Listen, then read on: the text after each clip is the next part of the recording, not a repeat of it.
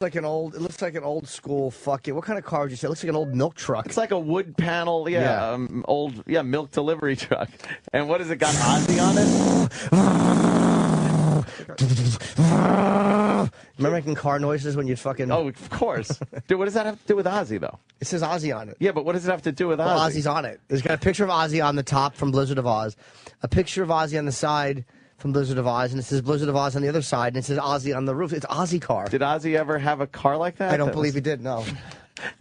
They just slapped Ozzy on a fucking Hot Wheels car. It's perfect. That's what Ozzy drives around in. I've been at his house, remember? Yes. There were 3 of these in the driveway. Oh, okay. That makes sense then. Yeah. Yeah, you would make sounds. Playing cars stunk. You didn't do anything. There wasn't really much to do. No, it was you could only do 1 at a time, or 2 of them hitting each other. Or you couldn't even do 2 in a row that well. It just was boring. No, Where do you go with it? Well, you needed the Hot Wheels track. And the, was it the Tower of Power? Or was that Johnny Lightning cars? Hot Wheels had the powerhouse. So you'd take the track and you connect to the powerhouse and make an oval. And then the powerhouse had 2 like spongy discs or cylinders inside it, and the Hot Wheels car would go through and get shot out the other side because this disc is spinning real fast, and then it would go around, and by the time it got to the powerhouse again, it would go real slow, it's just about, and then it would shoot through again and whip around again. That was the powerhouse. Look for Hot Wheels powerhouse. What's wrong with you? This is the new Power Tower. No! This one has the hood opens up. Oh, it shows the little Ozzy motor. So when you're playing cars, you can go, I need repairs, and then just open it. Then do what?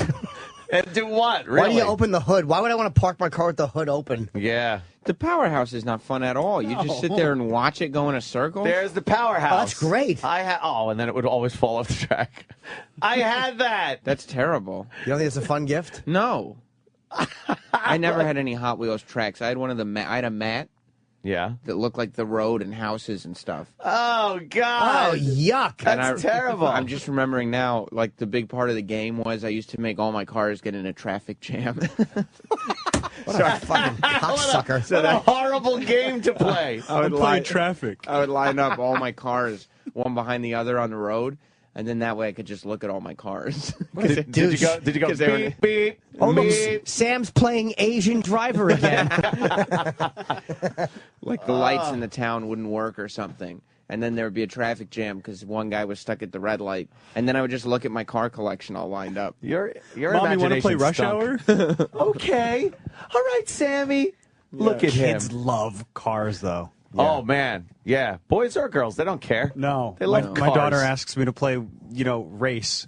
Oh, She could do that for hours. Okay. Is that what she meant when she was over the house and said play race? I think I taught her some things. Yes. She's been in your house too much. Race. But Jay, it goes nowhere. But, Yeah. How do you play cars with your kid? What do you do? it's just racing around the rug for...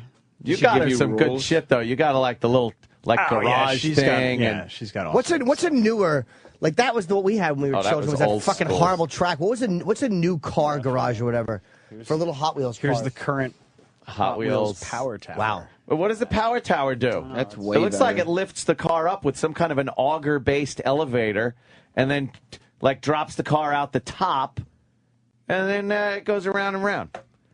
Do you know what was an amazingly cool thing when you were a kid? When you get the new little car storage box, it was plastic, and you could. yes. It looked like a little. You could store like 12 or 20 in there. Yes, in a little suitcase. You drive. Yes. You take your little briefcase of cars. Yes. To school, like you're on a business trip. I have a meeting, mother. Yes. I have a meeting with my friends. Smelled like really fresh plastic. Don't wait up for me. Yeah, and then you'd have all your cars all set up. That's perfect for OCD kids. Oh, You yeah. could look through them and just like fucking fix them. So that Yeah. all the blue ones are on this row. Well, how much fun would it be to open it up and then fuck the order up and the direction of all the cars of a kid with OCD? Yeah, they had to be. I would love to scratch a few. Oh, yeah. And fucking and put like sardine oil in it so it didn't smell like plastic. I'd love to do that to a Kid would baby. cry. Oh, yeah, he'd hate it. Kid would fucking weep. Do they still have those? What? Matchbox cars aren't worth money, are they? No, we always I've think they're going to seen- be worth money, but they're worthless. I saw on, I guess, Pawn Stars, some guy brought in the giant Hot Wheels collection. and he wanted some insane amount of money for it, and it turned out it's like, no, Well, they've made like so many of them and re-released everything, and there's just, I mean, there's no market for them. No, it's just They're just fun to have. Yeah, what are you gonna do? They give you those a little nostalgia. You look and go, oh, I remember that. And my mom would be like, okay, it's time for the cars to go, and I'd yell, no, the light's not green, it's broken. Oh, you wouldn't. Yes, I would. Yes, he would. I would make I'd make all the cars stay in the traffic jam. That's like a problem you have. Yeah, there's like I psychoanalyze that as you not wanting to advance yourself. You were happy being your age with your mommy taking care of you, and you didn't want any forward movement in your life. I also analyze his radio performance as the same thing. Yeah, you just wanted traffic to stand still. All the lights are broke. No one can move. Because as long as those cars weren't moving, Mommy was still playing cars Mommy with me. was playing cars with you and taking care of you. The second those cars moved, it's, go to school, get a job. We sat there until get I out was there. 19 years old. Yes. Just staring at those cars. Staring. Oh, what is that one? 1969 Redline Hot Wheels original store display. Sold for $8,000. $8,000? Well, you know what? It's not a big market for this. It's going to sit in my shop. I'll give you $300 for it. All right. I'm happy with what I got.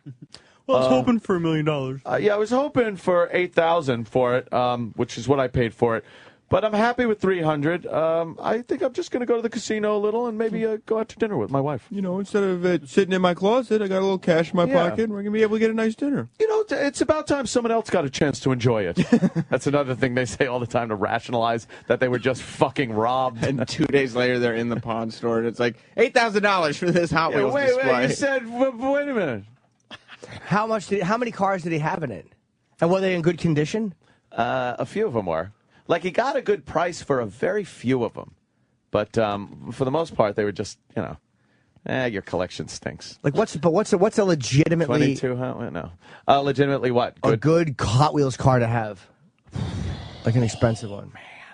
There's probably a couple. On eBay, probably you should those look. collector's items that, like, the ones that weren't really sold to the masses, perhaps. Prototypes? Things like that. I remember Johnny Lightning cars sucked. Why? Like, if you went over to Johnny Lightning, you'd call your friend a fag because Hot Wheels were cool. It's like having GoBots. Really? Yeah. As Eric opposed to Transformers? Yeah, Transformers was the shit. That was my favorite picture Eric ever sent me. He sent me a picture of him would be dressed... him hanging from a beam.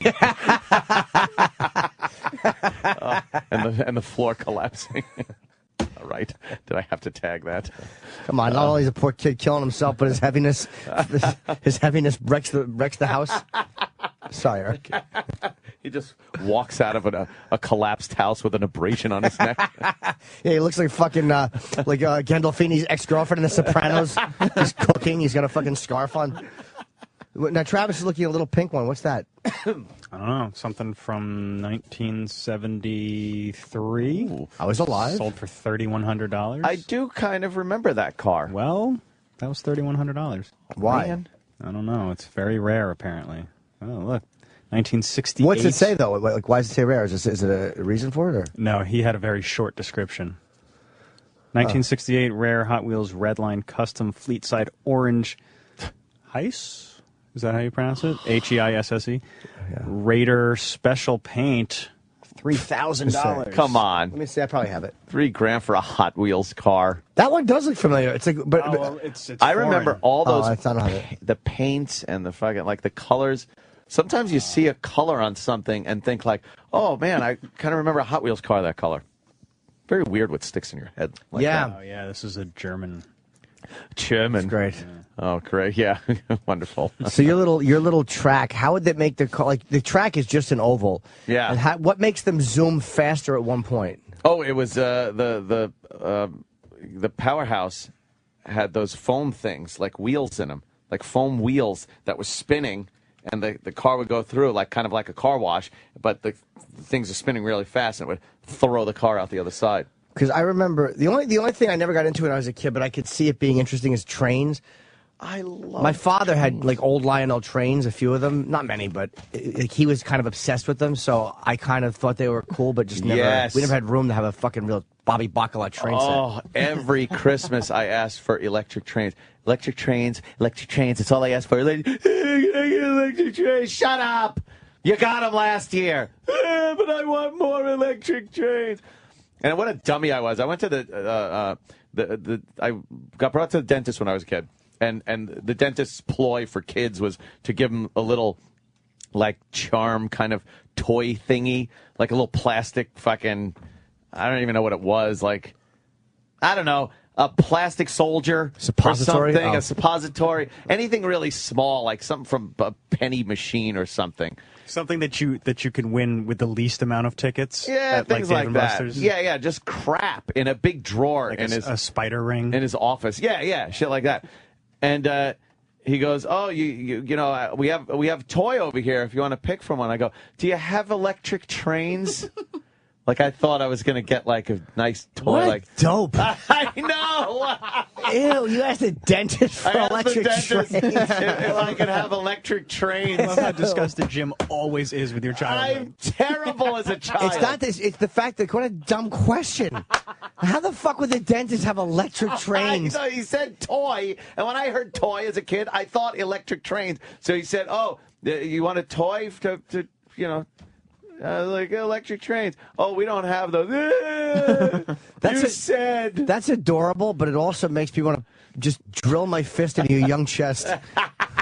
Give you a good sock in the heart. Oh, was I an asshole? Do you have electric trains? Electric trains to the yeah. dentist. Yeah, let me get out of the fucking toy stock room I have in the back. I hope he said no and then asked you, "Is it safe? Is it safe?" And tortured your teeth. Gave me no clove oil. The Hot Wheels tracks were also good for beating children with. Yes. They were perfect size. They were about 3 feet long per section, and made of a whippy type of plastic. But the plastic was soft, so you always ended up stepping on the tracks at some point and bending them. Yeah, they would bend. Like, you couldn't leave them out because you'd step on them, or you'd put them away, and then they'd get bent anyway. And you'd lose they were the tongues, they called them, to snap the tracks together.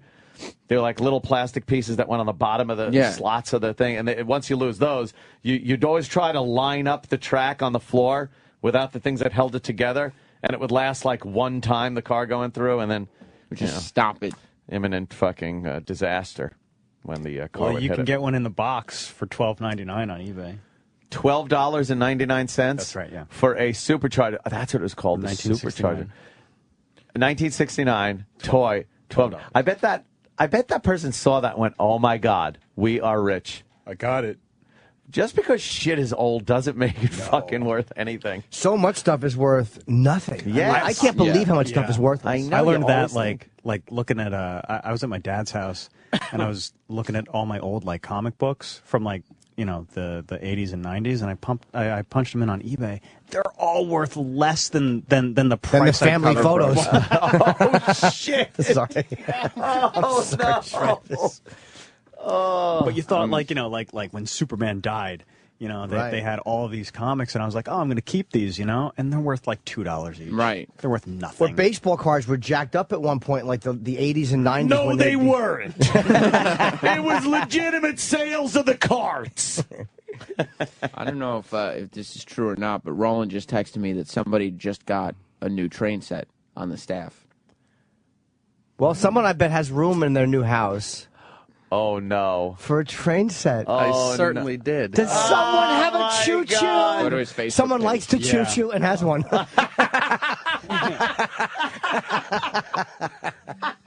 That was good. That is fucking good. now Oh shit! this is probably just like a regular, probably just a regular train set, right? No. What do you got? No, really? Correct. What'd you get, Eric?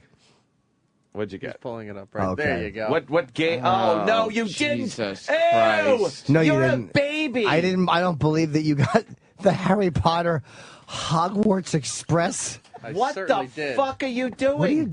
What are you doing? Why wouldn't you just get a nice fucking HO gauge fucking old classic train? Because this Yeah. one has puffing smoke. Or how about the LIE? Colin Ferguson not included. puffing smoke. So does the fork when he's eating. See friction.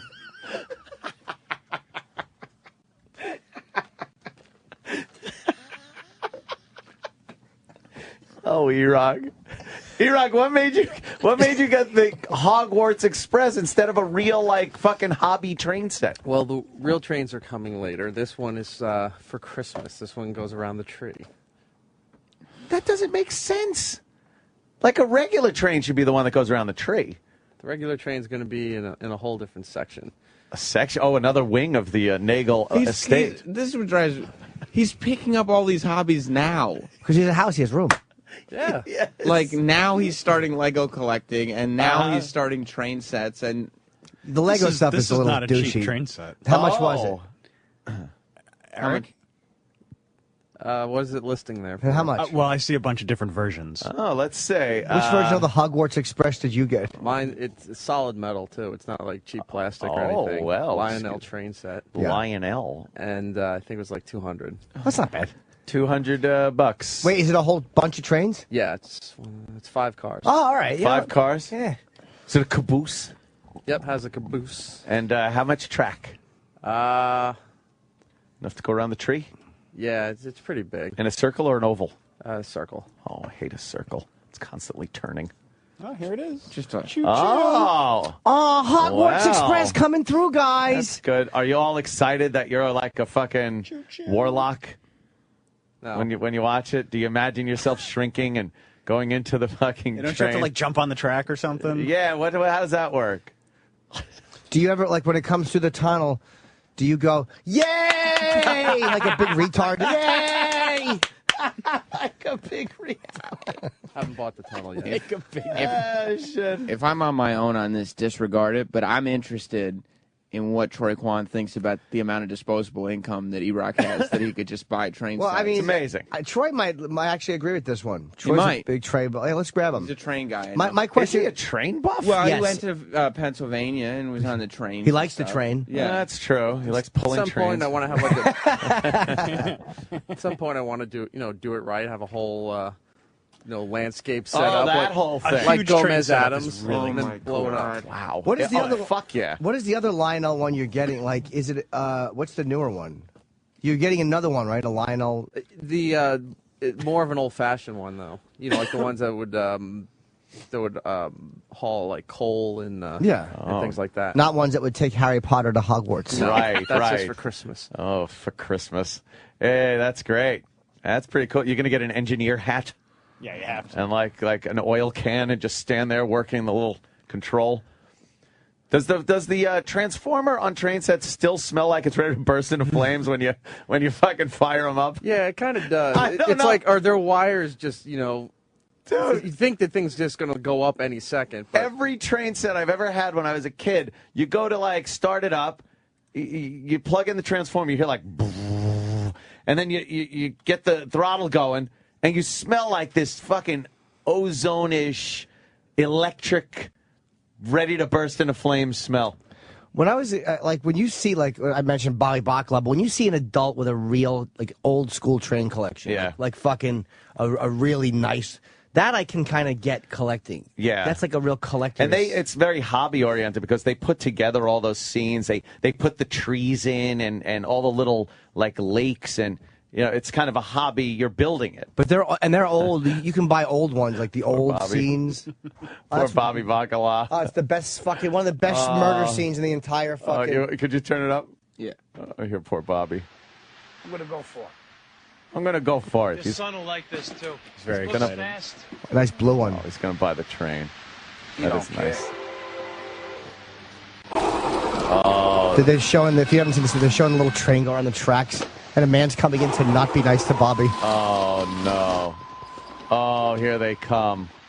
Is Erik pondering buying the Yeah, the Harry Potter. train? Yes, the two other guys from the staff coming in. Oh, Jesus. What a bad scene. That's good. You like it? Yeah, that is good. Poor Bobby. They're showing, like, hearing screaming, and you see the little guys on the tracks with their hands over their mouths. Damn, did they fucking fill him full of lead? Oh, jeez. Jeez. That was a great fucking kill scene. Poor Bobby. Hurry up. Bobby Bacala. Wow. Yeah, that fucking... Watching those scenes makes me want to watch the entire thing I again. know. Yeah. Right? Absolutely. Troy Kwan. Gentlemen. Wondering what you think about Erok's massive amount of disposable income to buy these train sets, and he has future plans of setting up his own railroad. Amazing. It's gonna be The Nagel Express. The Nagel Express. You do cars on people? Choo-choo. Yeah, I mean, he's just got this amazing income coming in, and he's just able to sort of live this extravagant, childlike lifestyle. Yeah. And, he was talking yesterday, he's put in more TVs in his place. What? And, yeah. He did on the after show yesterday. He mentioned that he's got 5 flat screens in his house now, and he's looking at adding at least a 6th. 5 flat screens at the Nagel Estates. Well, he's got a wall that it's actually a really cool setup. He's got a really nice house. It's like a living room, and there's a wall there, but you can walk around either side of it. Okay, And gotcha. around the back of the wall is like kind of a porch in the sense that it's all glass. It's indoors, but it's all glass. And he's got on the one... Is it a Florida room? It's a Florida room. That's what Coming he calls from it. Florida. Yeah. He just calls it where I grew up room. Right. Yes. Right. So he's got the TV on the one side of the wall where the fireplace is. And he's putting a TV right on the other side, Right too. on the other So you side. It's can like a watch- two-sided TV. Right. In the wall. Right. Wow. And then he's putting a theater outside as well. A movie theater. Yeah. Yeah, he's going to put a movie theater in his backyard. Outside. I wouldn't Yeah. know. I've never been invited over, but No? I imagine it's a Oh, really... boy. I'm very fond of Eric and very fond of his wife. And He'd I've- been invited. You just couldn't attend. Well, that's He the only read reason you did those when I was not there, so I I couldn't don't go. remember being He invited invited. you over once when he specifically knew that I'd be you and gone. I would both be in San Sure, of Diego. course. I don't remember getting an invite. You probably never did. Actually, you said you were coming and then didn't show. Whoops. Right? That could be true. Oh, Iraq. I'm sorry about that. Where you live, Jersey? Yeah. Maybe. Who needs that shit? Yeah, exactly. Fucking Jersey. Yeah, you're That's a just going to haul. go to an old intern's pool party, but Wow. Yeah, That's got well, you there. live and learn, right? yes. Yeah, I lived and learned on that one. Especially now that Iraq is decorating his house with tchotchkes. What are tchotchkes? It's like what it's going to look like an Applebee's in his room downstairs. Your man He's going to cave? have like trains and road signs on the walls, and Surfboards license on the wall. plate. license plate. Yeah, Yeah, nice. Just a little something to make it his. yeah. Personalizes man cave. Man cave. What were you guys talking about in the after show yesterday that Iraq said his wife wouldn't allow or something? A scale?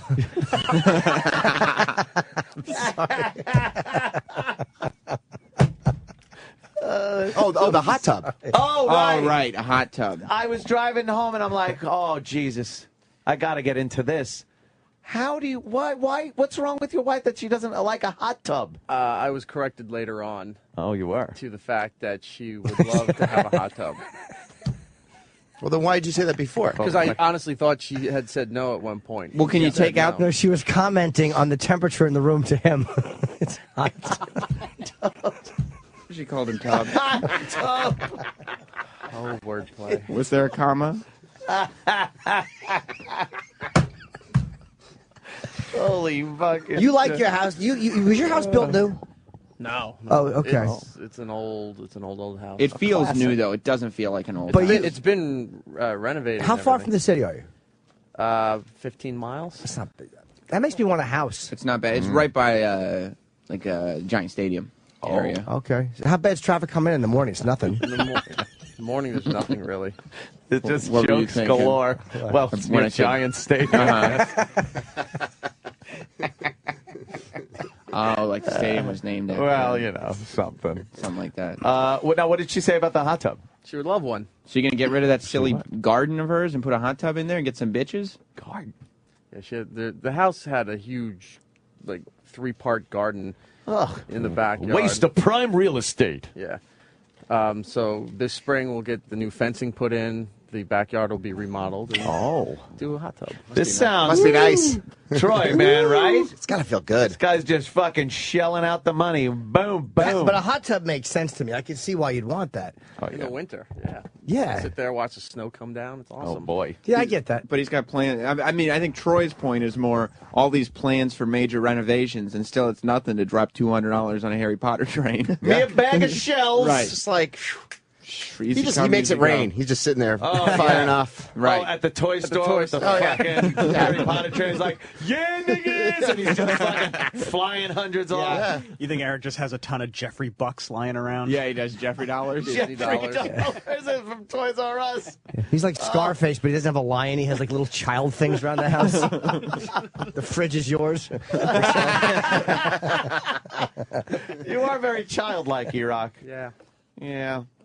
You just got this nice income. You can just sort of do as you please, you know. Right? I don't know why we all don't do that. Well, because we don't have that income. Oh.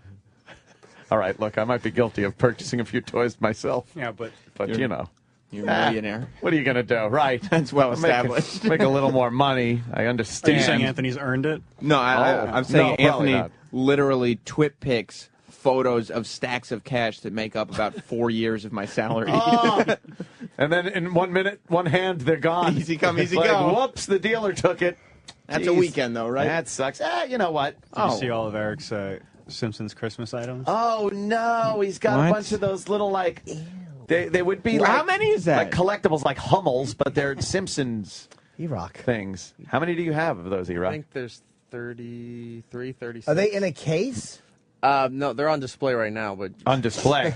Like it's fucking. Like the museum. Yeah, like a museum has it for a limited time. Make sure you see this display. How much did one of those run? you have to buy them in sets of 3. And how much What? is like a set of 3? $30, $35. Oh, Times boy. 11. Let's do So some wait, math. you buy them at toy conventions? No, you have to order online. They're special made. What's the fascination with Simpsons stuff? I understand the show, you know, you Yeah. get some laughs. But what about why so much Simpsons things? Blocks out the pain. Same fascination with Harry Potter trains. Harry Potter and trains, Legos. and- anything. Eric Blocks likes out the pain. childish toys and stuff. Yeah. Yes. What was your favorite toy store as a kid? Don't Favorite say what? Toy KB. store. Toy store. Was it just Toys R Yeah. Us or KB? KB. Do you remember KB Myers? stunk. Yeah, I KB did. stinks. Like Toys R Us is cool. You go in there, there's a bunch of toys. It's really good. KB is like a lot of very childish toys. Yeah, you know why a lot of kids liked KB? Because they were in a lot of malls. Yeah. So they were really easy for us to Yeah. get. And Toys R Us was a standalone. Yeah. Especially the ghetto Fucking malls. great. Yeah. Toys R Us is like fucking There was a It was a weird treat vibe to when go you'd there. walk in there, right? You couldn't believe how KB? many. No, Toys R Us. Like, Toys R Us. couldn't believe how many toys there were. There were toys everywhere. Eric still gets that vibe. Oh, E-Rock, do It's you? not the same now, but I want to go into one. Like you'd walk in, it would just be a wall of toys, and then you'd go around, and you were actually in the store. And it really high ceilings made it Yes. just seem endless. The smart Just- places had high ceilings. Let me tell you. Cathedral of toys. It's not what you think yeah, it it's is. not what it used to be. No. No. It's all baby stuff mostly. There's a big one in the city I went into recently to kill time It's like to look 5 at the blocks away. Legos. Yeah. I mean, that place is Times really cool. family. Yeah. Some poor Times family. Poor Times. Went in there to kill time.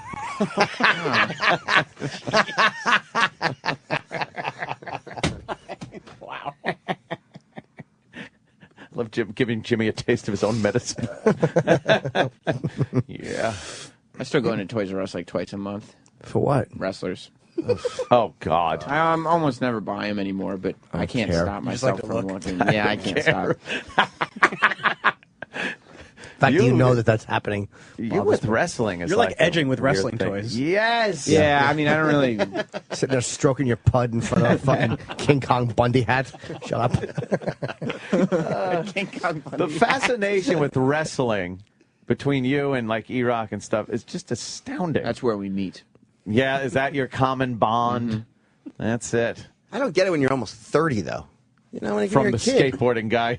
Well, skateboarding is actually, I'm doing something that's exercise. yeah? You're just sitting there don't do watching it. skateboarding for exercise. I do, too. You do skateboarding because it's cool, man. I do Yeah. because it's good exercise. You're No, actually you doing don't. something. No, you you just sit don't. on the couch. No, Look, you we don't. all You don't have do our that. childish things that Yeah, we're trying to seriously. adhere to youth with. I'm wearing a Walt Disney World shirt, Exactly. Yeah. And you love Disney. and I love it. the happiest place on earth. I, of course, with my electronic toys and whatnot, I love a good toy. I love a good toy. Troy, come on, you confess up. The skateboarding thing. It's very juvenile. Well, yeah, but it's still fun. Still fun It's thing not to what do. a That's normal the man of point. your age would do. Yeah, but don't you think it's... No, that's not true. Yeah, but, it is true. No, it isn't. But Yes, it is. wrestling, you're just sitting, and you know it's fake. You know it's completely fake. Yeah, it's Sports entertainment. like all television. Yeah, but you're just People- watching... It's like watching like a soap opera with like Why are you watching Seinfeld? half-naked men. Right, people watch television. There's actually a huge business for scripted television. No, absolutely. And there's millions of people boy. who on a daily basis But will sit down and watch it and enjoy it. Some will even spend money on it. Are you HBO, saying- for instance. You're saying that many of the shows on television are fake and Yeah. scripted? And I hate to tell you this, but Homeland, whether he's a terrorist or the vice president, he's actually just a British dude pretending the whole man. time. Fucking don't ruin it. I know. So you're saying it's not entertainment, it's entertainment. It's entertainment. Okay. Good way to spin it. Sam's very good at. Sam is good at fucking, skirting the issue, as they say. Well, it's like people come in like scripted television is just like, why would you watch scripted television? Right. Well, I don't. right. I don't watch you're- television. You're He's too busy skateboarding. skateboarding and looking for the latest fall fashion. Yeah. Taking pictures of people I want no part of in Lower Manhattan. Every fucking picture you take of other people in Lower Manhattan and stuff when you're hanging out, They're lunatics. I look like I don't even want to get near that motherfucker. Yeah. Like There's no none part of you those that's people. like, that's where I'd like to hang out. It's like, yeah, Troy's things are like cool, just chilling down here in fucking like Lower Manhattan and shit, and I'm like, yeah, get me out of there. Yeah, I mean, if you see the freaky people, like the last picture I posted on my Instagram, there was a guy with a cat walking around with a cat on his head, and you're like, what the fuck are That you guy, doing? I think I've seen him. Yeah, he walks around New York City a lot. The cat like sits on his head, right? Yeah. It's not like laying down on his head like a hat. Yeah. I wish you were on 58th Street the other day and you snapped a photo of a guy reaching into his pocket behind another guy. Hold a smile. Oh shit. Oh Yeah, there yeah. you Is he a beggar? Yeah, he asked for money. No. Of course. Oh. Of course. The ones with the animals.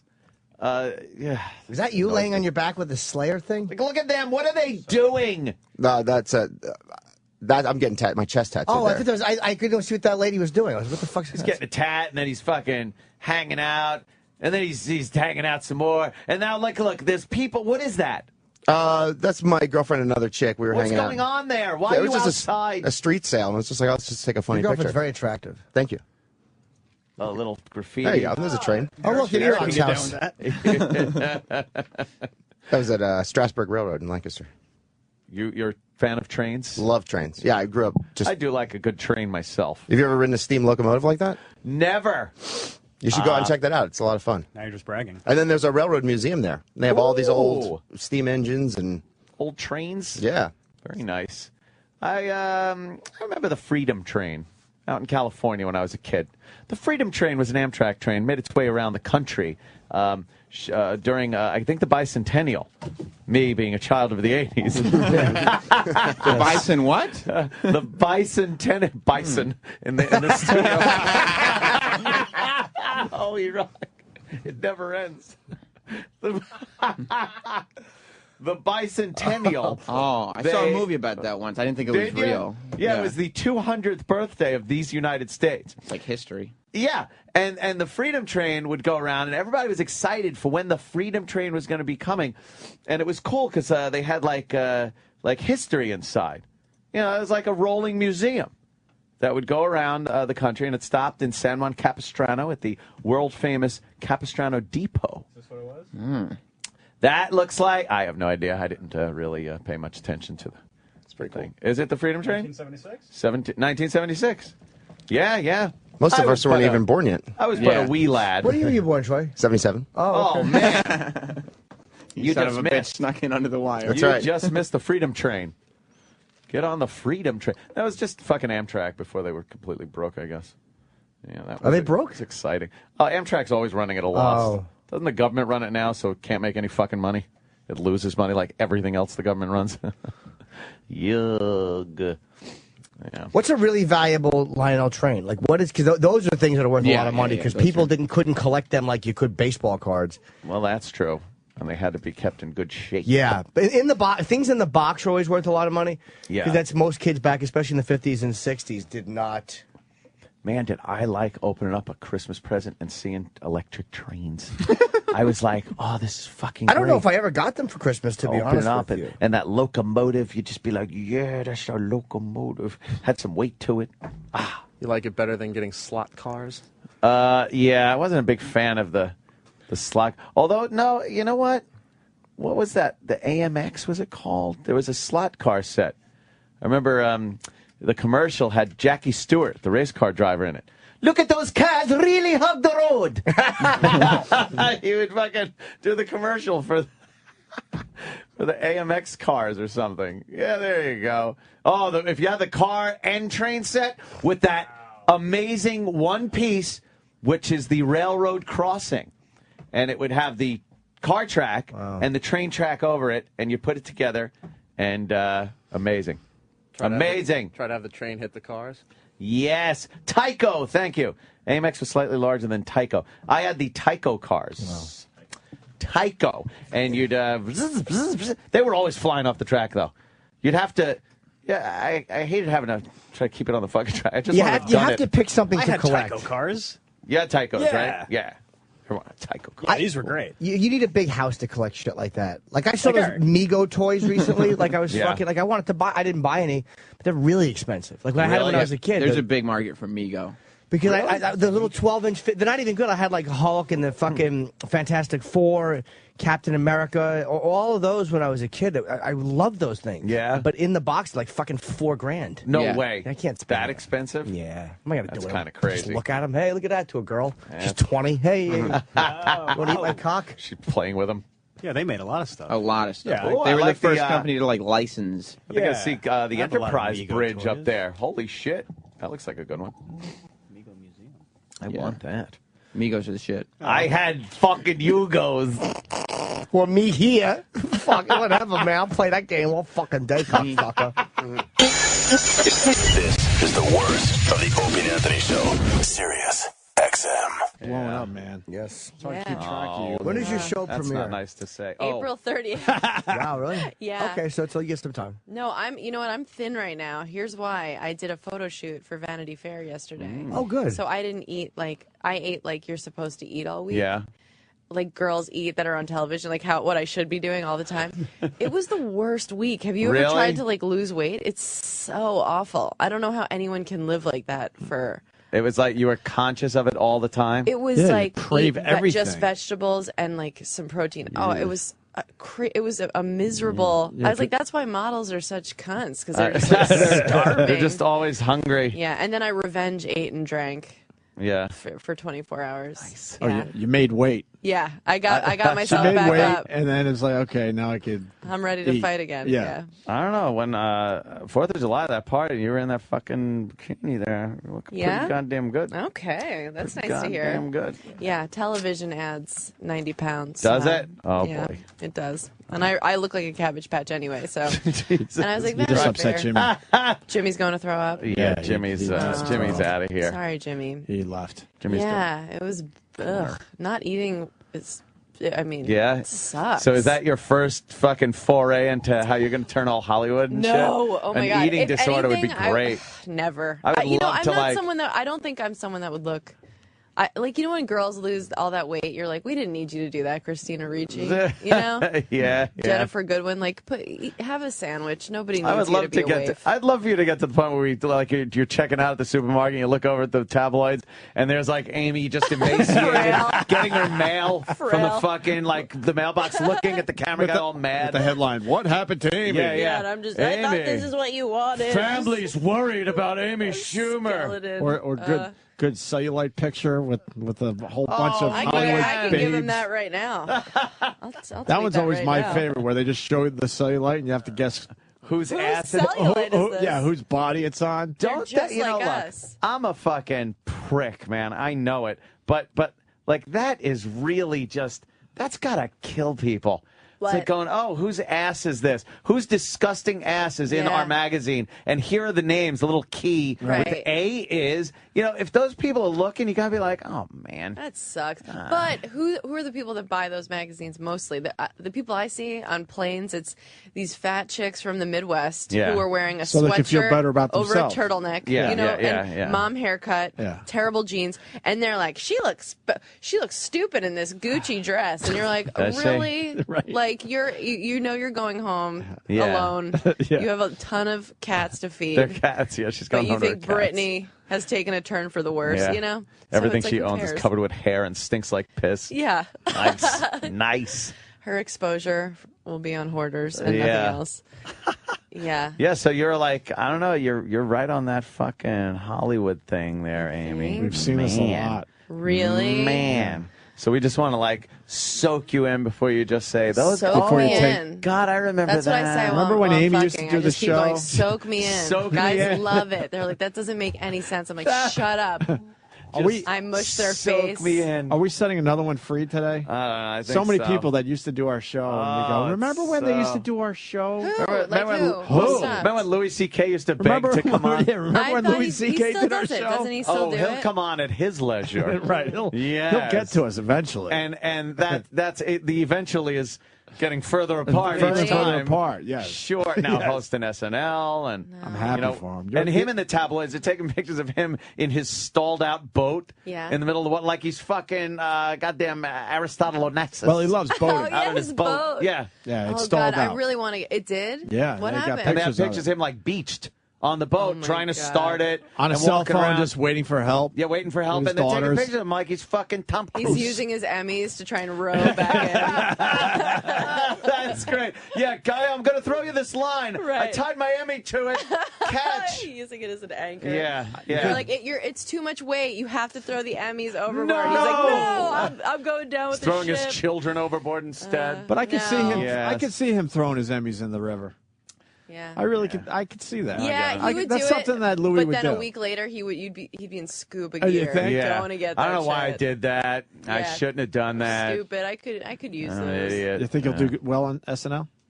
I think so. that's- I No. can't wait He's to just see him funny. on there. I can't wait to see what he does with it because SNL is not a show I watch anymore. But I knowing still Louis watch going it. to be I fucking still hosting, watch I it. can't wait. Yeah, that's gonna be crazy. You still watch SNL? Oh, I watch it just did force they a call habit. you? I'm sorry. What? Yeah. Yeah. What? She's defending SNL. So No, maybe there's something I'm there. not. I'm not. But I still watch it as force. Do you like it still? The laughs for me are few and far between. Yeah. But yeah, it just still makes me excited to hear somebody say live from New York at Saturday night. That was my favorite growing Yeah. up. So Well, we always have that hope that it's going to be good I again. know. So but and you're I do kinda like right. a lot of the people on there. They make me laugh. But just I don't know why it's sort of. It's kind of just a fixture now. It's Yeah. just there. Kind of comfort. I think it's comfort I think it's food. the work schedule that fucks up that show, where they Yeah. have to get all that together in 1 week. Those poor people. It doesn't seem They're sleep appealing deprived, to. and I don't know. It used to work back in the day, but Because everybody was fueled by like drugs and sex, Exactly. but they're all Yeah. just like and now they got human businessy. resources over there. I'm sure. Totally. Where the lady's like, look, these guys can only work 8 hours at a time, not 28 hours in a row. Yeah. You're No, right. They work. They're not people that my friends who have worked there. They do not have lives while they're there. It's bad. Everyone we've talked to that came out of there said it's a pretty tough life Yeah. to do, and there's always like little cliques and fights and Right. infighting. Brewers SNL stories. Oh are my the best. God, Jim Brewer's You hilarious. get a few Yeah. beers at him, man. Oh, Just no. let him talk. Let me tell you about that fucking asshole. But you think I remember you just think somebody's on there. They're just rich. You're like, Right, okay, yeah, you're on yeah, that yeah. show once. You're rich, and then you'll see a lot of these guys that used to be on there maybe a year or two, and then they're back out on the road. Yeah, and it's yeah. just like there's a sadness to it, and that's great that they got to that level. I haven't been on that show, but you're just like, oh, we just thought you were rich. I thought you were yeah. like you were done and rich. You think that's sad? I used to think All Opie right. was rich when he was at BAB. I'm He was rich on the now, radio at goddammit. BAB. Yeah. Yeah, see, he showed me. True, Me and Ed got true. together. I'm like, hey, man, you got to come by my place so we my can house. figure some shit out. I was like, fuck, because I was still in construction, and all I'm thinking is like, he's fucking. He had a- Iron Gates. Yeah. He had a pretty new like blazer at the time and shit. And I'm just like, all right, S10 Blazer, Kinda green, cool and forest shit. green. kind of cool. So, wow, he's inviting me to his house. Yeah. This is like fucking pretty cool. Put on your Sunday And he goes shoes. to Northport, which is a pretty nice neighborhood in Long Island. So I'm pulling up, and I make the turn away from the nice part of Northport to the other signal. part. Yeah, yeah. And he pulls up in front of a house, and I'm like, "Were we stopping somewhere? We got to be like I'm following him in my this where shitty you buy your drugs? car. Yeah, maybe he's getting this drugs. has to be like something." And then I just kept trying to convince myself. I'm just saying to myself, "It's got to be like his summer place or something." He just like staying second at home. Northport, a second home or something. And then I found out, no. You don't make any fucking money in radio. Yeah. It takes so much money to live well. I'm like, I have some money now, and I still live like total dog shit. Everyone increases that fucking little step, though. We're never smart. Yeah. It's always like, oh, if I lived the lifestyle I was living with this money, Right. I'm golden. But then you always go, I could buy I that. can probably afford I'll step that now. up a little Yeah. bit more and that, and then you're like, okay, and then you make a little more money. It's like, oh, good, I could kick it up a little more. Yeah. Now, if I was living like I was, knocking tin with fucking 3 roommates and shit, You'd be wearing a suit with dollar signs all over it. yeah, it'd be great. Yeah. Money in the bank. No. Money. I have Brilliant. 2 roommates right now. So you're still roommate, Why? girl. Well, you saw my place. It was like I wanted it's to nice. see Oh it. yeah. I saw the look you gave me. You I guys wanted were to see with your child. place. Sorry, I gave you a dirty we were look. days out. I know. I was wanted like, to go badly too. I wanted her to have the baby on my roof. That was cool though. it Yeah, was up on the roof. crazy. I heard I missed a good one Yep. too. It was good. It wound Yeah. up being crazy. Questlove DJ'd Questlove. It was a fucking good- DJing. on your roof. on my Yeah, roof. on the roof. It was It's really pretty cool. fun. Were but- the neighbors pissed? No, I mean we rented out the roof. Oh, you cool. know? Very cool. But no, what happened was my friend Tig Notaro, who Louis just promoted her album on his website. You can still get her album on Louis' website. She's one of the writers on my TV show. She got diagnosed with breast cancer and was like, lives in LA and was like, I have breast cancer. And I was like, I was like, oh shit. But I was like, we'll still move here. Just like we'll live together. And her best friend Kyle, who's also a writer on my show. And so they moved in with me, and Tig got both of her breasts removed. So and this is the show, right? This is my Yeah. Oh, see, I thought it was the show because And that's no way the show. no way this is reality. This is real. This is real. She got had her both breasts removed. She had a double mastectomy, and the cancer is now totally gone. Ooh. She only has a 7% chance of recurrence. So now I have these 2 40-something-year-old roommates for no reason. Like, she's totally healthy. Like, Kyle and I thought I was going to be, like, decorating her headscarves and, like, holding a bin under her while she's Holy healthier than anyone. So now I just live, we just weirdly all live together. So how long before you go, all right, look, get the fuck Well, out. they both live in LA, and their contracts are kind of up on my show in November. So I think, a couple of months, like maybe after the new year, I'll be like, hey, look, Craigslist has a lot of new friendly check these out. listings. Check this out. Yeah, but it's fun. They have bunk beds. Really? Yeah. Wow. Yeah. It's like a it's little- fun for some reason. It's like a little fucking I want bunk camp beds. over there. I know. Why I can't you know. have bunk beds as an adult? They're doing it. They almost got one with a slide to get down. I like being that close to the ceiling for some reason. Do you? Really? Yeah, I kind of like it. I don't know. I always got the bottom bunk. I was When top me and my bunk. Yeah, brother, I'm a me and bottom my bunk. brother had the bunk beds, and I had the bottom bunk. I liked it because my father could never get a good swing with his belt. When he was trying to fucking hit me with the belt, Yeah. it would like hit the top of the bunk. He'd have to do some weird fucking sidearm pitch with the fucking with Didn't the get belt the to try same. to get in there, but he could never get the leverage. And Joe, on the other hand, was on the top bunk, and when you're swinging top like that, that fucking thing would come and whip down on him. So Joe was getting the shit beat out of Poor him. planning, Joe. Yeah. I'm gonna build a loft. Yeah? Yeah, like I'm back in college. Levels. Put a little couch under it. Levels. Yeah, I that's want what it levels looks like. now, man. Fuck Yeah. this living like an adult crap. Yeah, it really is Yeah. worse shit. What's the show about, by the way? It's It's called Inside Amy Schumer, and it's just sort of like about God, my about cabbies. yeah, it's all just me interviewing cab drivers. Do you regret telling that story on our show? No, Okay. I don't. They bring it up a lot. I should, right? Oh, please, They bring it up a lot. These How people. about every interview? Like I'll be getting interviewed Jesus. in Vegas. Some nice reporters like, "What's the cab story?" People ask me to ask you about the cab story. Someone just wrote. Matter of fact, they saw you somewhere. I think it was Charlotte. Were you in Charlotte recently? I was just in Charlotte. And then like Amy was hilarious in Charlotte, but she didn't tell the cab story. When I say, "Does anyone have any requests?" 9 times out of 10, it's cab story. And I'm like, all right. I tell it. Right, so you don't regret it. I Good. don't regret it. I don't regret right. anything I've said on here yet. Yet. Yeah. You gave Howard a lot of good dirt. Yeah. Yeah, man. I don't hold out any. I would tell you guys. I know. We didn't ask the right questions, I guess. Damn it. When you were. we usually just That talk comes about. with experience. And people fucking beat us up for it. Like, why didn't you guys get the scoop on Amy and the wrestler? Oh. I remember at the time. Oh, you knew but I was remember, dating him. Yeah, at the time you wanted it on the QT for a little Yes. bit. Kept it quiet. Thank you. But then you gave a lot of details on Howard, how the sex was ridiculous. It was athletic. Right. You were like exhausted. And you know me. Were you I out of like, your league? Like I like laying there, a little mellow, more relaxed. just laying around. Yeah. I like somebody to have to hold a mirror under me to see if I'm awake or alive. We totally. There's a lot of crossover. I went to a couple of his events, and O&A fans would see me there and yell to me. Probably something about a cab. Probably. But anyway, what's the show about? So it's Inside Amy. Yeah, it's some stand up and me talking to people on the street, kind of like those real sex interviews, and some scenes in the pilot. Nice. Yeah. Oh. You guys didn't see the pilot? No? No. Oh, I have to show it to you. I'm. Are you happy with the pilot? I love it. I love the. Yeah. It seems like it's going to be an awesome show. Nice. So, That's I hope so. That's I hope pretty so, too. You guys will goddamn like it. exciting. Yeah. Mm-hmm. I can't believe my favorite are the letters from standards and practices. It's a funny Oh, thing. really? It'll be like, okay, addressing this scene. We cannot show Amy being penetrated from behind. We cannot see the actual hand job. Maybe you could insinuate the motion. Just like Wow. the most clinical description of the shit we wrote. Been there.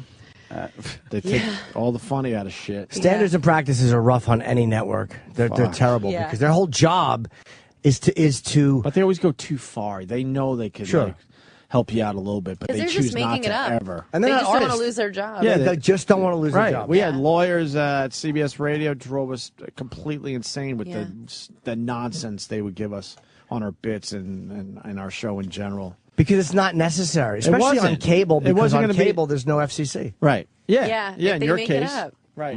But still, I have to show you these emails. They're You hilarious. should bring them in and read them. That would be funny. Yeah, I could pull it up on my phone. Yeah, I You would guys love to wanna hear talk- one. Yeah. Oh, hell yeah. Talk amongst. Yeah, I want to see that. Tom Jimmy, Green's you're all here done as with. well. Oh yeah, Oh, Tom should I Tom scoot? Green. No, No, you you stay there. stay right Stay the fuck there. there. Put Tom over there. Yeah. Put Tom where Danny is, and then we got Tom. We got Jim, Amy, and Tom. We got to shove everybody in Or because Tom, Jim, and we Amy. ran late with Brandon Steiner. Tonight. How long did we talk to him for? Way longer than we 2? thought we would. I think 2. How long did we talk to him for? 2. Long. Oh, Were you bored? No, I That wasn't your thing? It's not my cup of tea. I understand Jimmy loves collectibles and stuff, and you're a sports guy, and I'm a degenerate piece of shit filth. So, yeah. Okay. I'm that too. Oh, that's true. But you do collect things. I have these. Valtrex pills. Okay, I'll read you some of these notes from Yes, Standards please. and Practices. Okay. Amy. The word dyke is too harsh. Please change it to something more acceptable, like lesbian. Like damn or Like lesbian. Oh. You can't say cunt. You can't say fuck. we know that. We cannot see Amy actually jerking off the naked actor or any hand movement from behind. Wow, Why? not even hand movement. No, They can't show it from behind. They can't show your elbow moving. no. But it's cable TV. No. This one, a subtle blowjob gesture here may work. If it's too overly graphic, we won't be able to show. My suggestion is to shoot a couple and send what you want, but also shoot a safety. For the For blowjobs, safety. Safety. Never Always the shoot one to they use. safety. for the blowjobs, plural. What a great show this is going to be. We can see the heads go down off camera, but we cannot see anything bobbing. This is my favorite. Also, not sure what a chuck on the tits is. But we should avoid this, please. Avoid Chuck on the tits. Chuck on the tits. What is that? I think that was in season 1 of Happy Days. Oh. It sounds like coming on the tits. It will need to be, I eat pussies for breakfast, or we will have to bleep pussy, or context. I just wish they would let you guys do your fucking thing. By the way, here's the because this example. has nothing to do with cable TV. Louis, this is why Louis works. The A Network said, okay, here's a couple things you can't say.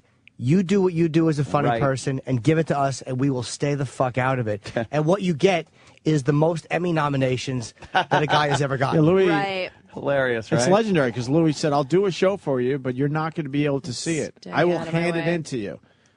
And if that's acceptable with you, then we got a deal. But that's what happens when networks leave you alone. But, I mean, look, Comedy Central is a lot better than a regular network. Comedy Central has been very cool, but standards and practices, and even they've been more lenient than like my first experience with them. Good. But yeah, but those emails just make me laugh. Because they have to just. But do you feel like you're able to work around this stuff?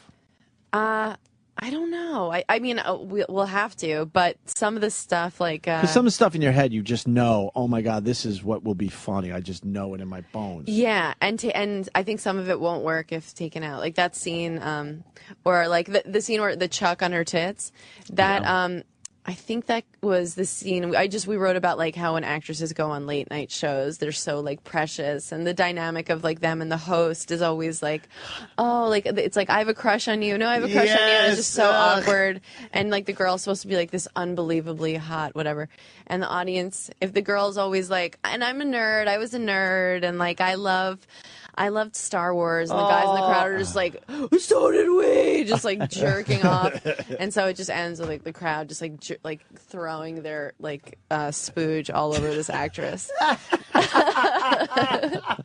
That's funny. That's hilarious. What's the problem? Yeah, what could so we'll possibly see be the what problem? we're allowed to do with that, and then but then after like we see her get hit with all this cum, they're like, oh, it's yogurt. It's Dan and Yogurt Day, and like we try to make it like they just there was yogurt under everyone's seat. Like it was a promotion or something. Right. Dan and Yogurt. That's funny. Fucking funny, man. So Come on. you find out it was yogurt. And you can show the blowjob, by the way. You can you do a shadow, That's bobbing a good head idea. shadow. Wait, but what is going to be shown in that scene now? What parts do they take out? I think they don't want to see me get showered with cum. Even though who doesn't want to see that? But even though the reveal, I'm like, you haven't seen it, okay? But even though the reveal is yogurt, well, we'll see. Well, we're fighting back on that one, so we can fight back on some of these notes. I think it's better if you think it's yogurt, and then at the end, it turns out it's cum. Yeah, the reveal that it's actually cum. That's what you should write. Here's what you do. You write it as saying, everyone thinks you're eating yogurt, and then it turns out it's cum, and they're like, no way! And how about this? They think it's cum, but it's yogurt. All right, that we can do. That's fine. Yeah, go over the top just so you can give them something back. That might actually work. Yeah. Isn't that sad? You got to go over the top. This way it looks like they're winning on certain battles. Yeah. We'll see. I'm going to fight for that. I'm going to fight for that. This is the worst of Opie and Anthony. Sirius XM. Hear every pitch of the 2013 baseball season with the Sirius XM app. The Giants have won the World Series. Hear baseball history unfold on your favorite team's own channel. Derek Jeter hit number 3,000. The excitement of your team and your hometown broadcast. Never miss a can't-miss baseball moment with the Sirius XM app. Visit SiriusXM.com/all-access or call 1-877-613-3589 now. Your team's broadcast for every game of the 2013 season is on the Sirius XM app. Hey, check this out. For the first time that we at Cash Call know of, and we've been doing this a long time, Cash Call is offering a 10-year fixed-rate mortgage at 2.5% rate and APR with absolutely no points or fees of any kind. That's right, 2.5%. And if you just make the scheduled monthly payments on time, your home will be free and clear in just 10 years. Are you kidding me? Look, even if you refinanced recently, invest a little time to put savings in your pocket every month for the next 10 years. Thanks, Mr. Fed. Run to the phone and call 877-860-CASH, and we'll run the numbers and tell you exactly what you'll save. Don't be a dummy. Save the money. So call 877-860-CASH for 2.5% 10-year money today. Must own no other properties. No self-employment. Otherwise, higher rate will apply. Credit and income requirements apply. Call 866-900-8744 for terms and restrictions. Rates may change without notice. NMLS 38512. That's 877-860-CASH.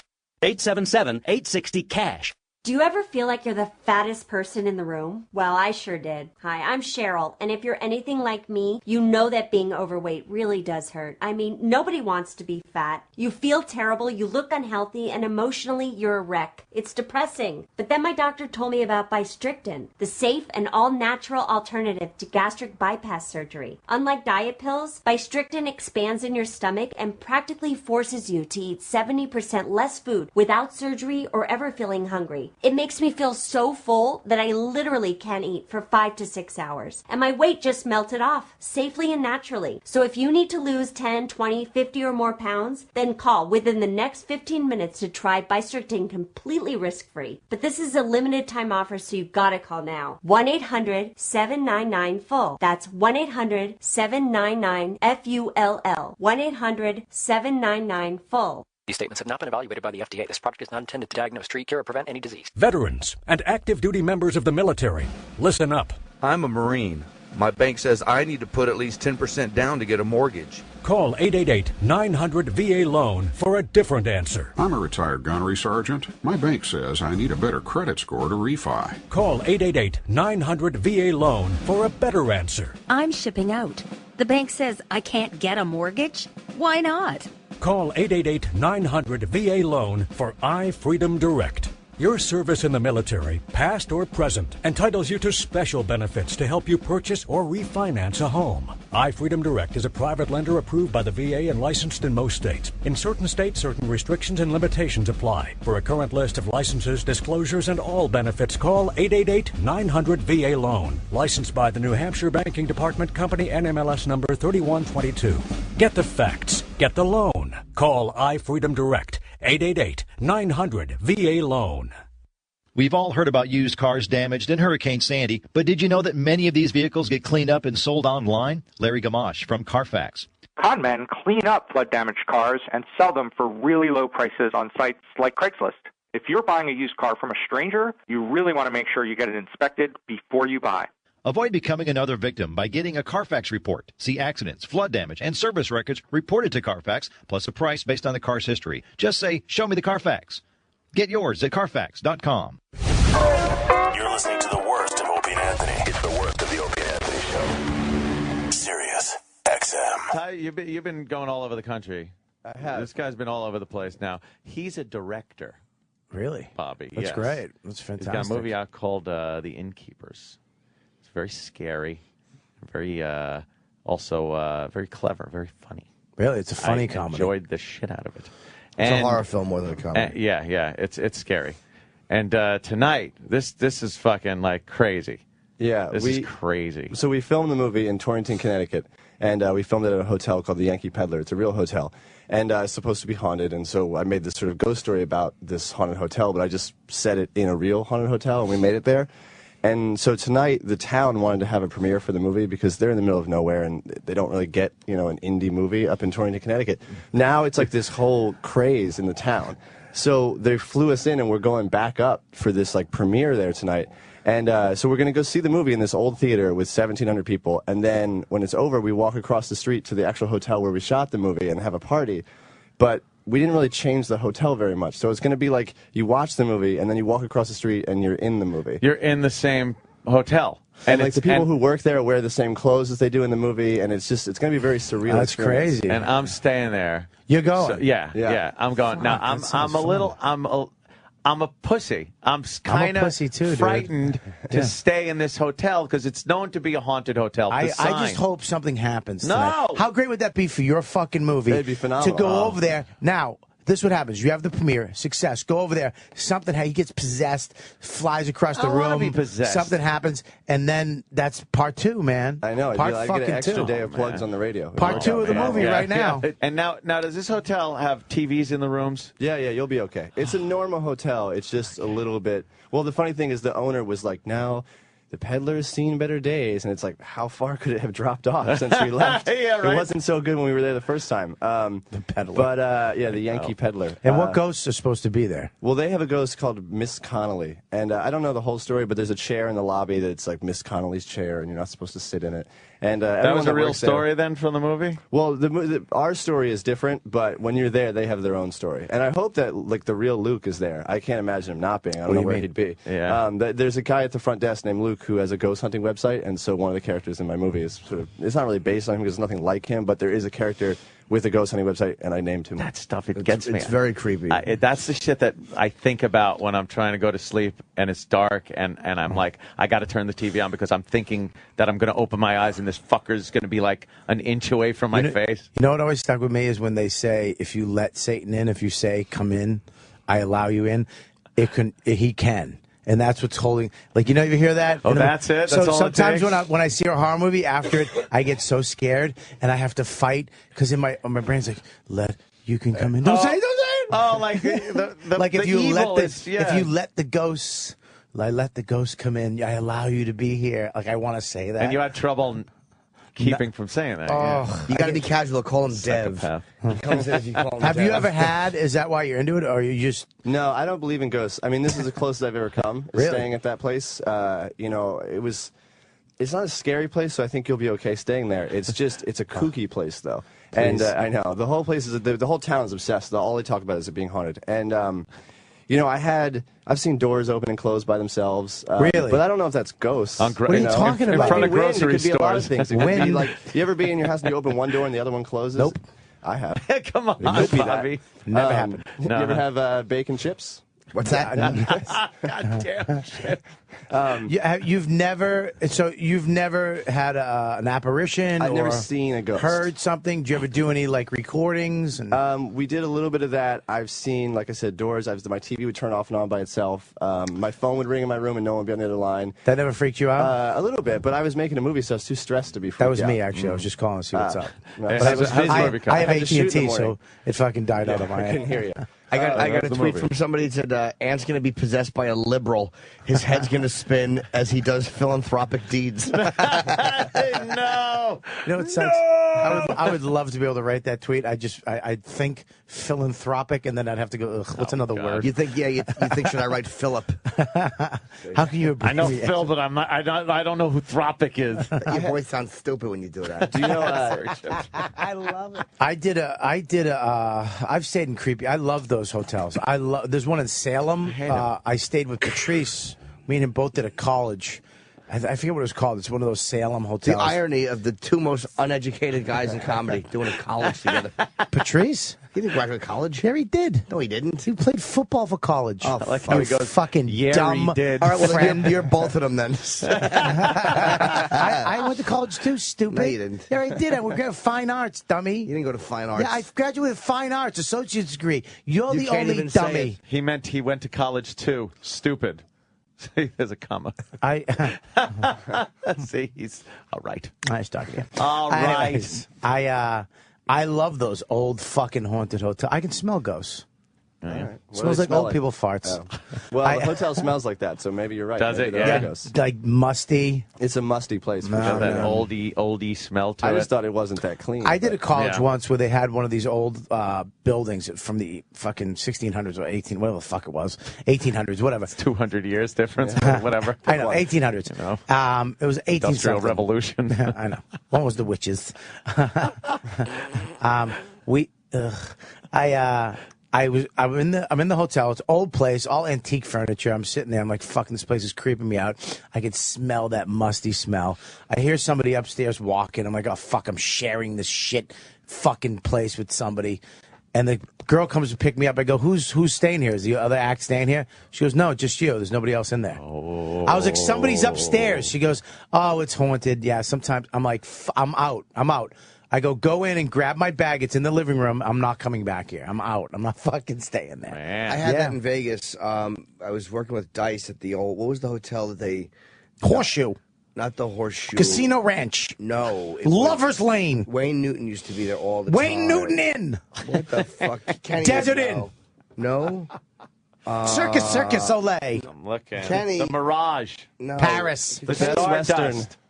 Palms. Stardust. Yeah, the Stardust. It was in the Stardust. All right, Kelly. Dice had a house out there, so I got to stay in his suite with. They gave him a giant suite in the building next to the hotel. It's a small high rollers building, or was.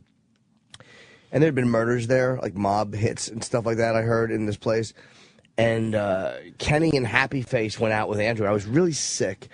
I had like the flu or something, so I stayed in the room. I'm getting a hooker. And there was I was alone. I'm sorry. And there was a pool table upstairs. That's what you say when you're sick, guys. I'm not going out. I don't feel good. Hooker.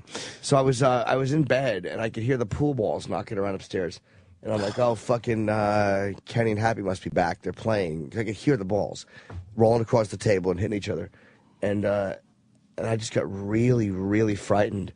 And I went up and I looked and I was alone. And it's the only experience like that I've ever had. Fuck but that. It was very, very fucking frightening. Hey, you saw spooks or something. Spooks. That's what you should be afraid of. Yeah. That was scary. That's funny. You felt scared before you went up there, though. You felt. I just knew. Something was wait wrong. a minute. Am I alone? Are they not here? It just hit me that I might be alone. 'Cause I was waking up and I heard. It's a weird feeling because the same thing at this hotel. Like I've seen those little things happen, but it's not enough to know it's a ghost. But it is unsettling. You know? Yeah. It's just on that boundary of like, well, it could be something, but. I talked loud, talking loud. What are there ghosts here? What are you, fucking ghost? Oh, that. Leave me alone. And the ghost. You tried to scare. You scared the ghosts. No, but it just takes. It's a time where you think you're supposed to be quiet and creepy. So when you're louder, it feels like it takes you out of it. Hey, what is this? A ghost? Right. But Make it all ultimately, silly. Seeing a ghost be. Not, I mean, I see why it's scary because I'm scared of it also. But shouldn't it theoretically just be kind of awesome? Like, wouldn't it be? It should be, but it's so scary. Like it. First of all, it confirms like what happens after death. Hi, that might freak you out a little bit. And then it's like you've always been conditioned to think these things are like fucked up and are there to fuck with you. Somebody once called into. I did that Saturday night show and we talked about ghosts one night, and the guy called in and he made so much sense. He goes, "So you believe when you die you turn into a ghost? That's what ghosts are, dead people?" I go, "Yeah." He goes, "Yeah, well there'd be ghost traffic if that was the case." because there'd be so many ghosts. And I'm like, "Yeah, why is there only like one ghost in each state? Like one." There'd be fucking ghosts right here, right now. I was wondering about ghost clothes. Like they're always like, there she was wearing this silk gown and stuff. It's like, what do the clothes turn into a ghost? Well, you know what's funny too is they never have a ghost from the '80s, like a black guy on roller skates. It's with a old headband. Civil War guy. Just doing some disco moves in the corner. I like the nightlife. With I want a four-wheel roller skates. On the disco ride. Oh yeah. Wouldn't graveyards be like concerts then? Would they just be packed? Yeah, and like it's the Haunted Mansion in Disney. It's always old people from like old white people. With white, like freaky old clothes. It's never. Well, sometimes voodoo movies have black people. That's the only time you get a black ghost is if there's voodoo involved. Or a zombie, Zombies a lot. Santa Maria will have some shit, Spanish ones, right? Santa Maria, right. Yeah, man, if creepy shit. You're right. It's usually crotchety old white people. Yeah, there's no Indian ghosts. You never. No, there's spirits. It's like the extension of "Get Off My Lawn." It's now there's still now they're. You had a good take on the whole ghost hunters and how. Like, with all these shows on, we should see something. And yet they've never shown anything. Well, in a similar story, when I just flew in yesterday, I was on JetBlue and I was watching a thing about Bigfoot. And it was like, this is the documentary that's going to prove that's it. And I was like, if it proved there was Bigfoot, I would just know. You'd know already. I would have found out from somebody, not this DirecTV on JetBlue. And it goes on, and they tease it, and ultimately they have no answers. Yeah. And I think that's interesting about the ghost hunting shows is that there's 4 of them on TV, excuse me, and they all are really successful, and they all fail every week. It's just like... Well, one of them doesn't. The show's a failure every week. One of them doesn't. No such thing no, as wait. ghost. One of them, Ghost Adventures, I think on the Travel like the Channel. Least credible one. Yeah, No, Ghost it actually Adventures. it's the best one because Why? because most of these guys, these ghost shows have a huge camera crew with them. Okay, so how creepy can you get with a sound guy and 2 camera guys with lights? These guys go in, no crew, just those 3. They do all the filming with just handheld cameras in the dark with night vision camera, and they get locked in for the night. It's not like like most of these shows, they go till 3 a.m. and then they go, all right, let's wrap it up because they're tired. So they don't want to stay up all the night. Ghosts might be camera shy. No, what I'm saying is that these guys are in the dark, complete darkness, and it's just them. There's no camera crew, and they get locked in for the night until the sun comes up. And Is that what ends the night? They've caught not in Alaska, stupid fuckhead. I'm sorry, that came out too mean. Yeah, I know. I just make a clever point about I keep stressing for the night. Dude, not till midnight, not till 3 for the night, until the sun comes up. In case you don't know what the night means and when it ends. I called him a fucking. I called you a fucking idiot at my house, so I feel bad. About Don't be. that. I'm not offended. All right. And these guys actually caught a brick going across being thrown. All those shows, I know. I understand the urge to throw one for the night, dude. He's just mean. He's just attack mode all the time. He's always on attack mode. Yeah. No, I'm not. You are. You're just mean to the core. Have you ever seen that show Paranormal State? It's like the dudes. I watched that one too. Yeah, Well, I got contacted on Twitter by that guy Chip Coffee. What's that? I know. Oh God! This is right into that one. Listen, here's the thing, though. I just want before you say this, Chip Coffee. They always have the psychic guy, and they're always gay. Oh, really? It's always a gay psychic. Like Chip Coffee, he walks in, he's like, oh fuck. Oh no. Really? Chip Coffee's the best. He's like, there's some evil shit in here. So I have his home phone now. I'm hoping to get a reading with Chip Coffee. Wow. Chip Coffee is fucking hilarious. But then they have the other chick, the lesbian girl. Yeah. Very serious, flat faced. Yeah, less thin lips. Yeah.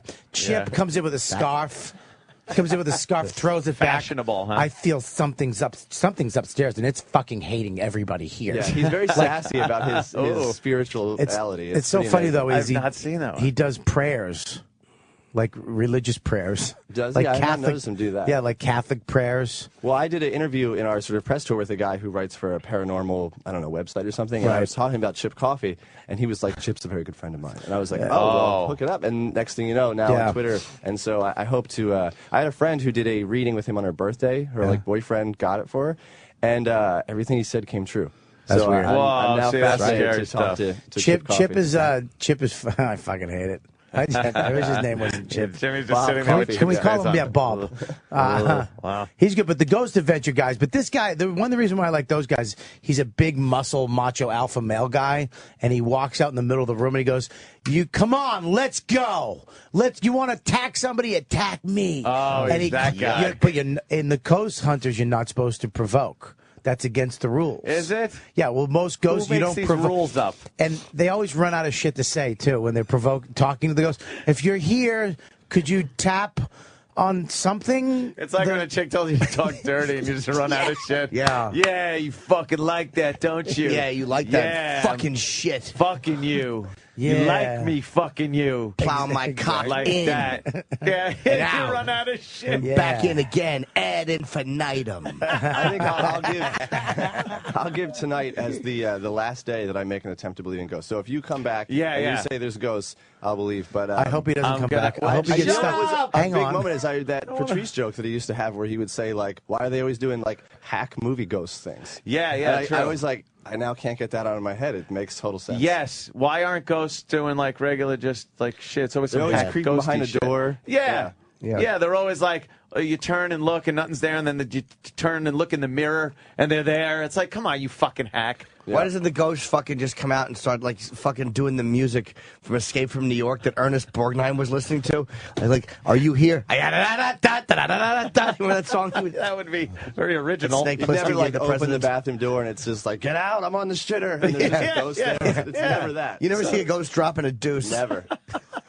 What was the movie where the Barbara Hershey got sexually see her tit being mushed by a ghost rape. Yeah, she's just getting raped by ghosts. That's what ghosts should be doing. Ghost rape was fucking. I mean, I was sitting there going, why am I being turned on by ghost rape? When you watch that movie, about 20 minutes in, you realize, like, oof, this is going to keep happening because there's nothing anyone can do about it. So she gets thrown around the room and raped, and then you're like, they're just going to keep doing They're it. gonna keep raping no one's her. going to stop them. And they can just sit there and watch the investigation like they have no idea I'm right here.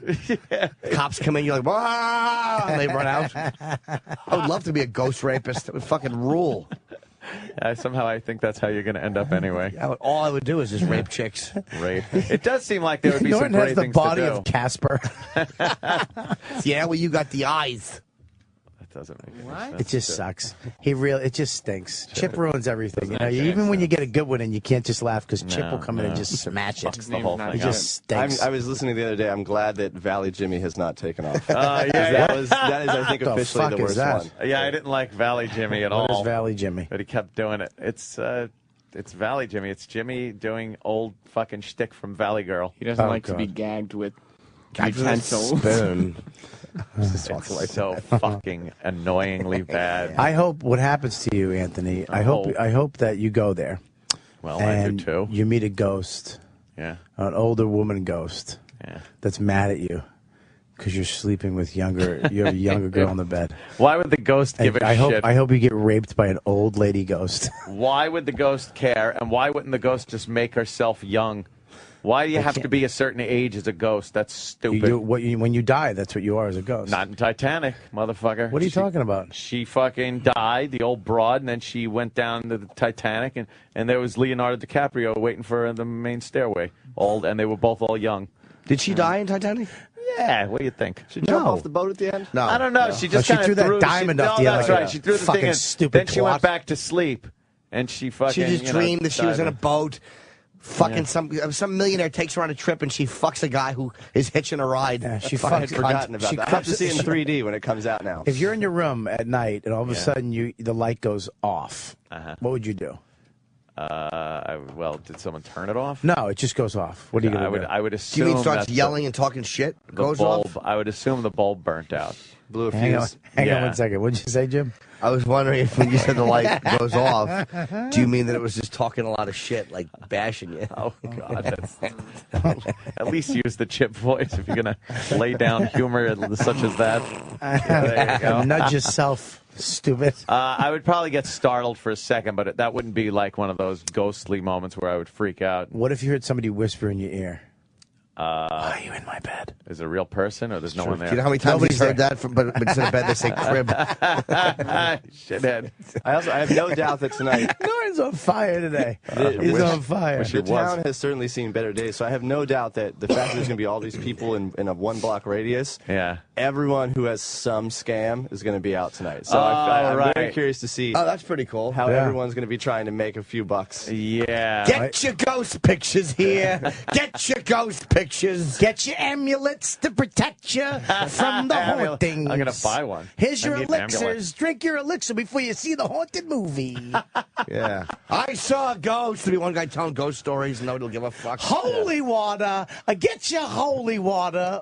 Yeah. You think? Just a priest, some fat priest. I have holy water and crucifixes. The guy like in the business next door trying to alert like the real ghosts are over here. Don't listen to that shit. That's trying to draw the business away from the peddler. All hotels say they're haunted, but this is a haunted dry cleaner. And that's where do you know where the most hauntedest is? Yes. How do you say that? I do. Most haunted. Haunted place. There's 2 spots. One of which is when in my movie the most haunted room in the story is the honeymoon suite, and it just is because it's about a woman who killed herself on her wedding day. Ooh. And we shot it in this room only Was her name because Bonnie? I only picked the room because it was on the 3rd floor at the end of a hallway, and it was big enough to do a dolly shot. So it was just technical reasons so I could film it the way I wanted to. And then when we wrapped shooting, I found out that room is actually the most haunted room in the hotel. Really? So it's a coincidence that I picked that room, but when you add all those other things up, like the doors and whatever, it's it's weird. And then they say the basement is pretty haunted as Would well. you stay in the basement? No. That's what you want to do. there. Why don't you go in the I'll basement? walk down You there. should stay in the basement. Other people go. You should stay in the fucking basement. No, why would I do that? This is what you do. You go to the basement, have everybody leave. Until just dawn. Hang out there Till for dawn, a couple when the sun comes up. Hang out there for a couple The whole film it. night. Film it. The night. The night. You stay for the night, dude. Well, I got you should film it. My iPhone. From the dusk through the night. We come down, find you drinking, throwing bricks everywhere. Yeah, the ghosts are all hanging out, fucking dropping N-bombs. Because they're all from the 1800s. What do you mean they let those people vote now, Anthony's like, I know! Did you say? Are you saying I would have a good time hanging out with those ghosts? Yeah, the ghosts from the 1800s would tell you you're too conservative. Like, dude, you gotta lighten up a little bit. You think we're scary? Jeez, no, a little heavy-handed, aren't you, Tony? I think with all the cameras that everybody has, it's like UFOs. You know, all the cameras. You'd get UFOs and ghosts and Bigfoot if they existed. But they have some. I mean, I've seen some stuff on YouTube. I'm not saying I don't know what the fuck it is, but there's some stuff on YouTube that you're like, whoa, that's pretty How about weird. definitive proof of a ghost, not a fucking lens flare or something? I've seen some creepy shit on, that show, Ghost Adventures. I mean, there's a brick flies across the room and a piece of wood, but it goes up and over. It's not like it's falling down, which you could be, that fell off or something. It gets up and over, which is almost like it was on a string. Yeah, almost. Yeah. Right. They had it on the news then. They found ghosts throwing bricks. All of a sudden, where were they? We in Watts in 1968? They were on the news. It was on the local news for the show. All of them were hitting Reginald Denny's head. Yeah, there was a ghost that threw a toilet at a trucker. You guys didn't lock his doors on the ghetto. Go ahead, mock the ghost. I'm not mocking the You ghosts. are mocking the ghosts. No, I'm not. And ghosts are cunts. Anthony is mocking the ghosts. Also, watching that Bigfoot show, like the famous Bigfoot footage, I don't like how he just saunters away. Like there's two guys with guns on horses that are humans to this giant creature, and it's just like, and it has that swagger to its that little swagger. He walks away, and it's an like admitted back in the host, by the way. 70s. They Is would it have now? shot him.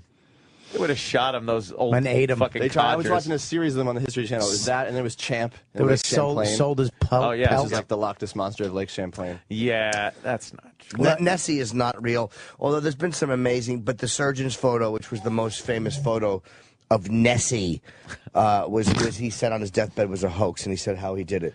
Yeah, when you get a bunch of... It was his cock, right? Yeah, that was it. it was He an was on his back. He bent his dick. A weird piece of wood that was upside down. It was something that just looked, the shadow of it looked. Look up Nessie. Yeah. What is the surgeon's photo? What is it? Nessie. Was that taken in the day or the night? Yeah, it was at dusk probably, or it was black and white. It's hard to tell. What's weird though is there's not much difference between like if Nessie was real and like a crocodile. Like if you had never seen a crocodile before, it'd be the craziest It'd be a monster. you'd ever Right. seen. Crocodile. We just Yeah. got used to it. So They're I don't know. dinosaurs. But I mean, I'm sure somewhere in like the Congo or the Amazon, like way in there where no one can go, there's got to be some weird Something things that we've we never don't seen know before. about. Yeah. Like you actually walk into a piano bar in Scotland and you see the Loch Ness Monster, but everybody there's just used to it. He's just. Why would he be in a piano bar? That's the odd part, and he's just dumping water on himself because he hates being dry. This works. The waitresses hate him. His area is always sloppy and wet. More water, yes. He doesn't tip because he has no pockets. Just a monster. Yes. Tinkles on the So floor. I think with all the cameras that everybody has now years ago, we got a bunch of UFO photos, and the odds that you were going to see one and have a camera on you were astronomical. And they still found places where there were these UFOs. Now, anything that happens of any significance, there's fucking video of it somewhere. But there are stuff. How come there's no some UFOs? fucking clusters and weird stuff I've seen. Oh, those fucking pin lights that no one could see what they are. No, there are some of them that do move in a weird. When they're reported from a bunch of different areas at once. Yeah. Then I tend to have. I'm sure that the UFO when we do, they're not going to have the Jetson sound. I want to see that. I want to see a whole that Steve's fucking Prius? Yeah, that's right. When pilots report them, I find them more credible. Pilots, yes. They have and one, entire theories. they have one in a volcano. This volcano erupted, and they have a photo of a ship inside of the blast. Yeah. Inside of the blast, like lights, and it's like, what the fuck? You know, it's Where's this photo? It's on the internet. Did you Google it? You're lying. I swear to God, it was just on. They did a whole show on it, in UFOs, and it was, that was that fucking creeps me out. You see, I mean, a volcano's erupting, and there's actually lights inside of the volcano, like a ship. The craziest thing is Betty and Ship. Barney I said Hill. ship, not chip. Betty and Barney Hill is probably one of the most outrageous fucking things that ever happened. Fucking black and white couple back in the 60s. It's crazy. Interracial couple that was taken aboard. Apparently they lost some time, a ship. And they said that they were a fairly believable case. because they came out of hypnosis. Like both of them, I think, had to be hypnotized. And she was describing a needle in the stomach test that they were giving her. And they said that maybe his dick had hurt her lower abdomen. And she said it was they said that we're checking to see if you're pregnant, but it was a pregnancy test that wasn't done. Medicine hadn't invented that yet. So again, it may be nothing. I don't know. I was her father making sure there weren't any problems. Yeah. It was probably Betty and Barney Hill probably just hiding from fucking. Look at that. From life. What is my that? God. What was the guy's name that they made that Fire in the Sky movie about? Right, yeah. Travis. Wait. No. Dr. Gay? No, not. Oh my God. Is it? Let me say. Walton? Travis Walton? Travis Walton. Yeah. All right. Thank you, Tostito. Travis Bickle. Shut up. By the way, that's Fishman. just a fucking flare on the camera lens, Bob. I'm Is looking it? at that terrible video. Who put it out? J.J. Abrams? It really isn't. There's nothing UFO-ish about Are it. you reading the comments? Boy loves a lens flare. That's not it. As he was saying that, he was doing the exact same motions in the video. Oh, yeah. wow. So as That's he was ghostly. waving, it was a Holy haunted connection shit. there. What if you looked on here and it was actually me? And I was a ghost. We'd be much happier. You don't mean that, dude. Yeah. That's just terrible. Wish Bob was a ghost. Why is he waving to the ghost? Dude, what's wrong? Why would you say that? Just could be fun to see you trying to haunt the place and everyone going, shut up. Whoa, whoa, dude. how would I? No, it'd be like this. Dude. You know what, dude? Dude. Boom, you got your afterlife, you got your haunt thing. Boom, dude. I saw a ghost. His leg was broken. He was bitching about it. The ITV's coming out. I'm missing it. I walked through a wall, dude. Dude, the ITV. I snapped my misty knee, dude. My misty knee? Yeah. I hope you get possessed by a black ghost tonight. Look at you. I hope a black Anthony comes in you black. did, like you did when you were a kid. Yeah. Only it wasn't a ghost. Yeah, it was a gardener.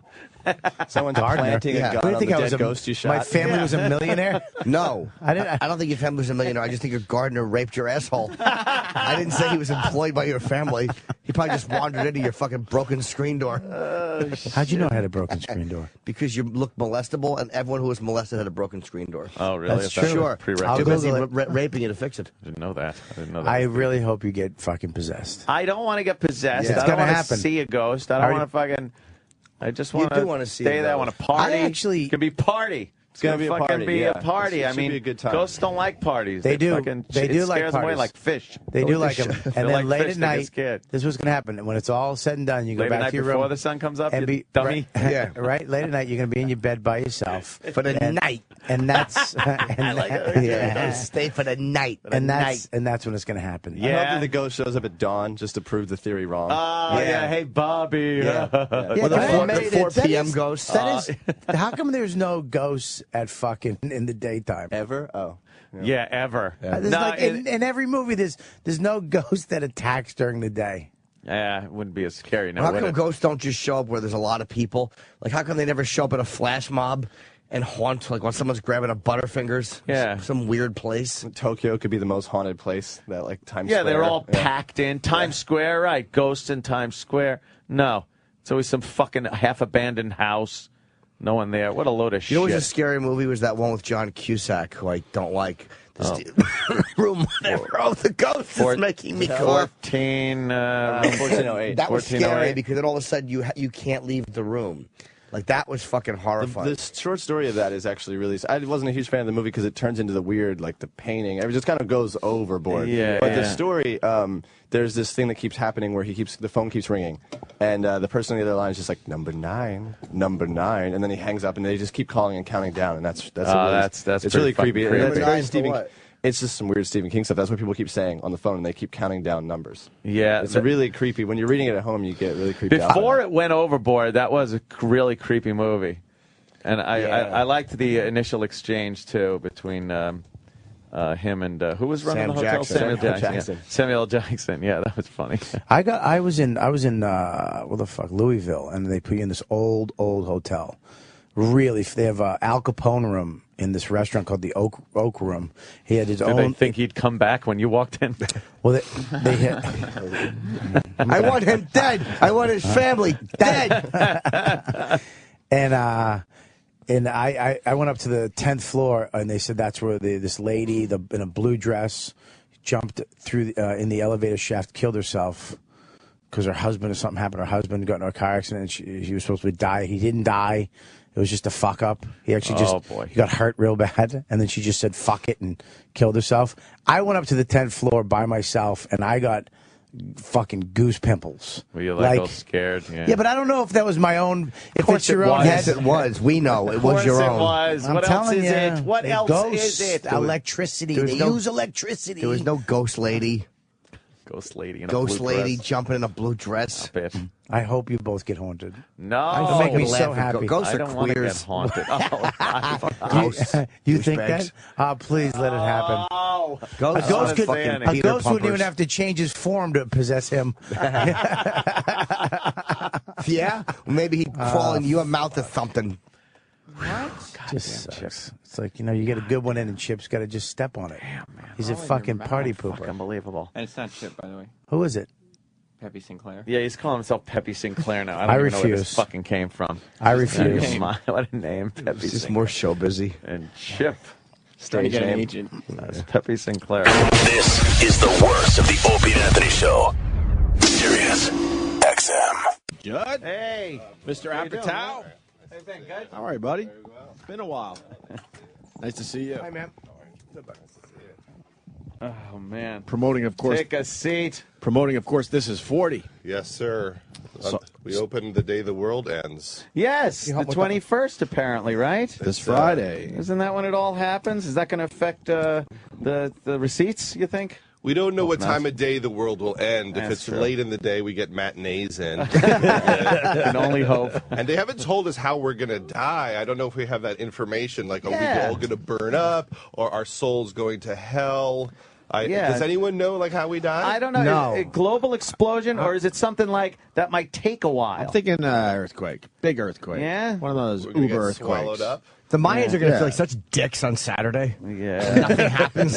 Humiliating. Dumb Mayans. Can we find a Mayan? That's the only reason we've talked about them for 500 years is that we think that they know when the world's going to end. We got to find one and just yell at them. Yeah. Well, that's how we know we're old, which is how many times the world hasn't ended. Yes. There was the Nostradamus for a few years. They had the movie, and, it just... That guy scared the hell out of me growing up, though, man. Oh, that movie was scary. Mm-hmm. Without Twitter and stuff, like, how did they used to spread that around, though? Because I remember growing up, it's like, hey, the world's going to end at noon today. Yeah. It's like, how did that get around? Stanley Siegel show. The Is Stanley that Siegel it? show. Yeah. What was that? Holy Stanley shit! Siegel. Are you kidding? I remember Stanley Siegel. Yeah. Come on, that's a Was good, he That's local? a deep reference. That Stanley is- Siegel. That's a great reference. Was he local though? He was Channel like 9, I think. He was kind of the first. He was around Donahue's time, but he was the first guy that went hardcore, like strange people. He went in. He went all in. Stanley Yeah. Siegel. I haven't thought of that name in decades. Wow, I've never heard of him. Yeah, he was a good watch. Yeah, before they went hardcore, those shows were just like, they would talk about, like, gardening. Yeah, and then Stanley Siegel would have, like, Renee Richards, the the transsexual tennis player. Oh, right. Look at me pretending I had to think of who that was. Oh, right. Oh, yeah. Yes, right. I ball boyed for her when I was a kid. I was on vacation. How ironic. And how was she? It's funny. I was ball boying. I was like, I don't know. They're like, we need ball boys for this women's tennis tournament. And so I ball boyed. I don't know who it was, like Tracy Austin when she was like 15 years old. But women, they don't hit it hard. Or back then, there were those little wooden rackets. So every time they hit back and forth, it took 50 minutes. And I could see that the game was going to last a really long time, hours. Shit. And so I just went to the judge guy and I go, I got to go eat lunch. And I left, which I don't commitment. think. Yes. Your film comes out Friday, and I saw it. Yes. Yeah. I liked it. I'm very phlegmy right now. That's all right. Oh, it's too early. It's the morning phlegm. That one scene we were talking about, it's like, are you concerned when you have a film come out? Like, they canceled the premiere of Tom Cruise's movie. Right. Yes. Yeah, well, can I explain? Because I Sure. saw it. Are you going to have problems with the Albert Brooks hose kiddie pool scene? Well, this kind of stuff happens all the time. There's a scene in the movie, Albert Brooks has triplets, and so he's broke, and he says, I'm going to have to, what do you want me to do? because I can't afford him. He's yelling at his son. What do you want me to do? Get rid of 2 of them. Let's go play murder. We'll pick the best one. And so, you shoot. You shoot it a year and a half ago. Right. Anything could land on the week when something devastating happens. I remember when Stiller did Zoolander, it was just filled with shots of the World Trade Center. Oh, right. But he had a month, there was a few weeks before the movie came out, so he went and he digitally made adjustments. Spider-Man 2, I think, had a shot of the Trade Center. Yeah. They had to take it out. But if you think deeply about almost any piece of entertainment, you can get to an interpretation of any joke. Right. Because I did a bunch of talk shows this week, and I'd be going through like my jokes with the segment producer, and they were like, "Oh, no, you can't talk about that because that kind of seems like it's about that a little bit." Oh, really? On things that are nowhere in the universe. Like, well, you can't talk about your kids at all. Don't talk about your kids. Jesus. And so I understand it. I think we all debate like what the line is. I remember after after 9/11, you felt like Saturday Night Live was kind of soft for a little while. Like they didn't want to touch Bush, Cheney, because we had to support them because we're going to go to war and we can't call them morons anymore. And then suddenly they did a sketch, and this is when I knew it was over. The premise was that Cheney was basically in charge and Bush basically just blows him. Then it's over. And it was like, okay, they've completely come back to something else. So it is weird, and what can you do? It's 2 days beforehand, and it's a joke from a year and a half ago. Yeah. It was very uncomfortable in the theater, I'm not gonna lie. Oh, but it doesn't take away from the movie. But it was like, wow. Yeah, and I think in your head you're like, oh, that joke suddenly has a different context. Yeah. I mean, unfortunately, bad timing, but what are you going to do? And do you think of that when you obviously, you hear of a horrible thing like this, and it's not the first thing you think of, but do you, as the day goes by, go, holy shit, we got that? Oh, absolutely. No, I know the second it happens, I'm like, oh, that joke's going to be weird. But I've seen it happen so many times, and it's happened to us so many times. And I have to say, I kind of avoid in all my work things that I think like people will go like, oh, I feel bad because someone in my family died in a plane crash, or like there's a certain type of joke I avoid on purpose, which I might even be way too sensitive. Like, yeah, but someone went through that, so I don't want to goof on that. But the point of making jokes is to make us feel better and to pop the tension about how shocked we are that the world makes no sense. So what are we going to do? Not talk about things? So it's tricky. What do you guys do? You guys have to talk about it for 3 hours every day. 4 hours a day. Yeah, you try to work your way through it, I guess. You try to do the right thing at the moment. Yeah, we've been railing the fucking news pretty much on this one because they're talking about every other thing that might be responsible for this, but they're not talking about the fact that they're pretty much making a comic book superhero villain out of these killers. And if you're going to cash in your chips, if you're going to kill yourself and go out in a blaze of glory, what better way to do it than get on the news and our point is they should at least add it to the discussion. Well, I think that's I couldn't agree with that more. When Columbine happened, I was immediately disgusted with how it becomes this. It's a story that you could make hundreds of episodes of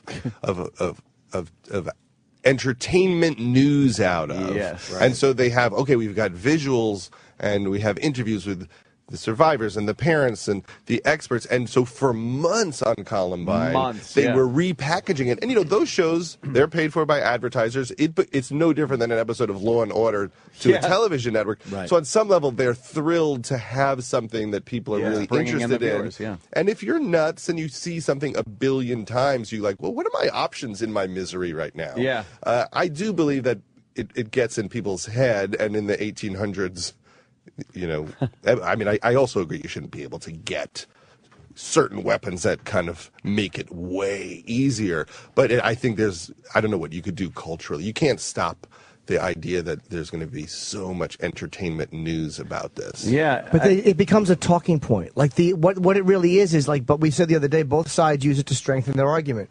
That event an anti-gun crusader and an NRA member can both use that event as an amazing jumping off point to strengthen their argument. The exact same event. So that's all it is.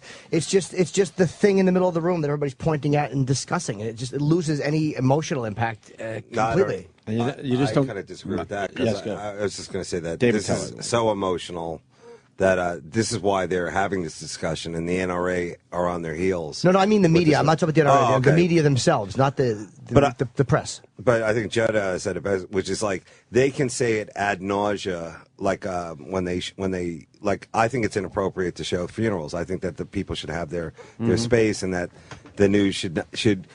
I think they're trying to be as respectful as possible, but they're not, and that is crossing a line. Like if you were a comic on stage and you said something and you'd be like, okay, I know I just took it too far, and the crowd's groaning, then you would know, like, okay, crossing a line. In my mind, I'm watching this. I want the news. I want the story, but I don't want to see that. No, I know that as a person who's lost people, that's terrible. That's their moment. You know? But they're not being. They're not even trying helping them. They're not even trying to be respectful. They're trying to get as close as they can without sparking a stampede. Like they don't care. If they cared about being respectful, they wouldn't ask kids. Fucking Dr. Phil. I know this jizz bucket. He sits there and asks the kid, "Were you scared to go back to school?" Like, what do you think she's going to say? Like, how do you go there and ask a kid that? Well, he's just trying to get some tears going. Yeah, makes for better TV. We all know that. Well, when these events come up, you always have to decide how deep are you going to go into watching the parade of it. With Columbine, I couldn't stop watching it. I was devastated, but I watched it. And then 9/11, I mean, to this day, I've got this stack of documentaries, and I go back to them all the time, and I watch it. With this one, as soon as it happened, I was like, I'm going to read a teeny bit in the paper. I'm going to watch zero TV. I haven't watched any TV, and I'm going to catch up on it over a month. But I don't want to fully immerse because it's just it's too much. They're embedded. You got plenty of time. They're embedded in that town. They're not leaving anytime soon. But you make a good point about 9/11. I watched everything. My line was the people jumping. That's when I turned off the TV. I was like, whoa, I cannot fucking watch that.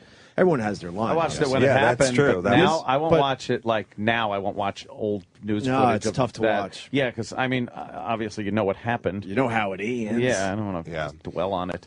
It's weird. Though. You're right. Like immersing yourself in that. Week. Some people just dive in. Well, we're like head first and stay in it. And like, so what are you doing to yourself? I've done that. Sounds stupid, but we're part of the problem because as we bitch about it, we're all gonna go watch some more today, right? No, You haven't watched really. I've really steered clear of it. I've watched a lot of it. Yeah. We're not interviewing family members. We're just fucking trying to be funny with it. I'm and just saying, attack the people who are exploiting it. I'm getting mad at the coverage, but I find myself watching. So what's that about? Yeah. You know what I mean?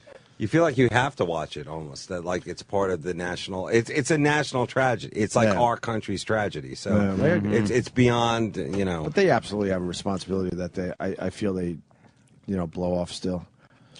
Well, I don't know. It's just.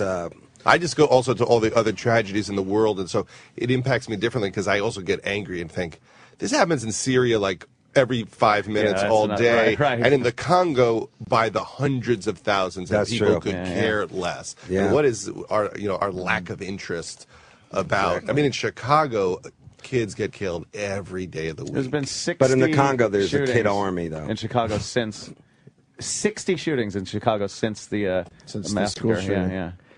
But you just kind of well, whatever. Something about it. There's something about like a lot in a day or a certain, but there's all sorts of major violence problems, but they don't package as well. Yeah. And so people don't. I mean, Chicago, more people die in Chicago than in the Iraq War. Right. And it's all kids. And so why aren't people flipping out about that in a very serious way? People have an easier time. We were talking about Columbine. The reason it was easier to swallow than this, even though it was awful, was a peer shooting people they see as peers. It's terrible, but it's easier to comprehend because we all have peers we don't like. It's when somebody, like an adult, is shooting somebody weak, like children. Complete innocence. Like, even when you hear about a fucking workplace massacre, it's always terrible. Right. But everybody thinks of that one guy at work that, like, the fucking smash. It's like, it's not incomprehensible. It's like, wow, how did you snap like that? Fucking rough, man. Real rough. So you collect autographs, I hear. I do. Your transitions are so seamless. Thank you, John. I'm hoping you would notice. Yeah, I do. I went to an autograph store yesterday and I found a Bob and Ray autograph. Oh, Bob and and Ray. And I had never seen one of those. Have you ever heard Bob and Ray? Oh, well, Chris Elliott's dad was Bob Elliott from Get a Life. Was in a radio comedy team, and their stuff is just insanely funny. Have you ever heard it? Absolutely, yeah. And when he did his show, what was it called again? Chris's show. Oh, the new one. No, the old one. Oh, Get a Life. Get a Life. His dad would play his dad. Right. Yeah. How do you display it? Because I'm a collector too. Or like I have to get them signed myself usually, but I love shit like that. Like, how do you display them in your house? I don't really display them. They would just take up too much space, and my wife has zero interest in the idea of me like hanging up Paul Lynde autographs. That's a cool one. Yeah, so I don't, and I keep buying them, because I get a kick out of letters, like old pissed off Groucho Marx letters. I look for weird things like that, and pissed off Groucho Marx letters. Do you actually have one of those? I do, and I have a lot of letters from writers telling people they have no time for them because they're busy writing. I don't know why, but I have all these letters like Patty Chayefsky, someone saying like, "Will you do this project with us?" and him saying, "No, I'm writing a movie. Leave me alone." Very busy. So as a reminder to myself. So, but I to this day, like I'll go get him. I was on Jimmy Fallon last night, and Tom Cruise was there, and it's very hard for me not to. Don't I always get a picture? I mean, I get the picture. I got the picture. But to get an autograph. But we got to ask you, what's your prized possession? Of all of those? Yeah, or one right up there. Whatever. Well, some of them are just personal. Like my grandfather, who hated getting autographs, and he lived in Beverly Hills, so he would bump into people. They got, when I was a kid, they met Ringo Starr. And this was like in '76, and it blew our minds. Like, you were in the room with Ringo Starr, and he got me Cary Grant when I was a kid. So, things like that. You still have them? Yeah, I still have all of them. I actually had a Groucho Marx autograph. I met Groucho right before he died. Yeah. Everyone goofs on me. It's like, how old are you?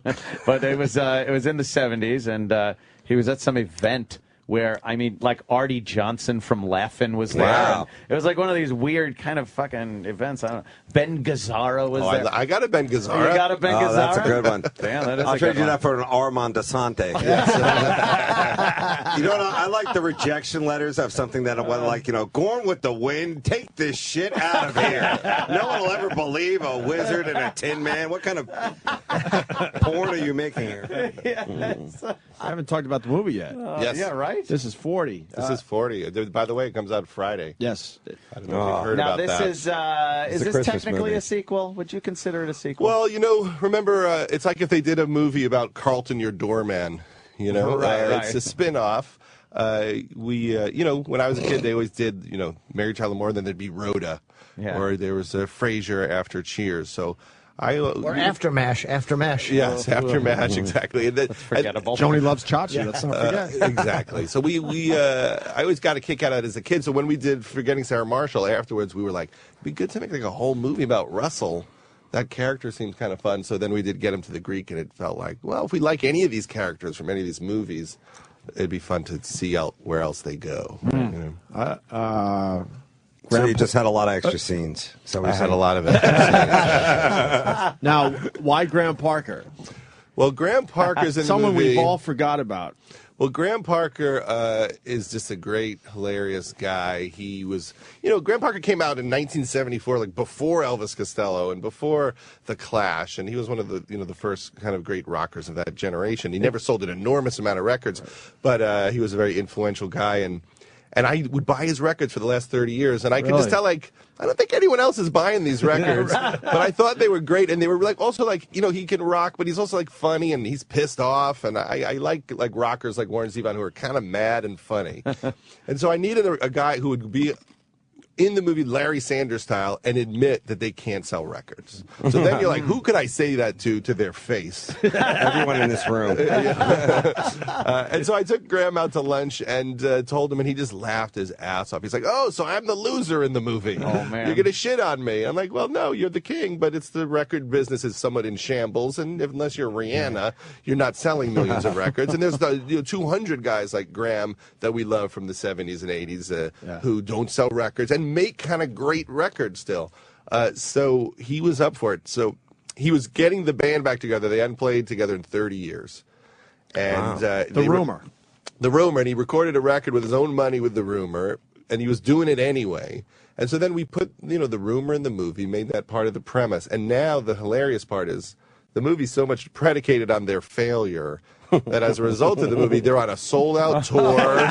They got a great record with rave reviews and Rolling Stone. And so, which would happen at Larry Sanders. Anybody who didn't mind you just calling him an asshole on the show looked so funny and cool. You're like, that guy can't be an asshole because he's part of this joke. Right. But some people would get very, don't say that. I don't want people to think that about me. And they never looked as good. So it's, the self-satire, you got to go all the way. Who took the best beating on Larry Sanders? Like, who was most willing to really get a good smashing? I'm trying to remember. People by the end of it would go for it pretty hard. I remember Bob Goldthwait was on the show. Oh, shit. And he was really funny and always one of my favorites. Sandler was in Shakes the Clown, so he's one of those guys when we were starting up, was always one of our favorites.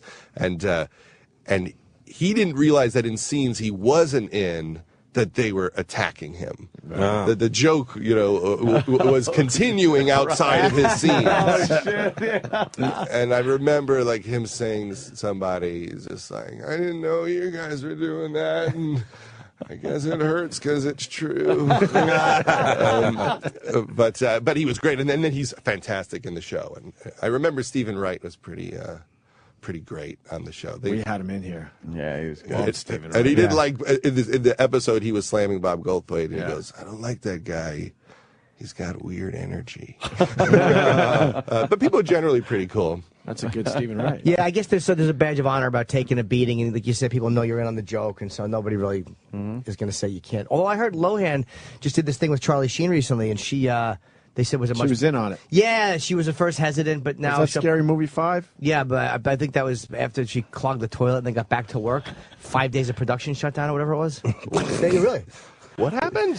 She clogged the toilet, which, of course, made me like her more. But then she flooded the bathroom or something, or there was some shit that happened. That's an old rehab trick. Slow down. But I kind of feel like even in our movies, it is like Larry Sanders, and you're just doing it to yourself. Also, you could do the same kind of approach to talking about your family and all the problems you're going through as a person, and by kind of really being rough on yourself, you're showing how much everybody is struggling with the same kind of ideas in their life. And I noticed that with Shandling, where we would do the Larry Sanders show, and something would happen in his life, and then it would kind of slowly work its way into the show. I remember Dana Carvey did a vicious impression of him on Saturday Night Live, a really mean one, and Gary was not pleased about it. It wasn't even a good joke. It was just he was just whining the whole time, and there was it wasn't even a great sketch. And so he called Dana, and Dana was like, "I'm so sorry, I didn't write it. I think Robert Smigel wrote it actually." And Gary goes, "Well, we'll just do something on the show about it." And then he wrote an episode where Dana Carvey was the guest host and just did the vicious Larry Sanders impression. And then he's like, I just let him guest host the show, and he shit on me the whole time. So, that kind of was a reminder, all right, that's, you can blur that line and people connect more to it. You mentioned family. Your family's in this movie, obviously. Yes. Your daughters are really good actors. Oh, thank you. Actresses, I should say. And is that your mom in the movie? I just need to know for my own. My grandma. It is your grandma. My grandma has a cameo where yeah. she says to Leslie, you're 40, don't blink, because you'll blink and you'll be 90, which is what she always says to me. And then I saw her sister, who's 86, and she has a variation, which is, don't blink because you'll be dead. Is she the older sister? My grandma's the older sister. Oh. She's 90, and she's so she's 90, and she's in the wow. She's in the movie, and now she's in a nursing home, and she's doing well. For years, we didn't know if we could get her to go to a nursing home. She's very independent, and she loves it. But it is like high school at the nursing home. People know, your stuff is immature, and I always say, everyone is immature. And then you go to this nursing home, they're all 90, some are 100. And my grandma was like, they won't let you sit with them at the table at lunch. They're a clique. It's exactly the same. Like That lady, never she ends. yelled at me because I played the piano in the sitting room. It never ends. Like Paulie's mother in The Sopranos when she went to the old age home, and that's exactly what it was. They won't sit with me at the table. They won't play cards. Yeah. She tattles on everybody. It's like a bunch of children. So I don't know why people want to be mature. Like that's always like an attack. Like you're being immature. It's always like it's a goal.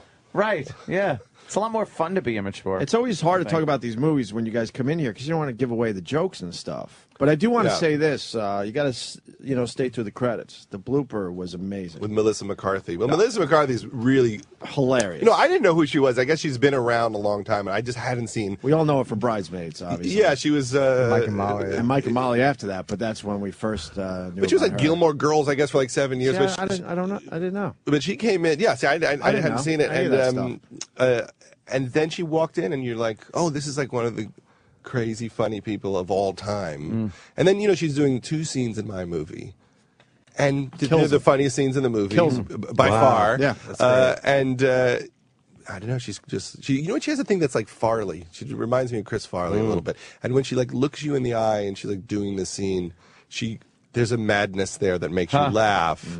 That you don't get out of most people, where they're like truly gone in a way that's I could tell. But the blooper scene, the blooper scene with the principal is a massive laugh. When I went and saw it. Wow. Yeah, she's good for you, Judd. I was not gonna. I don't want to take it off the movie because I know that's what you're here to talk about. But I just want to ask your opinion since you're so well respected in the comedy world that you asking me or Judd? Both of you actually, but more him. What do you think that we live in now? Like you brought up the Gary Shandling show, you brought up all these shows. Do you think that we live in a new golden age of like TV comedy, like with Louis and like all these shows and stuff like that? I think so. I mean, when I your look show, at Girls is like a dramedy, I guess you would call it. I mean, I guess you could go. We've never beaten the All in the Family moment, and But that's society. Yeah, I mean, that was like part of the whole culture getting behind something. Like, it's not like people are watching any of these things in mass where 45 million people are watching Louis as they should. Yeah. And also, I would go as far as to say, probably none of it is as good as All in the Family. I think like there were a couple of things back then. Like you couldn't do All in the Family right now. Yeah, absolutely, no. I agree with that. I mean, I guess you could say South Park kind of does it, but in terms of like the whole world watching it, and I don't think you could do Blazing Saddles right now. We don't accept commentary from any, but real commentary is only accepted by from cartoons now. We're the country of dopes. We won't take real social commentary unless it's done by a cartoon character. It's a political correctness. It's a mob mentality. It's embarrassing. But there's way more great comedy, I think, and I think it is a golden era. I remember when like Spies Like Us came out. I just thought this is going wrong. This is going the wrong way. It just felt like a lot of people getting big paychecks and doing a lot of drugs, and it didn't feel like there was a passion behind what they were saying. It was like, let's do a spy movie, and that's what we always avoid. Like just like the high concept premise. Like we try to write about something that we care about, even if it's dumb. Like something we're like desperately passionate to talk about. And Louis has just changed the game, I think, for everybody. He's like, this is how hard you can work. This is how many times you can turn over your act. Here's how honest you can be. Here's how you could write, you could direct, you can edit. So, I mean, he's basically laying down the gauntlet to everyone, like, why are you all so lazy? Because, you go on the road. How often is the comic on the road writing? I mean, that's what I know. Is I'd go on the road and I would never write jokes during the day, but then you'd be on the road with like Larry Miller or someone, and he's like, yeah, I'm going to go write for a couple hours. And I'm like, what? Oh, that's why you could do 2 hours. And I have 8 minutes and 4 of it is talking to the crowd. So I think, don't you think Louis changed that for people? That bastard. Yes. Yes. Well, it's funny that you brought up All in the Family because that was like, they were breaking taboos and they were doing like really like good things comedically that are inappropriate, and like SNL did that in the beginning too, and then there became this whole wave, and these guys, to these guys, they also serve that purpose of like pushing the envelope, saying the inappropriate thing, and I feel like now that people have been so politicized into like saying that, oh, that word grown, wrong, whatever, and then a horrific act like the shooting happens, and people don't know how to react.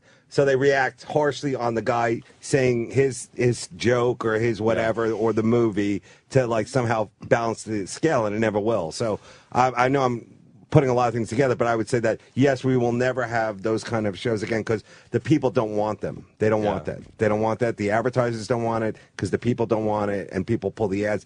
Like, let's start with the Aflac duck. You know, like pulling Gilbert off of that was ridiculous. Over a joke, you know. Special interest groups are what has the rise of special interest groups is what has ruined it because there's so much money at stake.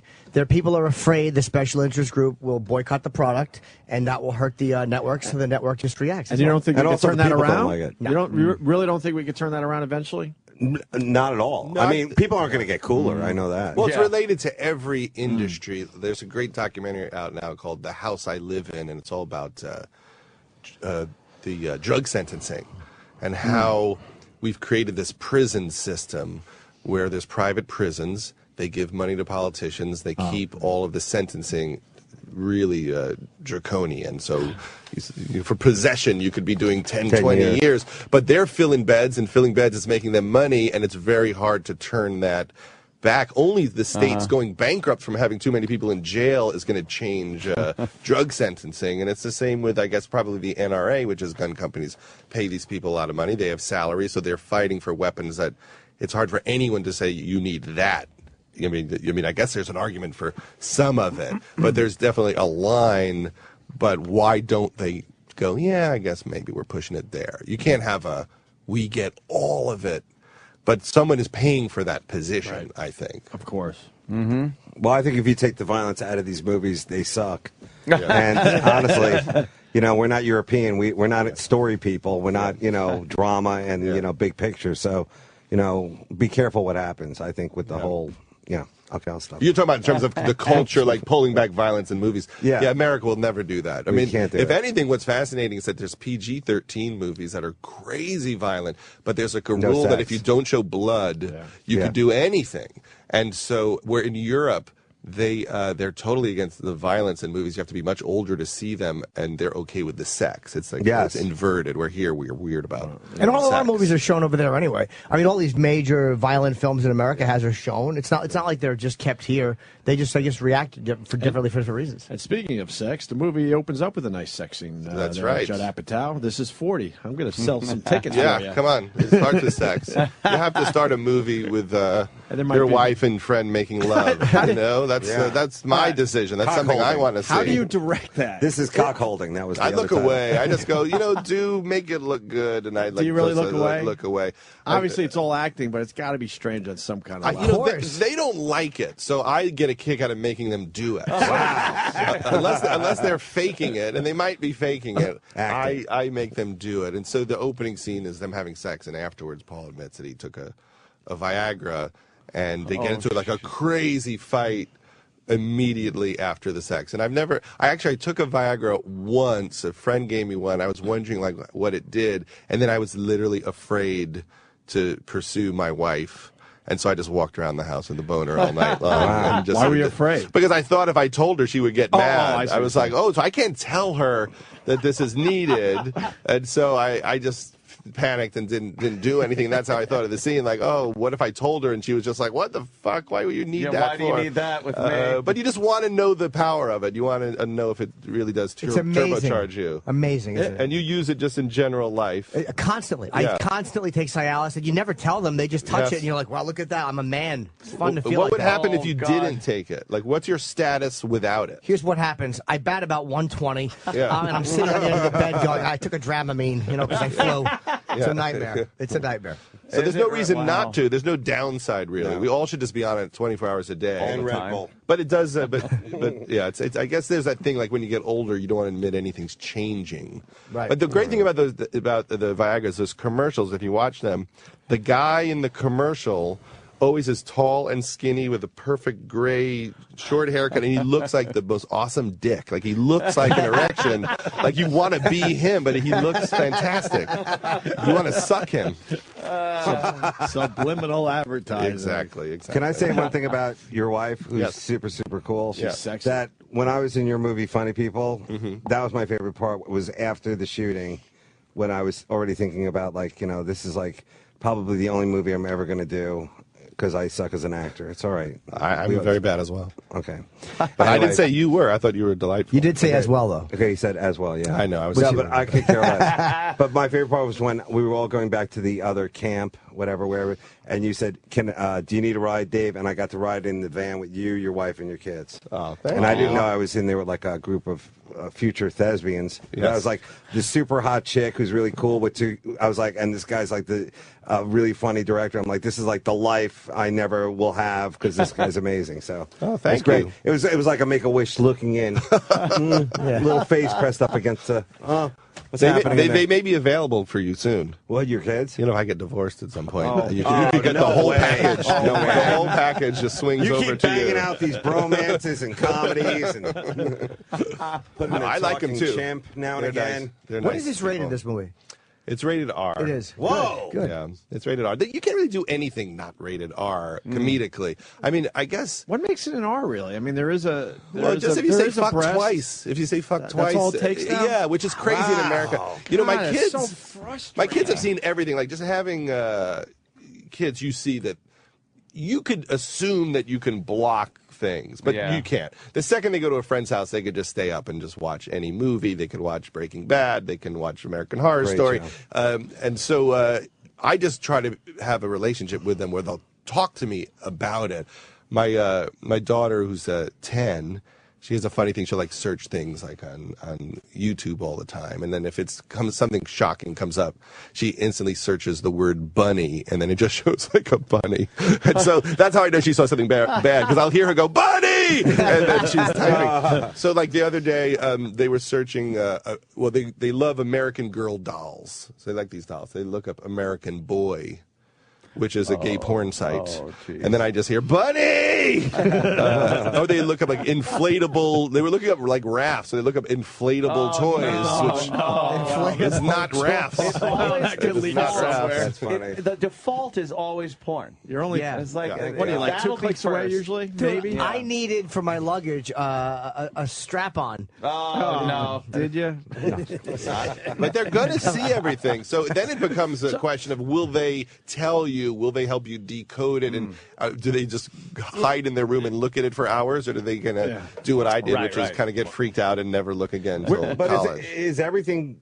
I don't know. I don't have kids, so is everything your business? I mean, like, eventually they're going to have their own lives. I feel like that's the true. world that we live in. You seem like a really good parent. That like eventually they're going to have their own life, and we won't be their filter. You know? Well, I think that it's a joke to think that you're really filtering them. You're not filtering them. They're You're just sneaky. You're developing a relationship with them where my kids will tell me they looked up American Boy.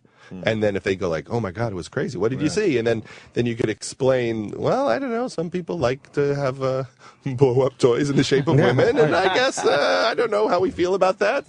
You mean you Let actually me show do, you with the Zelmo puppet. you actually do parenting? That's crazy. Yeah, I mean, I don't think there's anything else you can do because, we try to be a little bit more like the Frank Zappa family. Like, they're not going to die if they hear the F curse. They're not, I mean, it'll be fine. It's just language. I'm more about, like, being cruel. Like, are you being mean to people? Are you being judgmental? But, words, they can enjoy Dave's act and have a nice night. You know what I'm saying? Your television program. I don't do any rap. I want to go back to This Is 40 for a second because you mentioned it's R-rated. To me, that's so ridiculous. It doesn't feel like an R-rated movie, but obviously it's the language which we're so uptight with in this country. It's crazy. It's crazy. I mean, especially because kids watch everything on the internet that has language. There's no filter on the internet. Right. So it is that like last thing we're like, oh my God, Bono said fuck by accident on the Grammys, and people debated the fine for 10 years while kids are just home watching everything on earth. It's like a remnant of people in the bureaucracy who can't let go and acknowledge, like, no, it's over.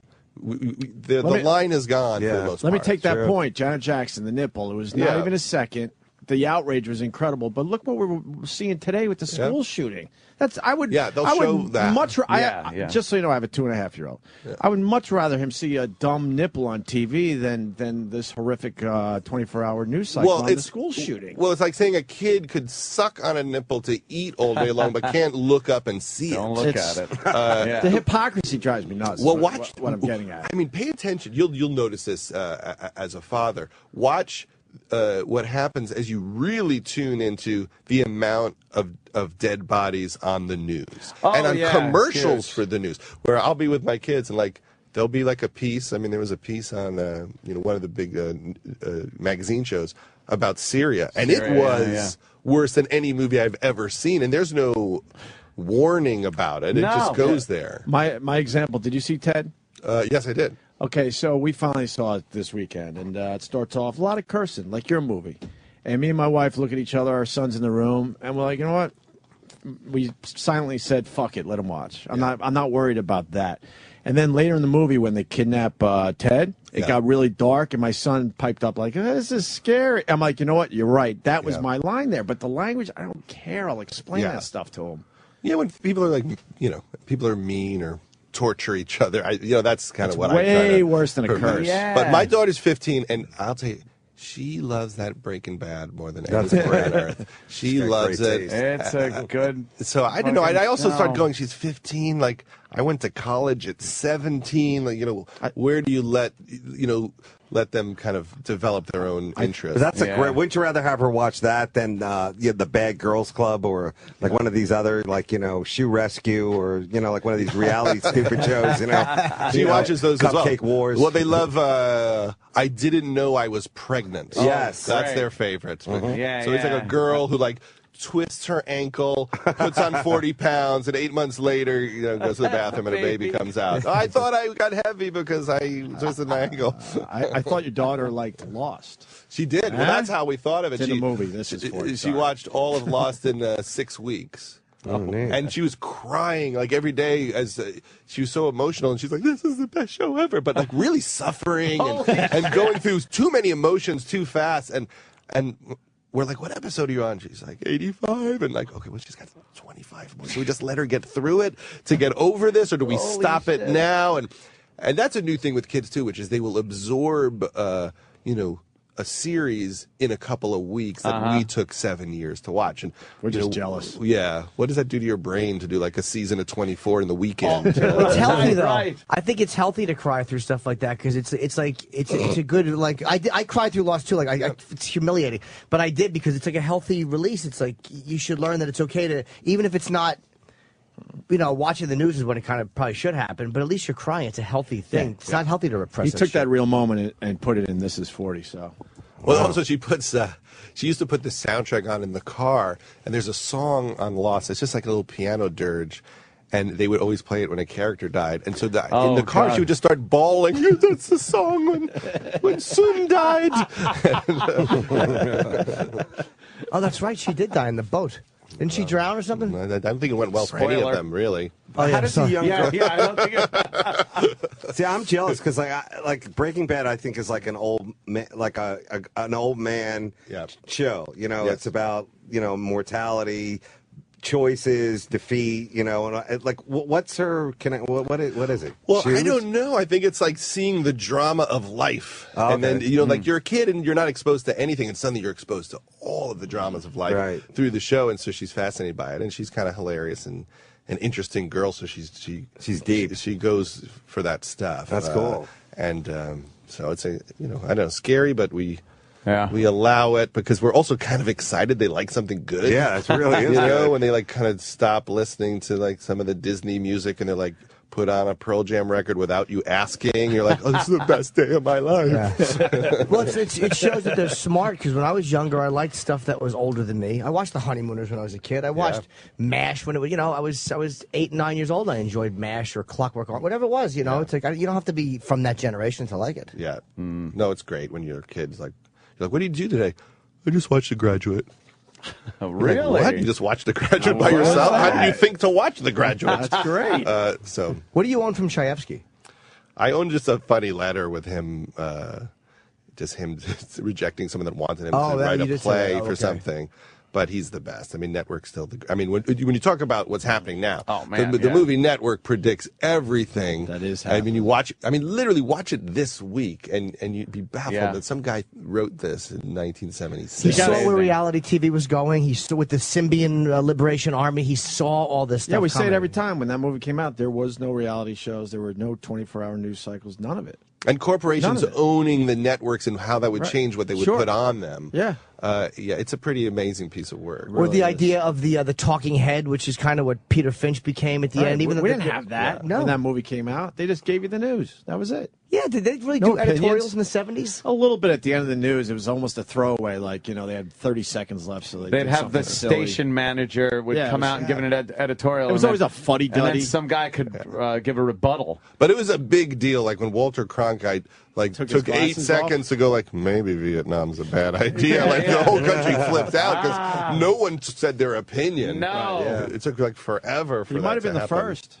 They said that changed the feeling of in the country of the war. They said Cronkite saying it was bad had a tremendous impact on people because he just didn't do that. The war is unwinnable. Yeah. Is that what he said? Yeah. Yeah, now no one has any impact at all. No. There's too many voices. It's all And they opinions. all are giving their opinions on That's everything. what they're doing. They're all trying to have impact. Everyone is trying to have impact, but because we're Yeah. watching 500 different people, no one gives a shit what any of them say. No one cares. True. People think I watch Fox because of my political affiliations. They just have the hottest girls, more so than They CNN kind or of do. anything. God, the That's a Fox Patty girls. Chayefsky idea, which Yeah. is that the most conservative place would have the youngest, blondest, youngest- hottest women. I mean, it does like brainwash you. Like she thinks this, and she looks like a sorority girl. Yes. You know, it's a very specific kind of blonde look that Yes. you get. Because Yeah. Democrats were all like a little dirty.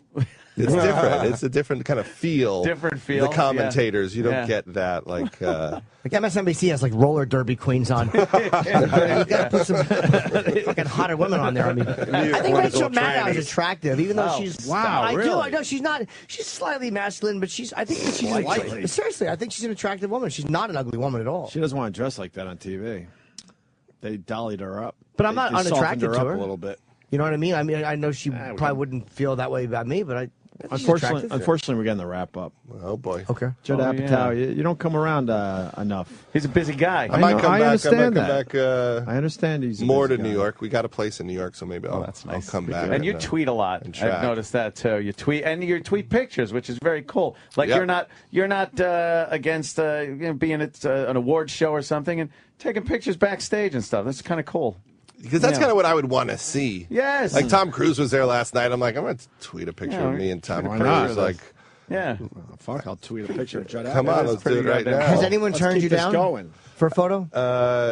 No, people are kind of pretty good. I do a funny thing, which is like, if there's a photographer at an event, I'll just like also stand near somebody. Like I got a good picture with Brad Pitt at an event recently where like, this is the camera guy. I'm like, take a picture of me. And I just like stand like really near You're him. still from Long Island, man. I love it. Yeah, That's a that's Long a better Island thing. photo to be like lurking in the background of a shot with Angelina Yeah. Jolie. It's like, hey, look who that is back there. Yeah. Yeah. That's like we took a weird picture of me and Cruz and Dr. Oz. I just, that's like funny people to be in the hallway together. Yeah.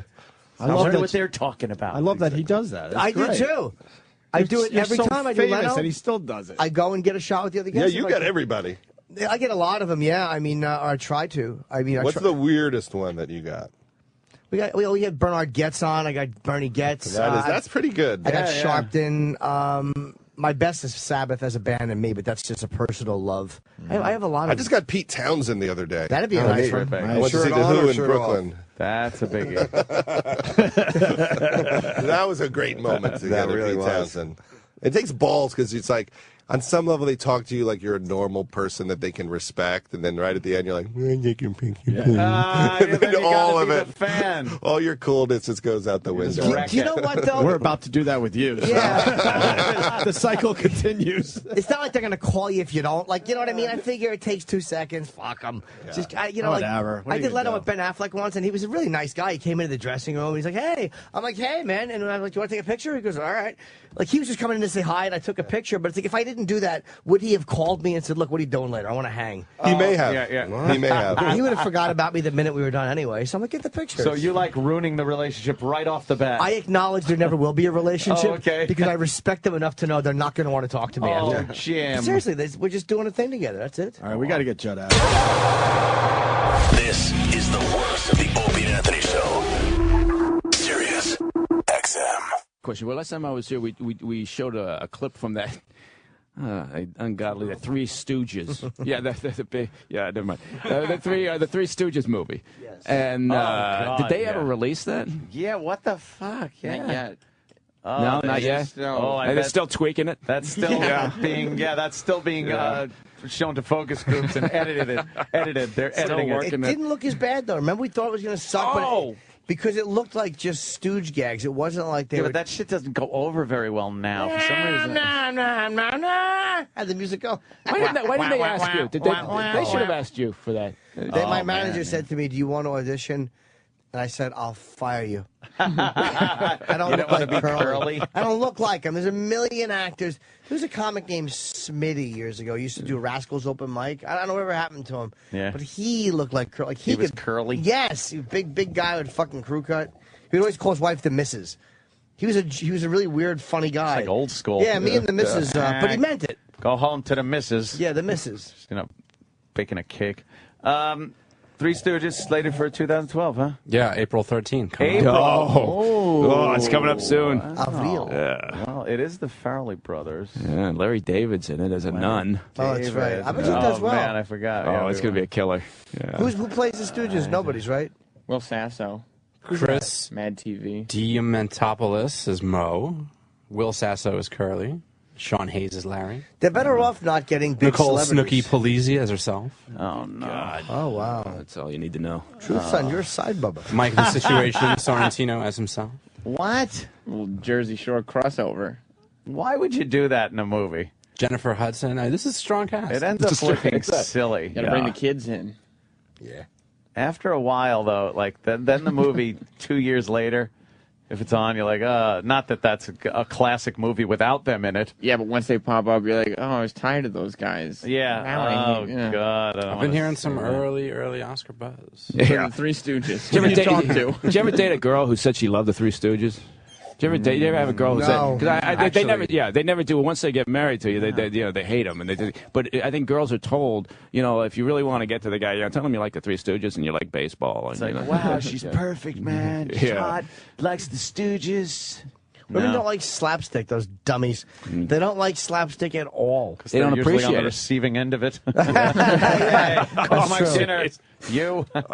That's true. true. A Mo fucking frying pan over the head. Dude, they don't understand the beauty of Shemp getting a fucking broom driven into his face. It's like, do you understand how great that is? Yeah, the 2x4 swinging and hitting both of them. A good one. I mean, that was fantastic. It's funny every time. Yeah. But it's a male gender thing, and I tell you, I know this because I got these three little boys, all under the age of 5, and the 4.5-year-old and the 2.5-year-old. Not too long ago, I came downstairs because the 2.5-year-old was screaming, and I said, well, what the fuck's going on? And the 4.5-year-old Scooter was over in the corner.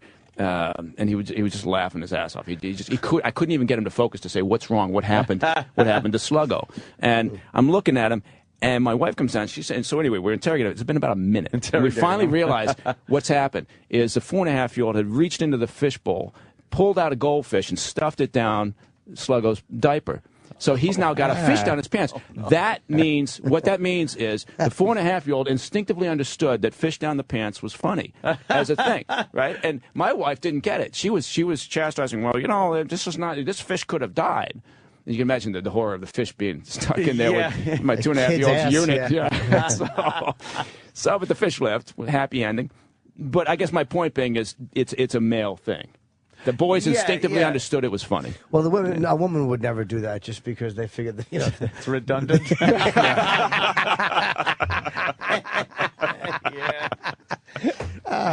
Don't even. Oh, stop it. That's where I draw the line with your show. Yeah, you're really going to do that. You're going to start alienating the ladies. That is, though, but guys do find that really funny, and it's just like you said, it's instinctive, it's inbred in our genes.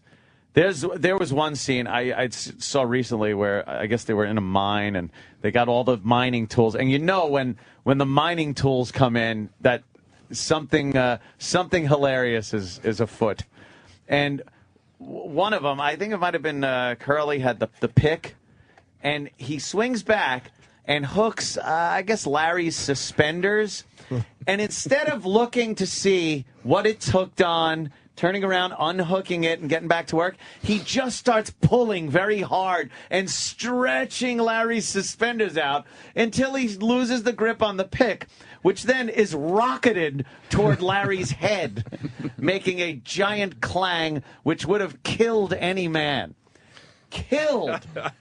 But if you can't get to the theater, make sure to get your film on tape where you describe the movie. Describe it. So great. His head should have been split open and he would have been instantly killed, but he just goes, "Hey, watch what you're doing over there."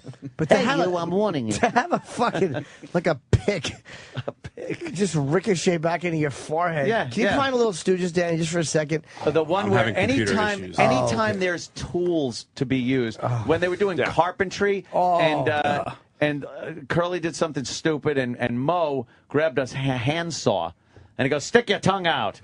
And he stuck his tongue out and he just runs. He takes his thumb so he gets a straight line, puts his thumb on Curly's tongue, and then runs the saw blade down the middle of his tongue. And you hear the sound like, it's fantastic. It really was just such brutal, harsh punishments for little infractions. Terrible. With those infractions built up. They so sure he did. deserved every one of them. I loved Shemp. A lot of people didn't like Shemp. Shemp was really funny, yeah. Yeah, Shemp is an acquired taste. A lot of people liked Curly more. Curly Joe stunk. Curly Joe Besser, I hated. It was hateable. Yeah, that was after the later Curly died? one. Yeah, that was the later ones. Was he 39 when he died? How old was Curly when he died? Curly? I thought he was older, but maybe, I can't quite hear a it. fat fuck. Why, I haven't heard that word for years. You know, Bub, I was once a tramp like you. Oh, congratulations. Ah, but it wasn't always thus. I can look back to They're the doing days a of play. yore when I was a very happy married man. And one day that rat came and destroyed forever all the Looks like a dickhead on his head. I'll never forget that day. I just came home from the graveyard shift, and there was a note on her pillow. What did it say? Oh, it was one of those cold-blooded notes. Oh, this is like Dear them doing Mo, I'm dialogue. running away with Larry. Get one of them hitting each other. I want to see them hitting each other. We got the one clip of them talking incessantly. I put in like the best of Stooges, thinking that it would be nothing but like the best physical getting hit in the face. No, it's the slowly. There you go. There you go. There's some smacking. It's like punch him in the man. face. They were pretty good, like stuntmen. Amazing. Excuse me, kid. It didn't look like they were pulling punches. Every time I hear it, it You know, I'll cut my losses and I'll click on slaps, smacks, and pokes. Yeah. there you go. Larry had a callus on his face from getting slapped so many times. Larry Fine. No way. Yes, he did. Wrestlers get cauliflower ear from wrestling. For years he did this, yeah. Get out of here. He didn't do it, and you did. It's just... Get out. It's... They're just smacking I know this each is other. terrible on the radio, just smacking. Fuck 'em. It's all face. Get their own monitors. Yeah. Broom to the fucking head. Every time. Can you turn it a little bit, Danny? That's good, that's good. How did this pitch go? We got three guys who just beat each other up. It's just all fucking face slaps. I like the I like the two fingers in the eyes. Oh. That's a classic. Poking my eye, poking fingers. Good, now you can't poke us in the eye. He poked him in the How eye do they really do hard. that? How do Really hard. Wow. I remember they used to present this with a guy called Officer Joe Bolton in New York on one of the local stations. And he used to do a little warning beforehand. Now, kids, remember, don't do what you see the Three Stooges doing. You could hurt your playmate or brother and sister. Because I think kids were taking their two fingers. That was the one with the pick. Taking their two fingers and driving them into their friend's eyeballs. Here's Fivesy. Here's Fivesy. And He he slaps smacks him in his the face. Oh, the bar. This could be the greatest fucking YouTube clip ever. It's only them hitting each other. No storyline, no nothing. You gotta tell people where to go for this. Oh yeah, what is it? YouTube and slaps, smacks, and pokes on YouTube. It's only got 82,000. It's the best clip ever. Who the fuck? Pete, how do you not like this? I don't know. Here's the thing. This is what I should say. If you have a vagina, you will hate this clip. Porcupine. And the Foley guys had to be amazing on this too. Oh my God, yeah. You had to find the sound of bopping someone in the head with your fist, lead pipes. Oh, that's Curly Besser. He stunk. Joe Besser stunk. Not so hard. I'll give you such a pinch. Would he say that? Yeah. Oh, the hammer. Hammer on the head. Oh, they have the horse kicking him in the face by a horse. It's just back kicking them both in the face.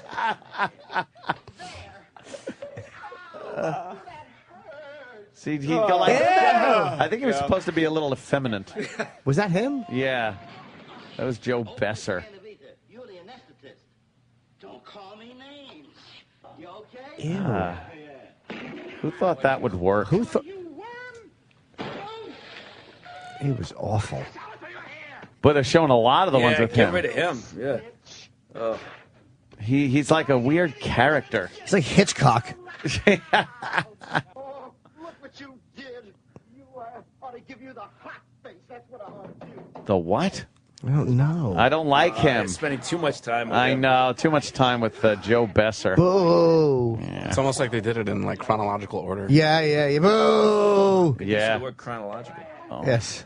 Oh, yeah. These are the last few where it's like they were real wrinkled. And then you were just concerned they were going to really hurt each other after a while.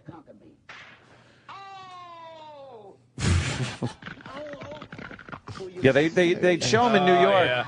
And they actually got, I remember as a kid, they actually got Mo Howard to do a promo for Officer Joe Bolton's Three Stooges show that would come on Channel 11 here in New York, and or Channel 9, one of the two. And they got Mo to do a promo, and all he said was like, "You're watching the Three Stooges on WPIX," and he was so fucking old that as a kid it freaked me out because I'm watching him for years and years as, you know, that energetic guy that's the one pretty much in charge, beating up the other guys. And there he was, just all his gray Mo haircut. Was he making money by all the kids could come up and smack him? Yeah, $5 a smack. Yeah, at an appearance, you just smack him. And there was Officer Joe Bolton. But you could show that. You could show that slaps, smacks, and pokes clip to a room full of women. And I don't it'd be think crickets. they're gonna, They would look at it the way we watch The View. Yeah. Just hating it. Yeah, not understanding it and hating it. They wouldn't giggle or fucking howl at the... They because they don't understand, because they're too busy making biscuits. They don't understand how great a fucking wrench to the forehead is. Making biscuits? Yeah, do you know what a wrench to the forehead is? Oh, let me hear this. That was... the Magic Garden Magic bitches. Garden. This is just like a huge compilation of Can we hear that song, the Channel Magic 11 Garden here in New song? York stuff. Yay! Oh, and the one girl would skip and I don't remember. skip behind the other one. Show. I want to hear the Magic Garden song, though. Oh, find the Magic Garden. Didn't it go like, this is the Magic Garden? I don't know. Oh, here's the opening theme. Would she skip? Was one of the chicks hot and one looked like a dyke? Yeah. I had a crush on one of these girls. Yeah. Which one? Oh, man. The Magic Garden, get it? It's where the bush is, right? Lesbian? What? Oh. Who'd you like? Oh, the one on the right. The one on the left. It must have been the one on the right. It's the one on the right was the cute one. The The other one on the looks left is like, balding. God. Jesus. The one on the left looks like a skinny Mama Cass. A big oval head. She looks like Tom Petty. Yeah, the other one was hot. What's this folksy shit? What happened in the Magic Garden? I don't know. They would tell stories. Would they? Oh, man. They had a box with costumes, and they would reenact stories. She's the awful one. Oh, wait, a big... What's happening? Play tricks and a magic tree grows lollipop sticks. Yeah. We know what that means. They're playing patty cakes, sitting on mushrooms. Yeah. Oh, they're sitting on mushrooms. Pulling costumes out of their box. Cock-a-doodle-doo, get it? Oh, it's great stuff. Wow. This is... Flowers So you hanging used out. to watch this then? Yeah, a lot. Jimmy, you did? 77, man. I was 9. I was a boy. Aw. What did I know? I was smoking pot. She grew in the magic garden. Yeah. What happened to these girls? Are they dead? Hope so. We should find out where they are. Get them on the show. I'd love to talk to recreate them. this moment. Yeah. Yeah, sit them on a swing. Find out what happened to the girls from the Magic Garden. You sit them on a swing and then drive a truck right into them. But by the way, this right now, this is what information is, how fast it is. Like, we want to know like, immediately. We can watch them, hear the song, and find out if they're alive or dead. You would have to go to, like, the television, the Museum of Broadcasting. Yes. And hope you could pull up a clip from that. I went to one of these concerts as a little kid at the Nassau Coliseum. The Magic Garden ladies did big gigs? Yeah. Oh, really? Really? How was it? I was like 4 or 5, but I just remember all the kids' clothes were pink and orange because they had a squirrel and some other little puppet animal that would come into the Magic Garden. And that's Are you sure you didn't just dream this last night? No. He's a little fat boy. Had flowers that would laugh called the Chuckle Patch. Oh, yeah, the Chuckle Patch sucked. Fucking the hell is that? Well, apparently they still promote this shit. What? Yeah. Are they still There was doing some like something? retrospective on PIX, and then they just there was a DVD that contained 10 episodes released in 2008, and they still go around doing public appearances and live children's shows under the title Carol and Paula, Friends Forever. Oh. I guess they can't do Magic Garden? Post means shit without pictures. I want to see pictures of them. Of them. Yeah, now. I'm sure it's around somewhere. Let's see if you can find a picture of the Chuckle Patch, too. Paula and what now? Yeah. Carol and Paula. There you Fucking go. go down on your chuck. Oh, no. There you go. Whoa, man. They don't look as bad as I would have thought 40 years later. on. Like 35 years later, dude. Which one's which? Yeah, which one's fucking which? Yeah, the big toothy one. The one's got big annoying teeth. Big giant Guys, teeth. we are in for a fucking treat. Why? Because I think we could check these guys out if we want. What? Are they hookers now? All right, updated Which one's 3/12/12. That's like the other day. That was the hot one, I think. Carol man. Demas. Yeah, I think. Where's I the think Magic she was Garden the hot bitches? one. Fucking worst. Oh, here we go. Tuesday, March 13th, Bronx, New York. Oh, boy.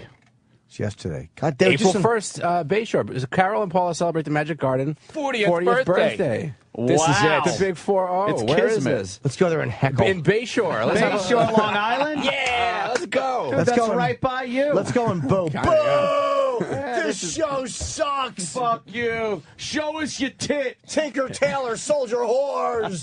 It's going nonsense. Oh, my God. Look, that time. What songs do they sing? I want to go see the Magic Garden. Is again. that I'm sure they open with a theme song to the Magic Garden. Is that the hot one? I can't tell. There was never a hot one. No, that one was kind of hot. There was one that was more attractive Yeah. than the other. Do you think they're The a better couple? one. Just call it the better one. The better one. Huh? The less offensive one. Are they married or no? Oh, boy. To each other, other people? What are you implying? I mean, other people. Well, Yes, it did say that one of them was married with some kids. Oh, So, okay. to a cuck.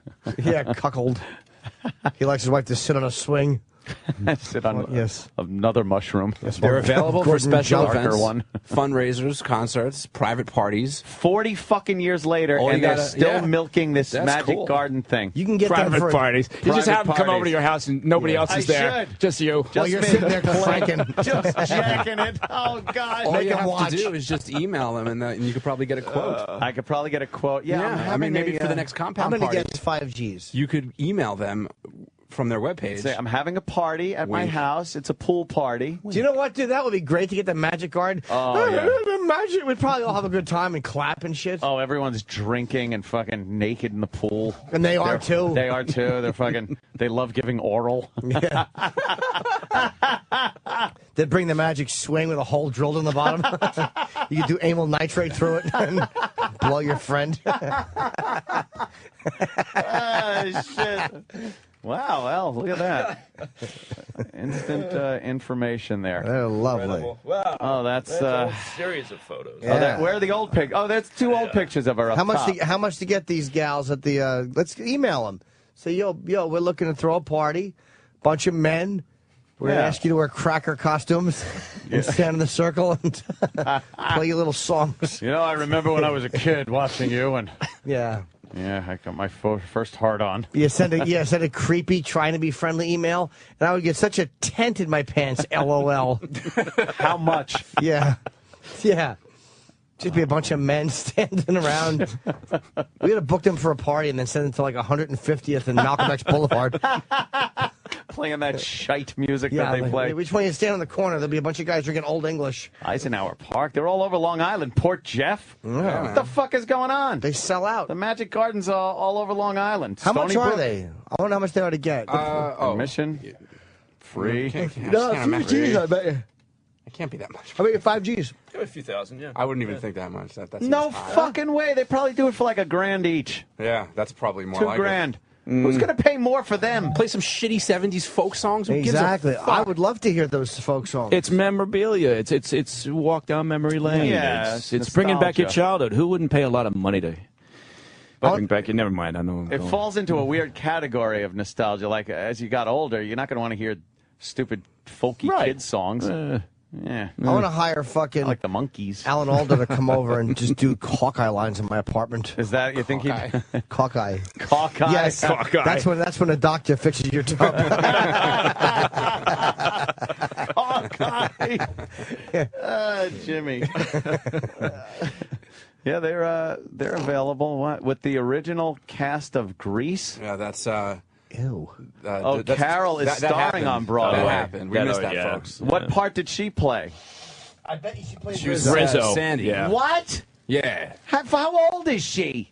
She can't play Sandy. It's a different version of Grease. Yeah. So they meet in an old age home, and Danny Zuko breaks his hip, and Sandy nurses him back to health, and then Craterface puts a finger in Danny Zuko's bottom. Stranded on the toilet, branded a fool. Yeah. Tell me more, like did he have diabetes? Oh, shit. It's Grease Lightning, it's about a walker or a wheelchair. Diuretic. Yeah. It's got rubber grips and tennis balls on the feet. Grease Lightning, go, Grease Lightning. It's got a little thing for you to hang your piss bag off of.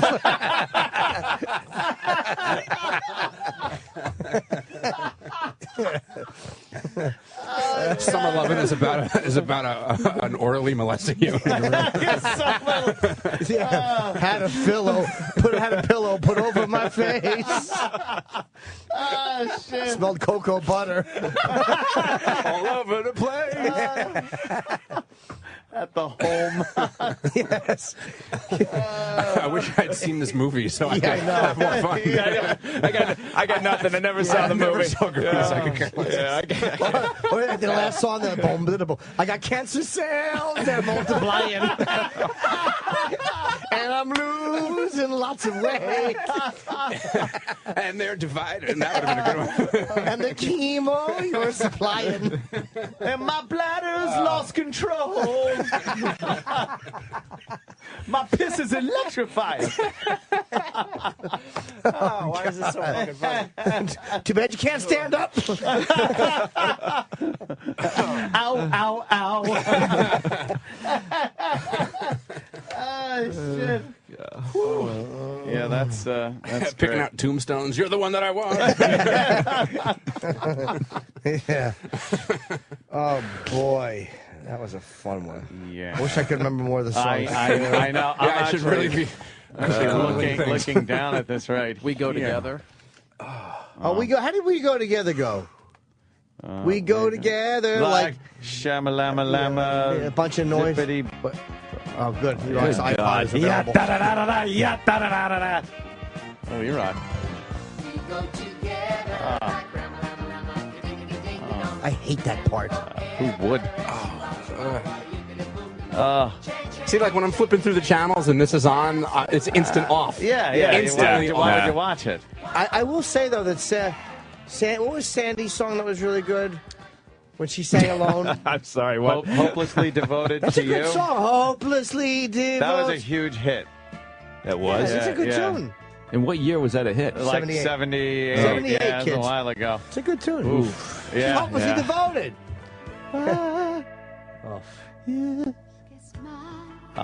See? I know. Wow. I want to say what she's singing to right now, but I won't. I feel like I just remove my penis and leave it at the door and turn in my card. You. Boom, boom. I used to have to. Well, Same thing could apply to You're the One That I Want.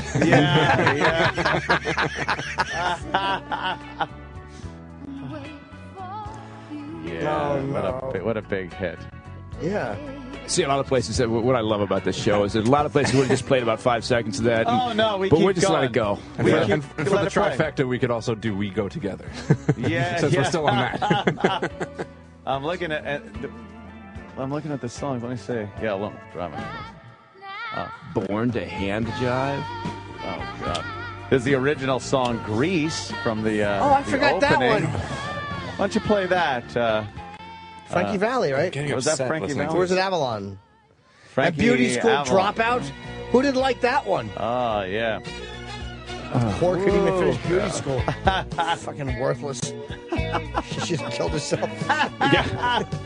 Frenchie. This is during a prostate exam. Grease is the word. Is this still Olivia Newton-John singing? Yeah, after the hormones.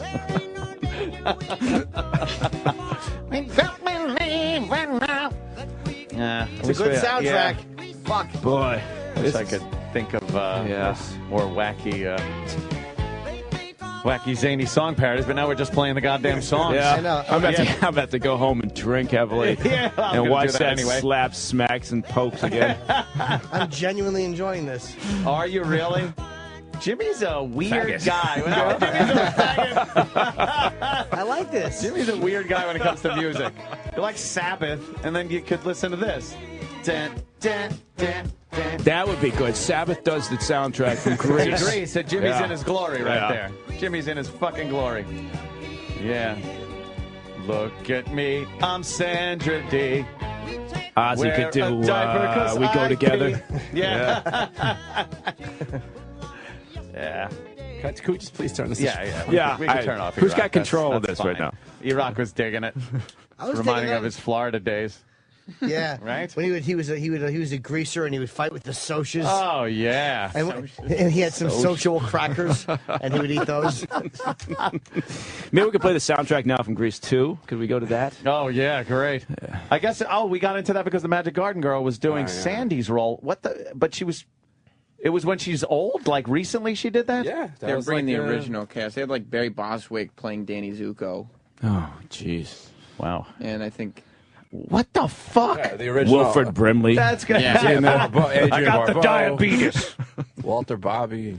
If you got a bun in the oven, well, you can do things about it. I hope you don't just feel sorry for yourself. Get an abortion. And of course, Jeff Conaway not doing well. Yes, the dead Jeff Conway. Yes. What part did he play? He was Kaneki. Kaneki. Get a hickey from Kaneki. Good God. You Get a guys, hickey from Kaneki. I just want people should know you pulled that out without looking at anything. You didn't do any research. That's You what just- Forget about a it. Kaneki hickey in the old age home is just some angry orderly biting your chest.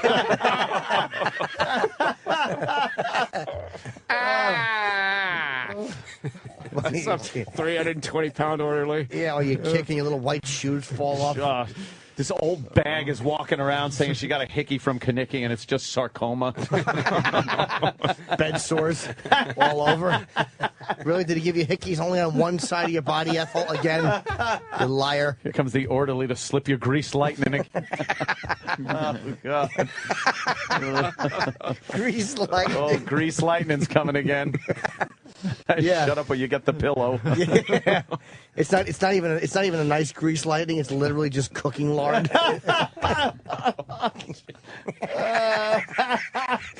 It's not the good grease, is what he's saying. No, it's not the good grease. Yeah, not that good grease. Well, congratulations to her. She still seems to be eking a career out, as Long Island based as it may be. You should get her on the show. Oh man. I get Roland to come in. I think I could get her. See, we just have to take the people from electric company first as a favor. Yeah, that's what it would be. Other people. Could you take the count first? Yeah, we need to. He's going to count on the show, and then we might get electric company. We'll get him, but you got to take the second O in Zoom. Zoom, it's a Zoom people. You got to take the girl from Zoom that used to do the weird talk. What was the weird talk? I don't know. Habba Bubba Wubby Bubby.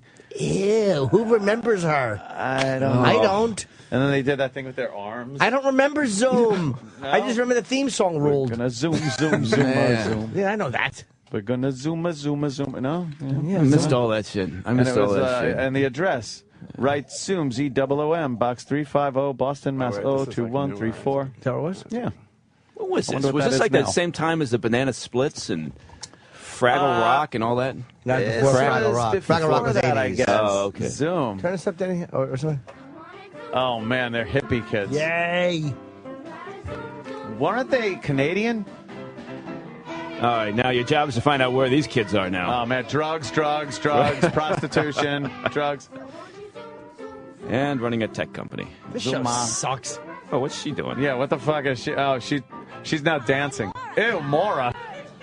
What the fuck? What Hey, Luis. Oh, Luis boy. does a little Spanish dance. Luis probably got sick a bunch of years later and didn't know what it was. Oh, so did David. Oh, boy. Yeah. There's Bernadette's the one that does the arms. Whoa, he's wacky. Look at his cannon. Uh-oh. Oh, no. Leon. Yes. Leon's doing a 25-year stint. Yeah, got involved with the wrong crowd.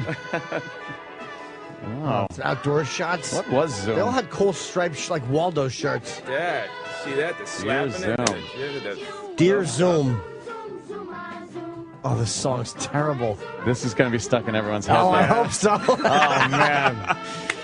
The truth on your side, Bubba. Zoom's on your side, Bubba. Enough with your zooming. I know. Who wrote this? If any of the Zoom kids, original Zoom kids, are listening, please call. Yes. Yeah.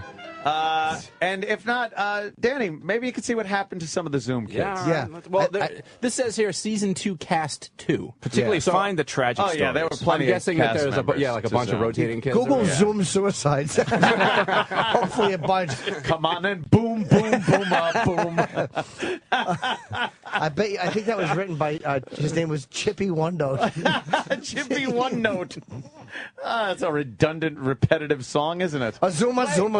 He's got updated photos of all 32 Zoomers. Oh, man. You know Zuma. See, I want Sam to just understand technology. How who's the that? internet is supposed to work. Oh, shit. Let me see, David. Go back.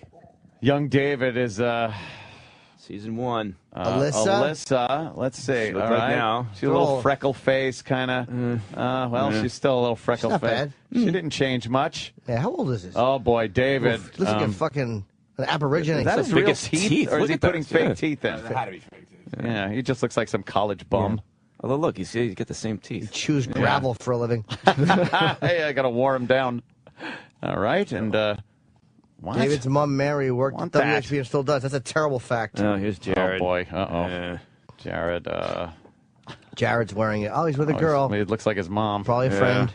Yeah, could be his mom. Looks like a thin Dane Cook. Oh, yeah.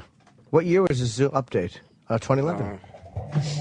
The video was posted in 2010. How'd they get them all? I think it was all like MySpace. What else are they doing? Oh, it's their MySpace photos, yeah. Jared passed away in a car accident? Go back.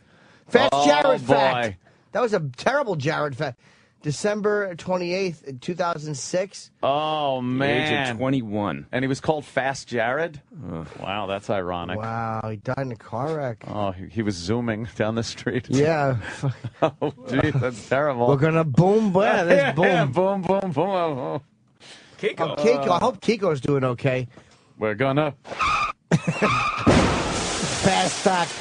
Kiko works in a massage parlor. Yeah, happy ending. Yes, it will cause lava to flow over her knuckles for $40 more. Just don't tell the mama son. Shit. We didn't get any Denise. fast Kiko facts. Say. Oh no. She's first lady of the United States.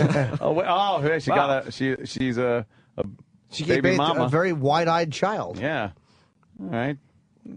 Looks Gingerbread pleasant enough. houses. Looks pleasant enough. Yeah. Right. Enough pictures of her. Exactly. How many? Christ How many? almighty. What? Nobody else. Here's the fact. She's a baby girl named Lila, making her first Zoomer apparent. Oh wow, she's the first one who was okay. Who would have thought? So these kids are like 25, 26 years old. Yeah. Oh no. Pablo Escobar. Yes. Didn't know he was- He's worth $10 billion. Became a Colombian overlord. Was killed in 1991. He's on the no-fly list. Yes. He works for the Zeta cartel. Uh-oh, Zoe. can't- Yeah, This this has is got to be something in clerical no. work or. What? Get the Wow. fuck out of here! Oh, that's funny. No way! Look at that. Zodi is what we call a three-holer. Holy shit! Zoe looked like she was going to be a dud. Zoe was a school She girl. turned out- Zoe facts. Turned out pretty good. Holding money too. Uh-oh. Oh yes. She probably had a boob job. Whoa, that's a little Nice. risque. I like that. Oh, the season 2 ones. This is the ones we just saw. Yeah. Caroline. Caroline. What happened to Caroline? Oh boy. Oh wait. Yeah. She's kind of a mess in a leopard skin, fucking awful low cut top. She let herself go. Yeah. Definitely let herself go. Fast fact: Caroline's a fatso. All right, that's not bad. there it is. She's currently Curse on a YouTube channel. Oh no. Oh, she's a host on a YouTube channel. Yeah, that's what happens to this. Yeah. Watching her career zoom down the shitter. This is the worst of the Opie and Anthony Show. Hey, asshole! You guys suck! Sirius XM. Take a seat. Stay in. Yeah, they do know. All right, they do know each other. Brother. Holy shit. Who Kid was telling some stories today, Steve-O. Yeah, me and you is Who Kid? Pop one over to the right. Yeah, dude. Yeah, dude. You guys think I lie, but you know. Well, you've always been a little bit liberal with the truth. Yeah.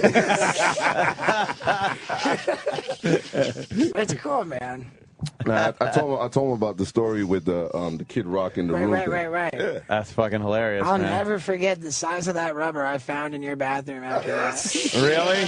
Yeah. Big fucking Max. Yeah, the serious fucking Magnum. I looked at it on the floor and I was like, man. I think Steve That's a saw my big- dick. No homo, but Was it all full of jizz? Yeah. jackass. Steve goes, yeah. That is correct. Did you eat it man. like space food? Why would you use a rubber? What's wrong with you? I mean, I don't know. I wasn't Yeah, thinking. What's that shit? Yeah, have some dignity. I was trying to be like, I was trying to do some jackass shit. There's a difference there. His kind, they like to have the kids. Oh, Yeah. boy. That could be a problem, right? Steve-O pulls out. I can't believe all the rawness. You don't have no children. Yeah. You're like the king. You're like a pull-out king, son. Pulling out is important. Perfect timing. You know how to time it perfectly? Yeah, I even like to be a little early. You know? Yeah, be a little, like, give myself some time to aim, you know?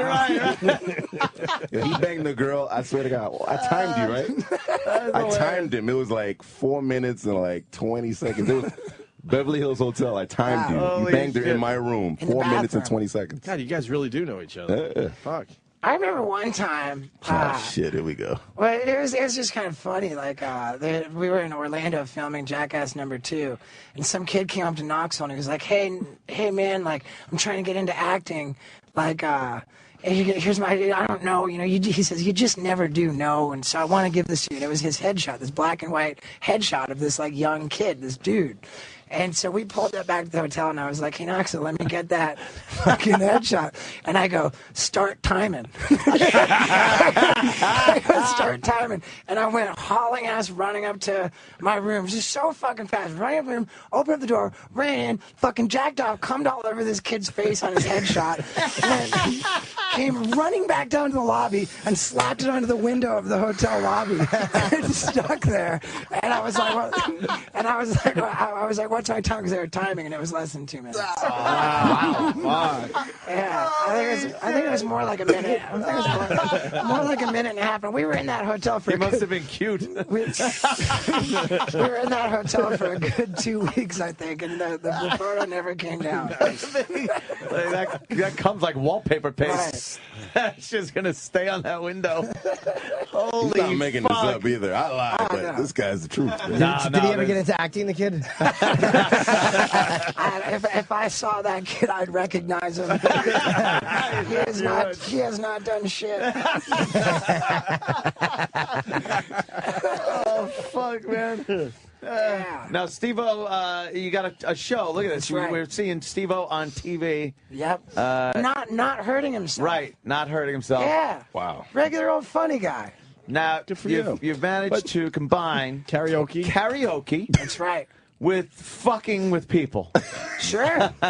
People are singing karaoke while horrible shit happens to them. Right. And now what's the object of this? Like, you got to continue singing? It's just to be hilarious, you know. Oh, okay. I mean, like, just people are singing and they're getting electrocuted, and you know, they keep singing, you know, and whoever the audience likes from each round. There's 6 contestants per show, 3 rounds of competition.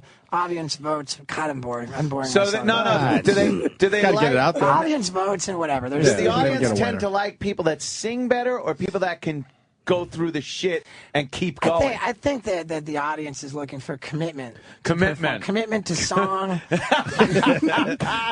commitment to performance. Right. This is just like The Voice. So if you can plow through. Well, he's killing what's her name, Christina Aguilera. I don't know why he hates her. I don't hate her. She's just a fucking rude. She's kind of cunty on that show, right? Yeah, absolutely. I can't remember because it was years ago, but I seem to recall her being kind of rude and cunty to me. Really?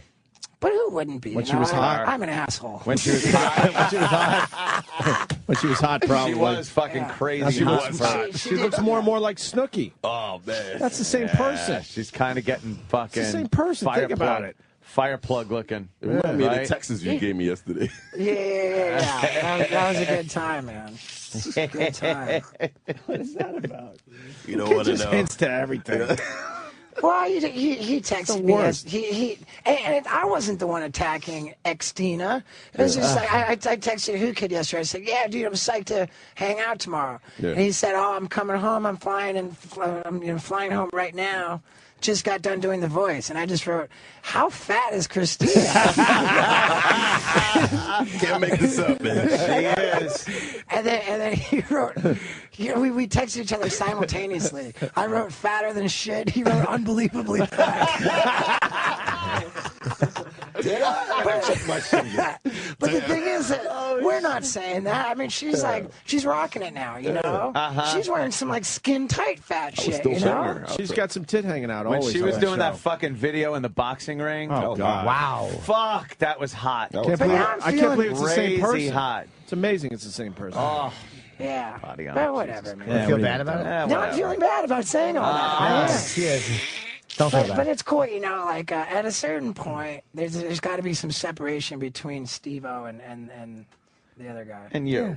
Steve-O's a wild asshole. Right. But entertaining. Steve-O's entertaining. Hey, do you change your fuck tattoo to say rock when you're on TV? Yeah. Did I see that? Right. It says... or did I dream that? Yeah, okay. Yeah, rock. I thought your knuckles said fuck, and I saw you recently. I saw the show, actually. Well, thanks, I saw the man. one with the wheel where they're spinning around real fast. Yeah. And I'm like, wait, he turned his tattoo Let into me rock see. for TV.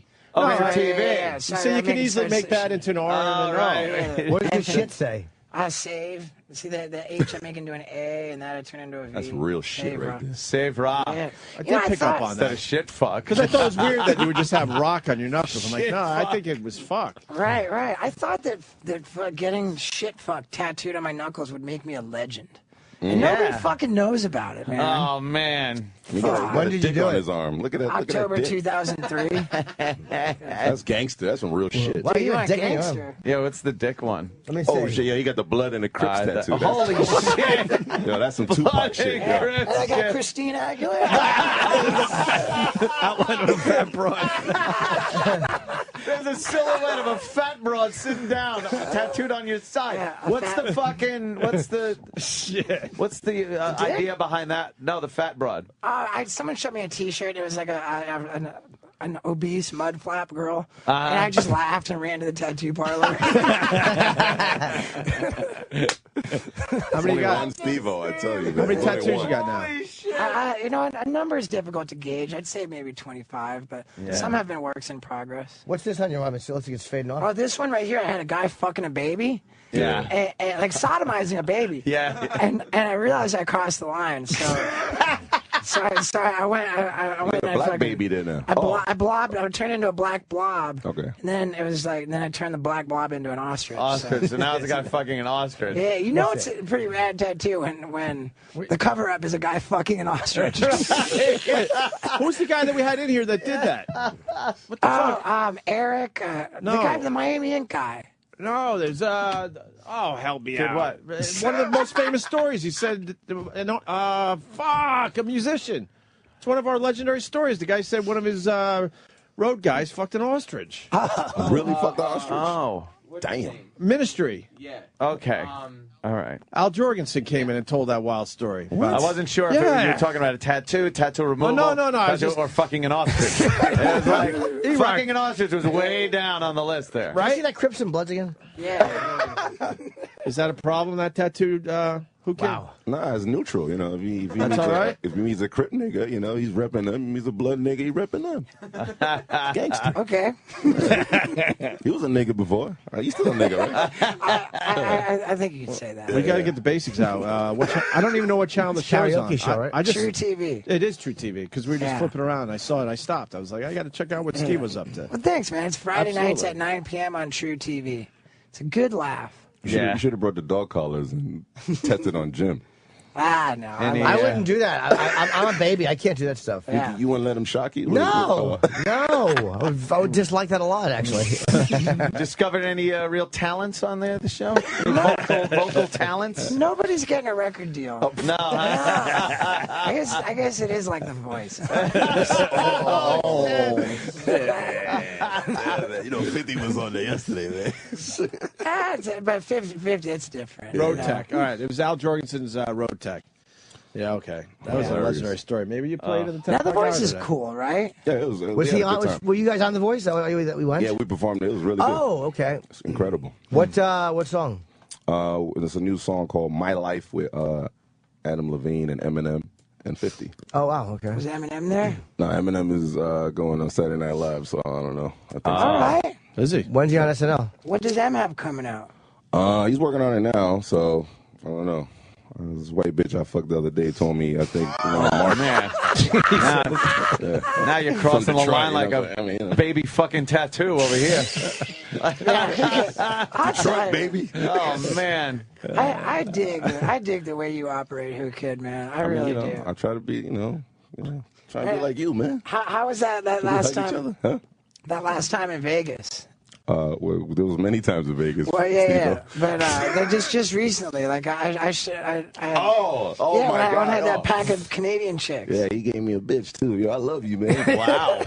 Yo, he gave me a bitch. It was so random. He said, "Yo, you want this bitch?" I was like, "What?" But he don't drink, no. He don't drink no drugs, nothing. That's right. He left the club. I was shocked, but he still wants pussy. Well, I had to go home and park in the pink zone. You know, that was crazy, son. You still How many did you bang?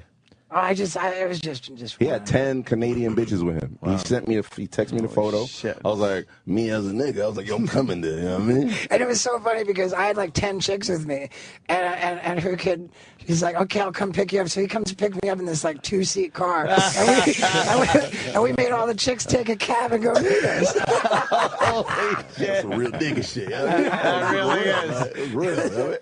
Yeah, it was hilarious. Holy fuck. You doing all right with the drugs and the alcohol? Yeah, man. Still doing well? Coming up on 5 years. Jesus That's Christ. amazing. That's incredible. Well, thanks, man. Wow, I appreciate that's that. How amazing. about you?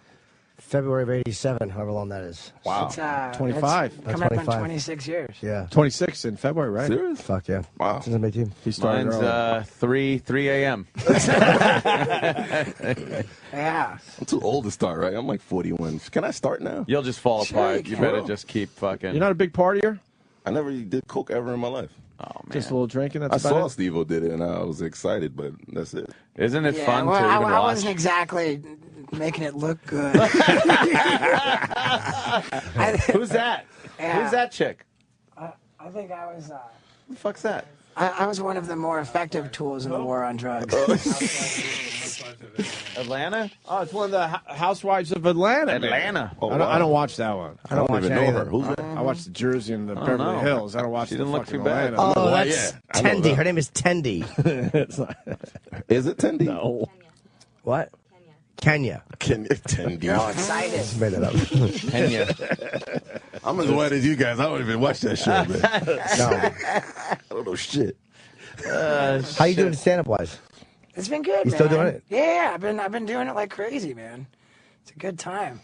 I've been actually at the point where I'm going back to places like the second time on the second loop around. Right. And that's kind of stressful because you want to have like all new stuff, And I'm going back to places with like, I don't know, like maybe 40% new and doing like 60% old. Yeah. Well, that's cool. You approve. I always feel like kind of fucking lame about that, I mean, But the old bits get better. They genuinely do, And you shed them. Once you shoot something, once you film something for a special, then it tends to go away. Yeah. Like once you put it on Right. film, then you're like, all right, I'm done with it. And I don't. Some people don't, though, right? Some my don't. God. Yeah, I don't know how they can. Some just keep fucking doing the same That's shit. amazing. Once it's on a Amazing. special, I don't know how you ever do it again. Yeah, well. It's just tough when it's frustrating when you're like, I need to come up with new shit, I got all deliberate about it, and I was like, fuck, and I started writing started what's going on with me? I'm thinking, I'm fucking getting I'm 38 now, and I think fucking God hates us. And this is my whole new bit is God hates us. as a human Well, race? no, I think our fucking existence is a cruel prank on us. Oh. Because how can you explain that we have one instinct, which is to survive, and one guarantee, which is we won't? Oh, shit. That's pretty heavy there, Steve. Yeah, I know, and it's really dark and fucked up, and I don't know. That's pretty cool, though. And we get old, and it's like, I think God hates us because, fucking... He picked humans to be the only living thing that can watch and have an opinion of itself wilting. A fucking banana doesn't look in the mirror and think like, getting some spots, Fucking banana doesn't say, I'm bruising. Fucking banana skin spot cream. Fucking, No, a carton of they milk don't doesn't fucking- look at the calendar and think, my best before date's creeping up on me. That's true, but a banana has never had its cock sucked after a gig.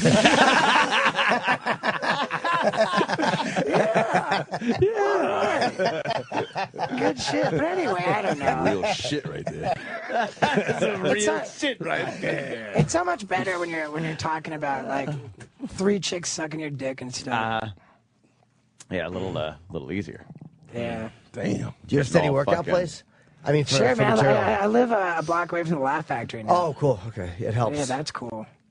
That place you just walk into and bomb when you need to. Like which is good. That's the Yeah. way the new shit comes out. It's just walk Yeah, in. walk in there, bomb, or show up at the Opie Anthony show and bomb. Oh, you kidding? Yeah, dude. No, but it's a good thing to do. Walk Yeah. into a club. Yeah, just work on Sure, it. man. Fucking, half it works, half it's. It's actually funny. I saw his first show. Hilarious at Caroline's. I was on the floor peeing on myself. All right, Caroline's. Right I remember when on, you man. did that one. I appreciate Yeah. that, Who Kid. I mean, That was an honor to have you there, man. It really I didn't even was. tell him I was going. I just brought my mistress and shit. How did you guys meet? It's crazy. How do we met I back don't in? remember, son. It was July of 2004. You remember that shit? Yeah, because I remember the night before I had done a show with Old Dirty Bastard. Oh, that's when you stuck your dick Dude, out I and he could. beat you up. What? There was no gayness with Wu-Tang, man. No, They beat his Well, no, ass. that was later. That was later when that was a whole Holy other shit. story.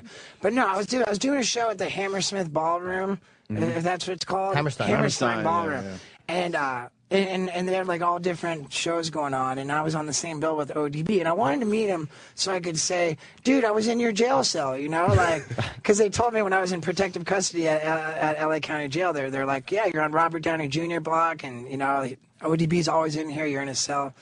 So I go into the room that ODB's performing in, And he's fucking smoking PCP on stage, sharing it with the crowd, with his fucking pants down. And I'm not even exaggerating. His fucking pants were down. I'm talking like uncircumcised pants down. You know, smoking PCP, sharing it with the crowd. And I'm just like, I can't even fucking believe this. So I work my way up to the stage, and one of the people like in his crew, they see me by the stage, and they're like, no way, Steve-O, come on up. So I get up on the stage, and ODB's, and I had my little camera because I wanted to get a picture with him, and I'm making these little QuickTime videos of ODB rapping it, and then I made like 3 videos. The first one, like, he's still rapping, you know. The second one, he's really slowing down. You know, he's really deterred. And then the third one, he's just straight sitting on the drum riser, slumped over, still holding the mic and the joint of BCB, and just motionless, just passed out. Shit. This is like the sequence of videos, and I just couldn't even believe it. It was so fucking rad. And the next morning, I was still in New York. The next morning, I come over to be on G Unit Radio with Who Kid. Oh man! And I was telling the whole story, and it was the wildest. I was bugged out. I was like, "What the fuck?" It was the wildest. Did you actually meet him that night? I did not. No, I didn't. I was just he was passed out by the time. and then I took off, so I didn't ever actually get to introduce myself. But what was your next interaction that Hookie was talking about? I brought weed. I brought him weed to the studio. Right? We rolled a joint on that. The next interaction, that's a much juicier story. This was after ODB passed. It was summer of 2006. They had the what do they call that Wu-Tang tour? The Wu-Tang Forever. No, it was Rock the Bells. Yeah. Rock the Bells. So Wu-Tang's headlining. I'm drinking all day. They're taking forever to get on stage. By the time we get on, I'm just fucking hammered. And I've got this thing where I'm gonna do this stunt during the tribute to ODB portion of the show. Oh, shit. And I'm telling Method Man, it's gonna be great, man. I'm gonna come on stage with you guys when you guys honor ODB, and I'm gonna fucking strip naked. I'm gonna fucking wiggle my balls and dick back and forth and catch them in like a mangina position, you know? I call that the double back, you know. I fucking thrust back and forth, then I fling it all back and I catch it, you know. And then once I've got it like the mangina, then I'm going to do a standing back flip. It's called a double back flip. And so then and Method Man, I'm telling this to, he's kind of cracking up, and then I'm like, oh, okay, so it's cool. I'm all drunk. And then later he comes up to me. Before they go on, he goes, dude, you can't do that. You can't do that, dude. They're gonna fucking kick your ass, dude. They're not cool with that. Holy shit! Because you can't do that. And I said, let them kick my ass. That's what ODB would want, you know. Oh my God! And so I'm just hammered. No, Steve. So the time comes. They've got ODB's mom on the stage. You know, they're doing the whole thing. R.I.P. And in my defense. In my defense, Method Man did hand me the mic. I don't know if that's in my defense or not. Yeah. but he handed me the mic, and so I tell the whole story about I was in jail and I was in his, they said I was in his cell. Now I'm gonna do something for ODB. I'm gonna get naked, and so I strip off my clothes. And on the footage, because I had someone filming it, everybody's still laughing. Everybody had a sense of humor about it. They're all like, oh, damn, this guy's crazy. And I flip my balls into my dick back and forth. I do the back flip. Everybody's laughing. Everybody's laughing. I didn't think you'd get that far. Yeah, I did. I got that far. Then they went into, like, Shimmy Yeah, and then they played, like, Brooklyn Zoo. Everyone's dancing around. I'm all dressed. I even gave ODB's mom a hug after the whole thing. She said that I was the son that she never had. It was like a touch and went. Where's Dicko? But no, I didn't know Dick out then. But then after like the 2 ODB songs, almost like as an afterthought, and I'm still out there on the stage, all of a sudden Raekwon, who's the Wu-Tang guy, Raekwon, he grabs me all violent by my neck and just drags me out to the center stage.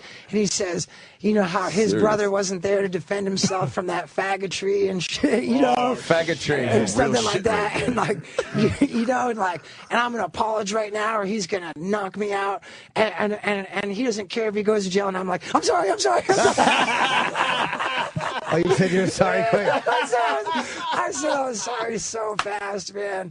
And that was about. I really did look like a bitch. And man! And Raekwon was like, like the what do you call it? The fucking.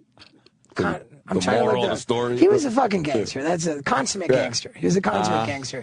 And then security said, "Hey, you got to get out of here. You're gonna die." Wow. So I'm shocked he 15 didn't get his security ass killed though. He had 15 security guards ushered me into a car and got me the fuck out. Balls. So I was really embarrassed about Literally. Why did he get I was genuinely embarrassed. Why did he do that? Like that? Why did he wait? Why did he wait and do it as an afterthought? I don't really know. They probably were in shock because when black people see white balls, it's just like a But shock. you hugged his mom. That was also Raekwon's mom, right? No, that was. I'm not sure. I don't know. You don't like Raekwon's moms? No. He said my brother. He means. Right. Oh, he wasn't saying they're not actually brothers. Okay. I thought maybe they were actual blood brothers. No. It wasn't like that. So it was annoying him while it happened. They call each other brothers, Jimmy. I think it was. Yeah, it was annoying while it happened, and then it just kind of built up, and then all of a sudden he snapped. Did you see him? I think he was even extra angry when he got to me because he didn't let it go. Yeah, he dragged me. Grab your neck. Did you see him walking up the way it does. Dude, did you see him walking up to you? I didn't. It was just out of nowhere, out of blue. Were you laughing for a second because you thought it was a joke? No. I knew that shit was oxygen. I knew that shit was dead. Wow, that's serious. crazy. So you apologized. What was the crowd doing when he did that? I apologize, and I mean I was just like the bitch on stage. I've had people come. I had people come up to me in the industry. Oh, dude, I was at that show. Laughing, people, whatever. In prison, that would have been a rape right there. Yeah, I guess so. Yeah. You'd have been like, yeah, fuck me. Have you seen him since, Raekwon? I haven't seen Raekwon since, but I saw RZA since then. Yeah, RZA was in here. Yeah, he was in RZA. He's a cool guy. Yeah, I saw RZA at the VMAs, and I went up to him and I was like, "Hey, man, I really owe you an apology for that." And he said, "Oh, come on, dude, we're all cool with you, Hey, I'd love to see Raekwon and say something. He's like the gangster of all Wu-Tang. Yeah, he's like the killer. Yeah. Like Raekwon is the real deal. Yeah, he's like, oh my god, he tied. I've known he tied an artist, like a famous artist. Tied him up and held him and filmed him and everything. Why did he do that? Why I'm saying it's an O&A, but why did he do that? They owe him money. For the black community out there. Yeah, right. I guess there's a certain artist that dissed him, and then he kidnapped the artist, tied him up, and filmed him. I'm not gonna say the name. Give us a clue. Was it Sherman Hemsley? Or write it. We're not brave enough to say it. Write it down. I want to know. I'm not brave enough either. No, just write. I just want to know. So he kidnapped the artist who dissed him. Was it a rap? Wow. Was it an artist that would be shocked to hear it, or was it like an actor who you wouldn't be surprised to hear got punked? You wouldn't be kind of shocked, but you'd be like, damn, that's fucked up, man. And he filmed him what? What did he film him? Tied up? Probably. Yelling at him, you pussy, you bitch ass motherfucker. Probably gonna call me your daddy and stuff like that. Just don't fuck with Raekwon. That's it. But he did, and he survived. He's a survivor here. Yeah, I mean, it wasn't my intention to. Yeah. I mean, like, my heart was in the right place. I guess my penis. Yeah, dick and balls, wrong place.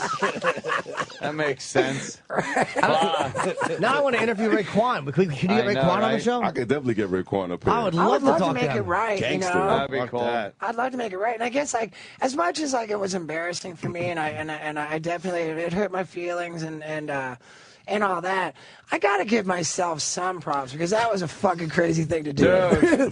Method Man told me I would get my ass kicked, and I was like, fucking let him. I was like, let him, and I went through it. I'm surprised he didn't crack you in the face when he had you. That goes up there, I think, with one of my gnarlier stunts. So none of the guys jumped in to help you when Raekwon grabbed you? No, I was on my own, and they didn't have my apology came pretty quick. You should have filmed a segment for Wild Boys. It all exists on video. And I want to see that. It all exists. That'd be great to see, video. right? What is the #1 stunt? Oh man, I don't know. Like my favorites, I would say, jumping out of an airplane with no parachute into the ocean.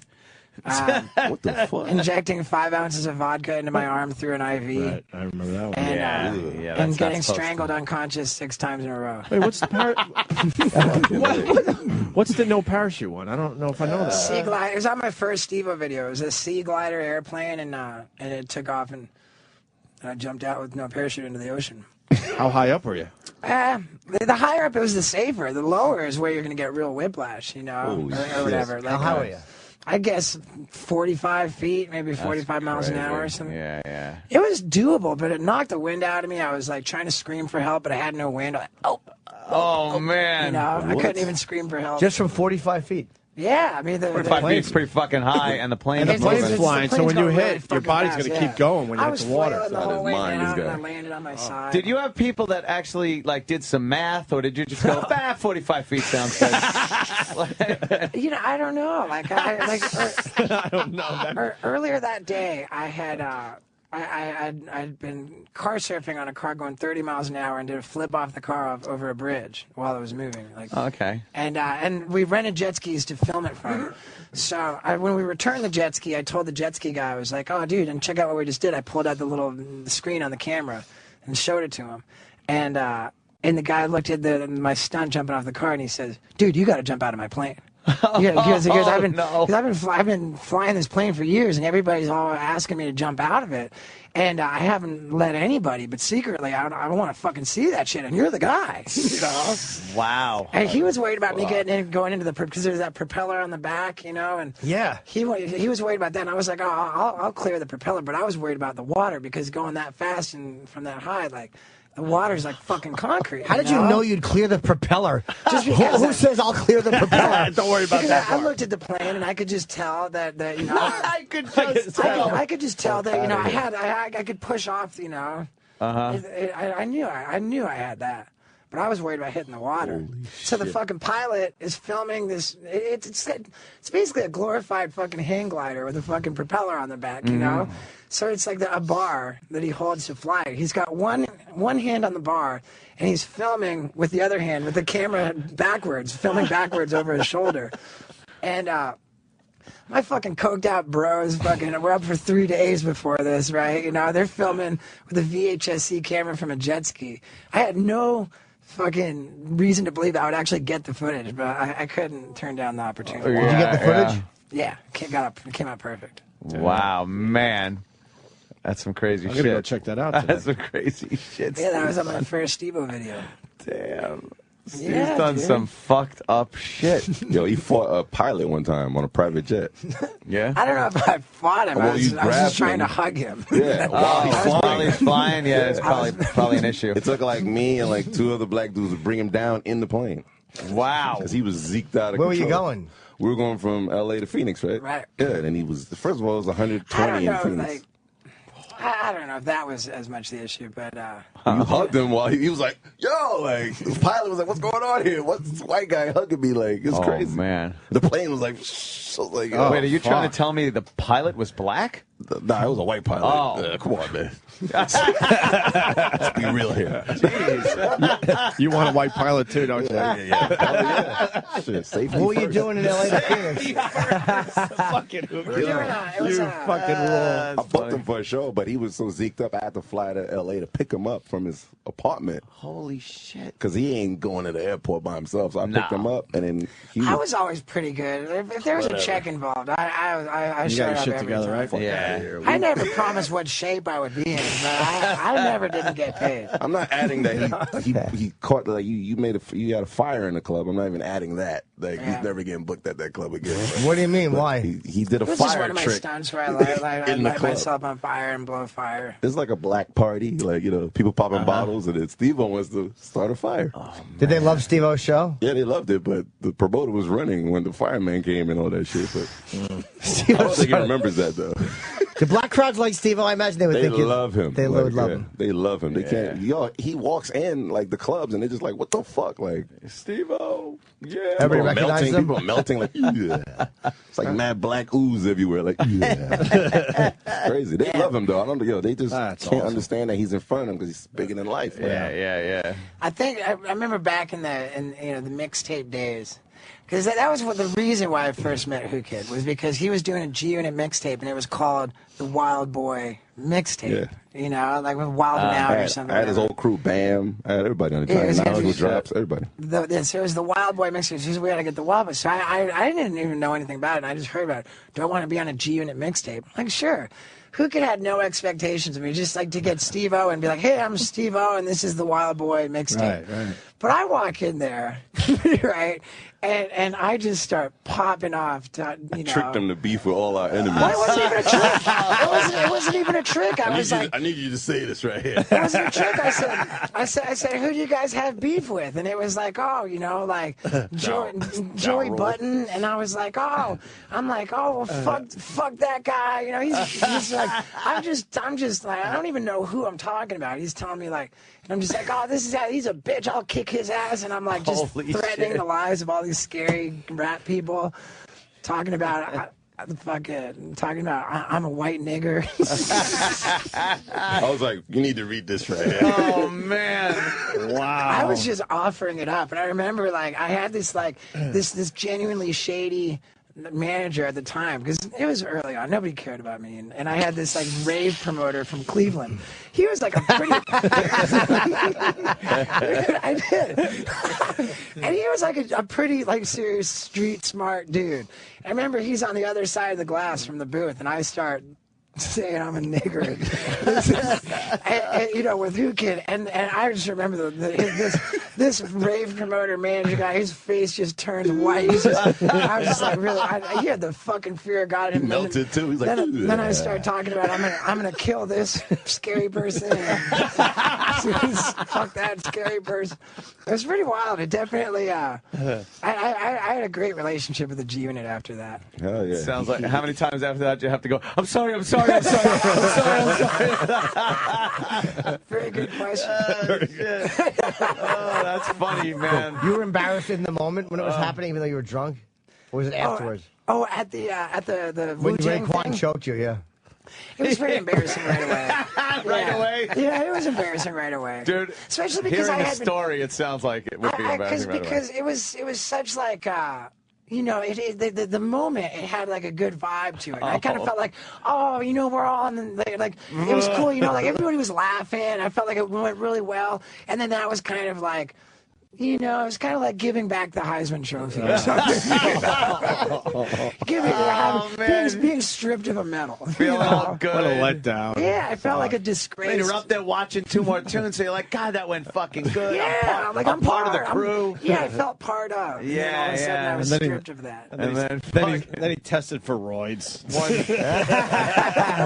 That big fucking hand on your throat. Is he a big dude? Yeah, he's huge. Yeah, Raekwon's he's a real pit bull, huh? Yeah, he's like, literally. Yeah, you described him the right way. Pit bull. To be the badass in Wu-Tang. That's pretty impressive. Right? He's called Raekwon the Chef. The chef. Yeah, he used to cook coke and niggas. You cook the shit out of you, man. I'm telling you, man. You're lucky you live, man. Holy shit. How do you spell his name? I don't even know what he looks like. That is lucky. It's Raekwon. Okay. The Chef. They're from Staten Island, right? All those guys. Yeah. Okay. Murderers. Can you get me in touch with him, man? I would love to. I could do that, yeah. I would love to talk I got a cell number. We call him. It'd be funny if he just choked you right off the bat again. Yeah. I thought I told you, motherfucker. Shit. You think he'd talk to Steve-O? What a wild-ass story, man. That's fucking crazy. I mean, That was years ago. It's with utmost honesty that I'm telling the story, and it is what it is, dude. It's a cool fucking story. Great No denying. That's the best celebrity cool story I've ever heard. You got Can't choked beat by it. a member of Wu-Tang at the wake of another member of Wu-Tang? You're never going to beat that.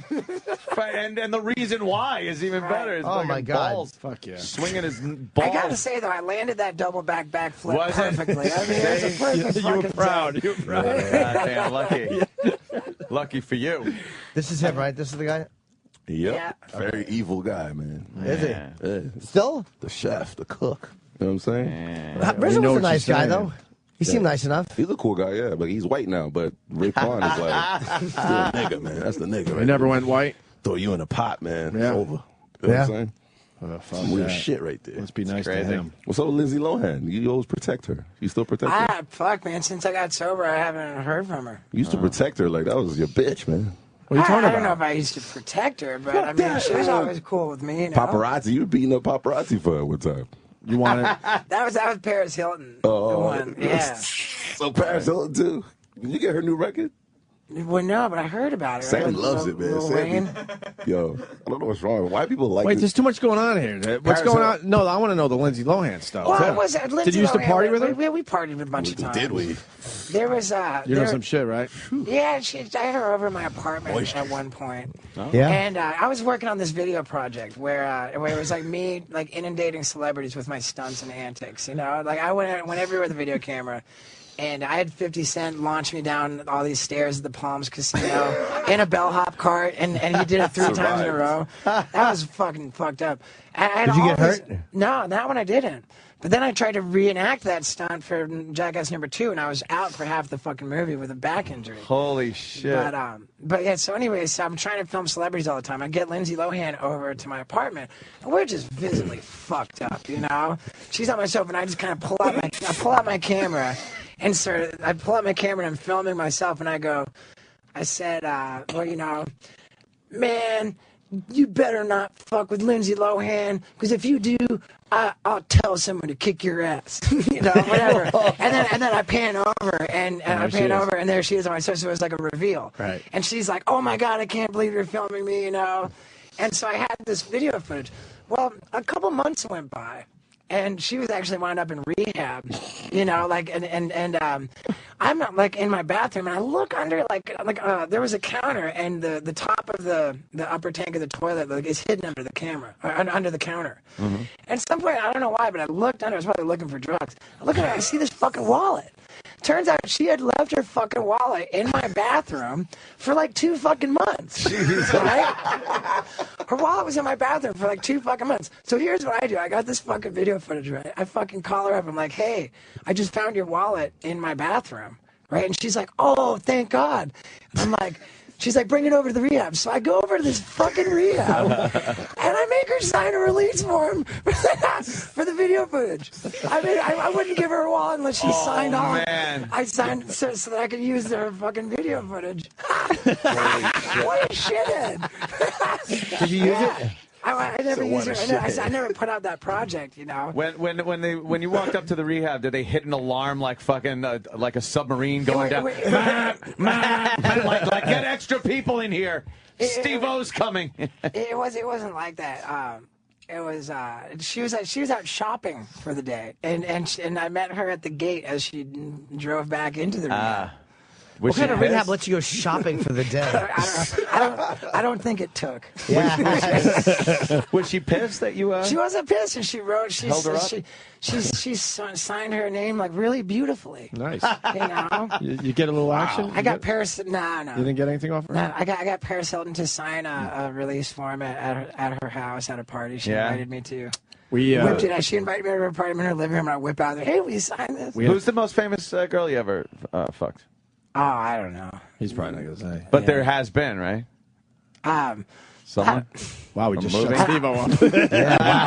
That's what it takes to shut him up. Ixnay on the. We didn't have a good time with You Paris. never fucked Precious, did Singer you? movie? You fucked Precious? Yeah, do you ever fuck Precious? I think you did, though. Fucking Precious. Yeah, that's what we should be asking. What'd you The say? worst one. What was the worst one? You Say you didn't have a black chick, I tell you. You didn't have a good time in Paris? No, with Paris. When she came in here? Yeah, we did she's not. terrible. We did not hit it off with her, unfortunately. Oh, yeah. She was really. And we tried. When was it, though? When was Not it? long ago. I gave her a bit of a talking to, and I wasn't that brutal to her because she wasn't being mean. She was just being very not revealing. And it was when she was doing the reality show. She's being aloof. We were on our best behavior, Steve. We were really nice to her. The reality show, the one that failed. didn't do very well. Yeah, recently. Yeah. Well, She I mean, needed you a gotta little help there. understand. And I mean, we didn't even ask a bad question. No, not at all. Set her And off. nobody was trying to be shitty to her. We really weren't.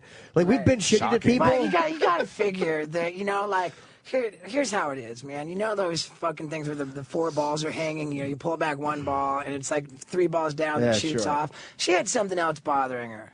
Yeah, and it was just you guys that... we were the... You know what? Fucking... That's accurate.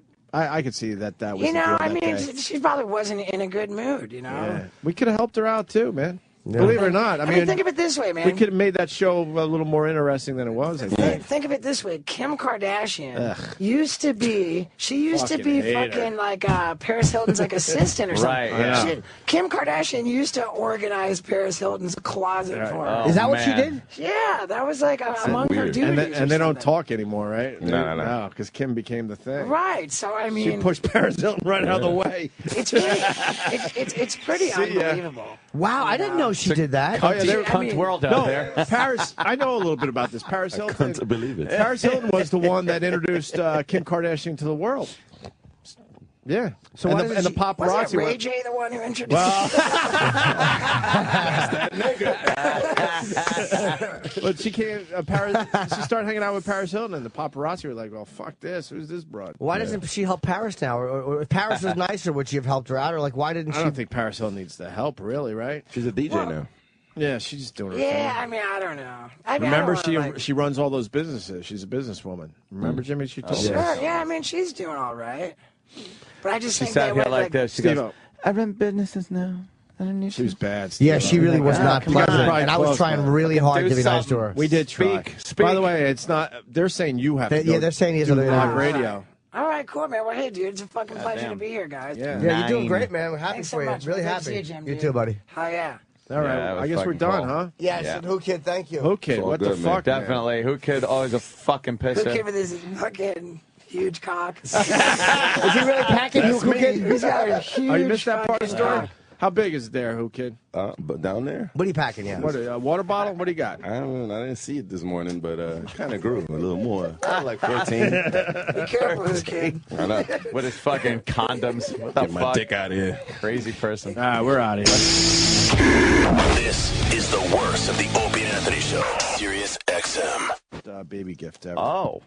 The fuck is that? So I got home yesterday, and my wife's like, blank. Her name will be blank. Oh. Our cleaning lady. Ah, okay. She goes, hey, got a gift from blank. I go, oh, that's nice of her. And it is nice that she thought of us. Mm-hmm.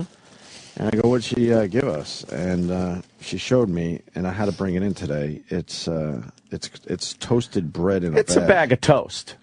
She gave you a bag of toast. Now, I've been poor still most of my life. Poor.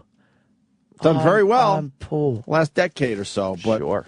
But when you really add up the years, I've been poor most of my life. More still. than not. More than not. Yeah. And times got bad.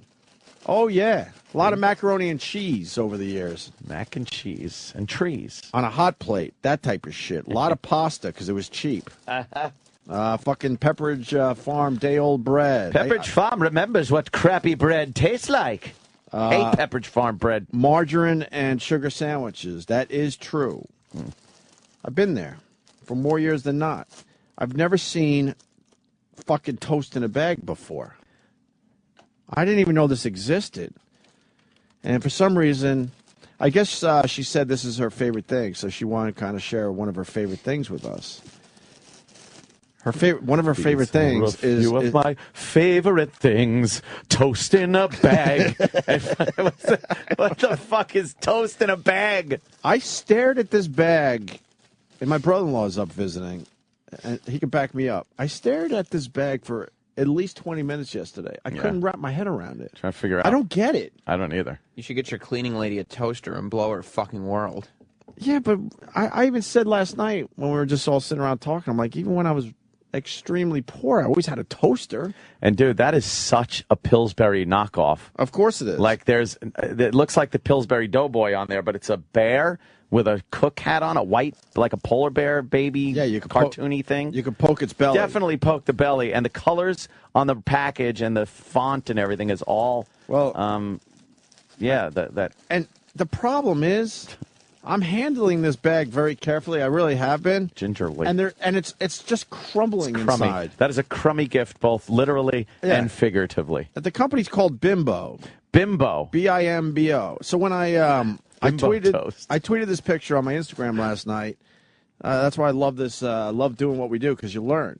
So many people said Bimbo is a company that sells to, I guess, Mexicans. Mm-hmm. Oh, it's a really? Mexican company. I did not know this. That's the Mexican Pillsbury. Yeah. So I'm looking at the toasted bread. The bread born toasted is their slogan by the company Bimbo. It's a new product, Anthony. Oh, it's a new product. That's new. New toast. It's original. I don't know if you could claim originality on toast, It's toast. but Stop they it. are. Ooh, I invented toast. Before toast. Bimbo toast. That was me. What else can I say about this? There's a serving suggestion. Put on plate, eat. No, the serving suggestion is peanut butter and jelly on top of Jelly or jam? Toasted bread. E-Rock, comment? It looks like jelly in this case. Oh. There's I thought 14 jelly or slices jam. per package. And the expiration date is December 12th. What kind of bread are they using What? that it's going to survive until December 12th? Wow. She just got it, so they're basically saying you could have this laying around your house for 2 months before you got to throw it away. And they say caution. It's a big caution thing at the bottom here. It says What caution. could be dangerous about toast? Ready? Yeah. Do not microwave. Why not? Why? Well, we're going to find out because I think I got my viral video. It's I'm going to fucking toast. I'm going to microwave the toasted bread. What could possibly... It says, wait. Read that exactly how it's written. It says, like, caution. What does it say? Caution, do not microwave. Caution. Do we have a microwave here? Yeah. What could be dangerous about microwaving toast? I bet it catches on fire real quick. Yeah, there's no moisture. Let's do this. There's no moisture whatsoever. Yeah, left. but is that... Yeah? You think it starts on fire? It's like microwaving paper. Well, I don't think that would do anything, Now, would it? E-Rock, you are America. You are he's the a consumer. Mm-hmm. Have you ever heard of toasted bread in a bag? I saw it a couple months ago. They have a huge display of it, like it's the best thing ever at some supermarkets. It's nobody Really? buys it. It's never empty. Is it down on that bottom Mexican shelf in the fucking supermarket? You know how all the Mexican shit's down at the bottom shelf? Those Goya beans, the big fucking, like the sack that you see over a burro's fucking back of beans. Pre-cut pitas? Yeah, and that fucking Goya juice shit. They don't get good placement on the... No, horrible placement. It's every bit of it is by your wheels when you're fucking wheeling down the aisle. I'm not trashing this lady, because we do love her. Well, but I had to bring it Good in. cleaning lady, horrible gift giver. Yeah, terrible. I had to gifts. bring it in. Bimbo bread. I don't really understand this. Are you gonna microwave it here? What does bimbo mean in fucking Spanish? Does it mean anything? Toasted bread. Is it? I No. doubt it. No, Anything? no. G? What does it mean? Type it in. You're half fucking Mexican or something, aren't you? Half black, half Mexican? What are you? It doesn't mean anything. Serving size. It means nothing. Nothing. It apparently means eat my ass. Either that or she's just telling me to eat my ass. Ready for this? Yeah, why? The serving size, one slice is a serving. Oh. One piece of toast. I'm full. Well, fucking call me full. I've had a slice of toast. Don't microwave! No! And the percentages of daily value, there's a lot of zeros. It's just... Yeah, that could be nothing. There's a lot of nothing here. So I had to share this. I don't know what else to do with it. Put it in the mic. When are we doing the microwave? Bimbo owns Wonder Bread. Yeah, they also own Thomas's English Muffins. What? Bimbo? Yeah. No way. Yep. They do not own English muffins. No. It's the same company. They do not. Arnold's Bread. Is it under and the same Thomas's corporate English Muffins. umbrella? Are owned by Bimbo? Mm-hmm. Or, the same company owns Bimbo and Thomas's English All Muffins. right, look, that's a big difference. And Arnold's The same Bread. company that owns Bimbo owns Thomas's English Right. Muffins. Yeah, You're not saying Bimbo owns Thomas's Right. English Not Muffins. It's just under the necessarily. same corporate umbrella. Yeah, Correct. stop it. Is Put there it a in bag tie on it? Can Big controversy. I don't know. People are asking. No, They also make Entenmann's cakes and Sara Lee. No, they don't. It's under the same corporate umbrella. Yes. Are you going to put it in a microwave here? Yeah, we can. I hope so. Do we have a microwave we can bring in the studio? No, but Opie can get on What do a you phone. mean, no? I'm not getting on a Man. phone. What is this? Fucking Jocktober? Yeah, what? Yeah. We could send Sal down to unplug the microwave in the kitchen and walk it in here. That's what I'm saying. Let's bring a microwave in here. Who cares? It's still early. Sal might start using it as a wallet. That's To true. just be ironic. They're Yes, they do pronouncing it things. wrong now. What do you mean? What? It spells bimbo. How the fuck do I? How do you pronounce bimbo wrong? Yeah, how do you pronounce it wrong if it's spelled bimbo? I'm American, God damn it. Sierra. Hi. Oh. It's pronounced Bimbo, and there's a whole commercial. You should play the theme song. It's ridiculous. There's a commercial? Oh, yeah. Bimbo. But it's Yeah. spelled bimbo. But they say it like, hey, a bimbo. This is a bimbo.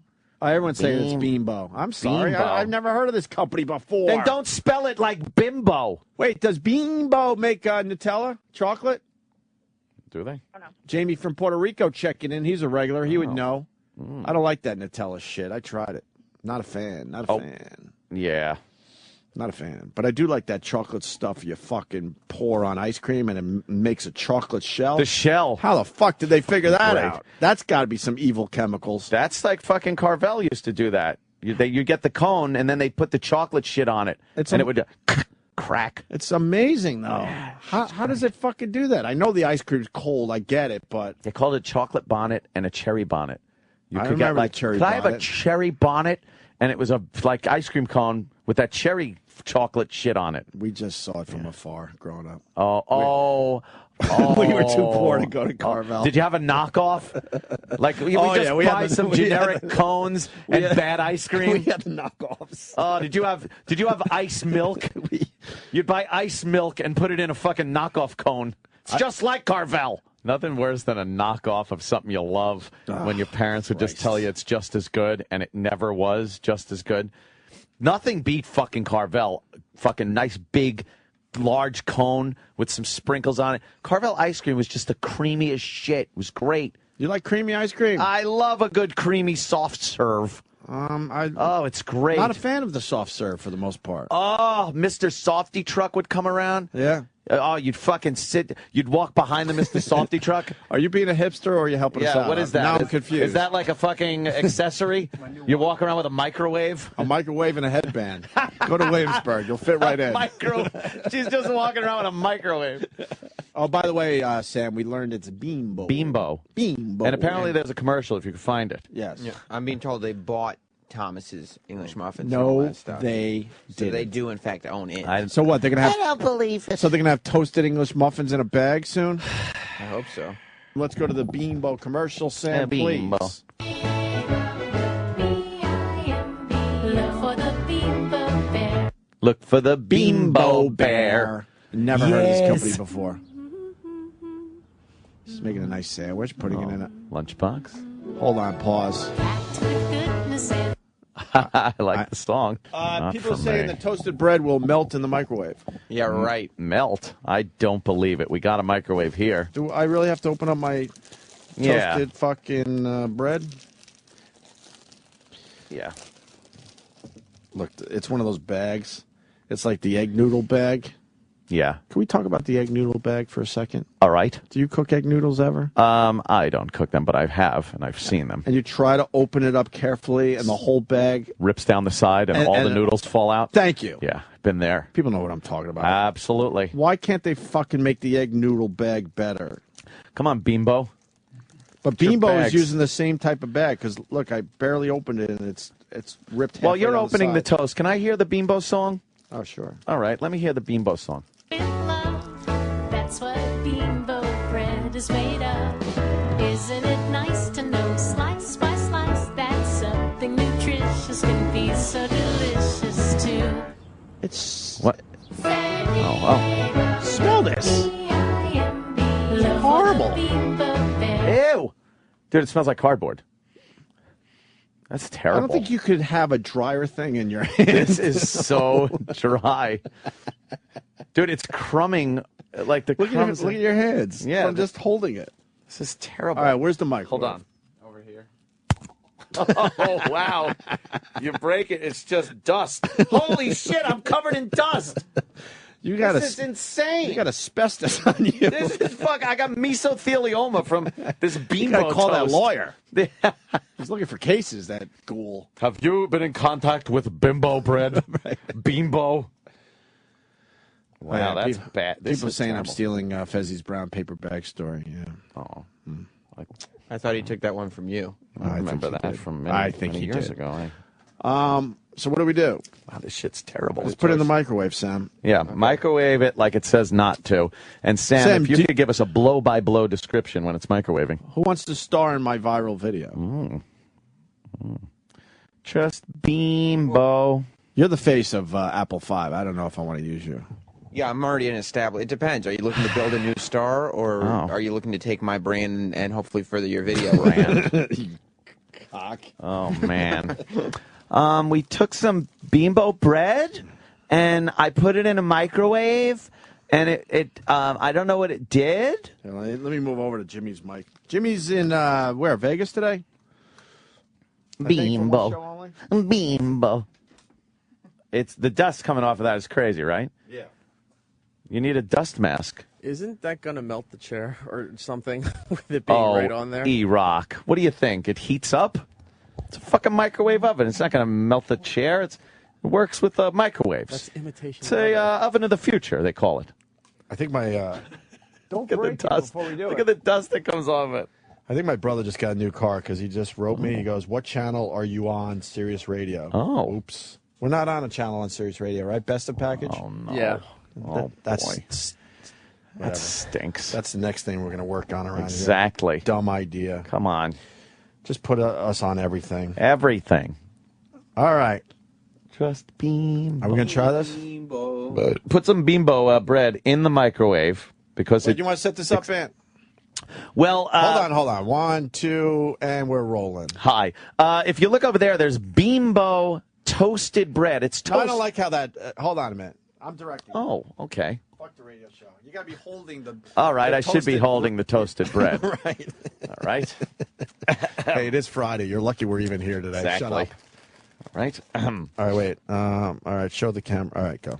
Hi, this is Bimbo toasted bread. It's toast in a bag, which is crazy enough, but who would think that there's a caution, do not microwave warning on it? So I guess we're going to see what happens when you do microwave Bimbo toasted bread. Sam's putting it in. I hope something happens. I don't know why it's so dangerous. Do we have a fire extinguisher? Oh boy, the microwave is precariously perched on a little lounge chair, a lazy boy recliner. 30 seconds, and there it goes. All right. Is it rotating? Is it a rotating microwave? It's rotating. And one of those. Yeah, it's rotating. We're about 10 seconds in. There are no flames to be seen. No just flames. yet. Nothing happening. It's very dry bread, and microwaves work off of moisture. They actually agitate the molecules. You're kidding me. And because of the friction between the molecules, it heats up the food. Since there's no moisture in that, I would just think nothing happens. But a caution is kind of silly. There's the little signal that it's all right. What do you got?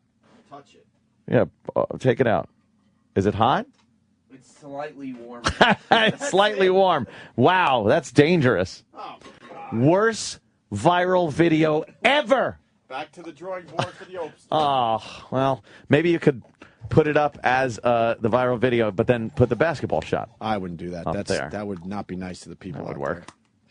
What if we just put it in for like 10 minutes and we just continue to do the show? That's a good idea. And then if Sam. something happens... That's a great idea. So I just throw 10 minutes on the microwave? Yeah. Yeah, let it rip with 10 minutes of a high-power nuking of a Bimbo bread. A Bimbo. A Bimbo. Oh, he's putting it on the floor. Just in case. Why just in case? What if the whole thing blows up?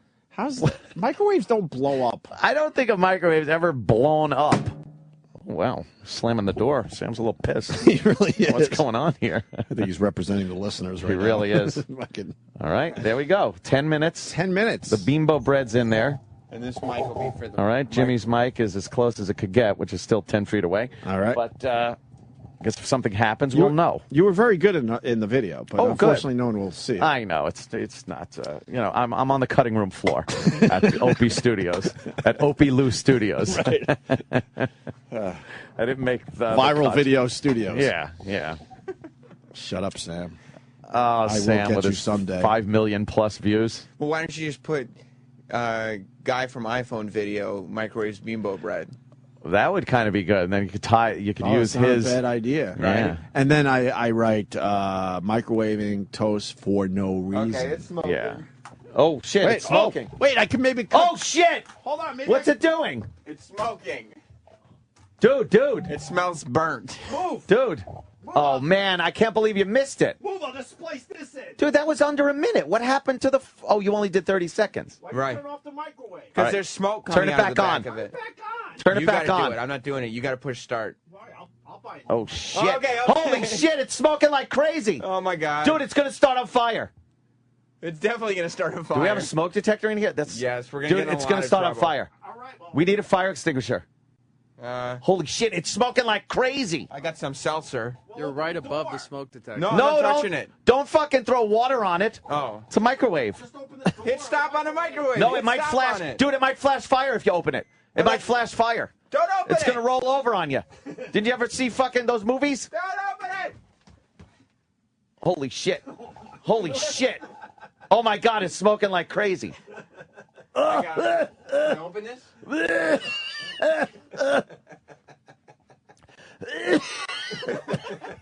Oh my God, everyone get on the floor. Lay low. Lay low. Oh, cool. We got a fire extinguisher just in case it bursts into flames. Holy fuck. Danger. Do not microwave the bagged toast. See? They were right. Holy shit. It's fucking smoky as hell in here. And it reeks. Where does it say that again? Oh, right there. Caution. Oh, God. Do not microwave. All right, I foresee us getting in big trouble now for smoking. Yes, yes. I foresee this not ending well as far as management goes. Oh, God, it stinks in here now. It smells like a fire.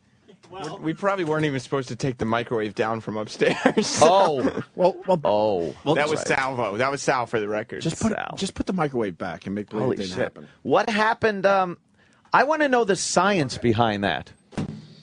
Why did it burn? We're going to get the smell out of here by having Sal bring the microwave back up with the Bimbo still in it. With the Bimbo. A Bimbo.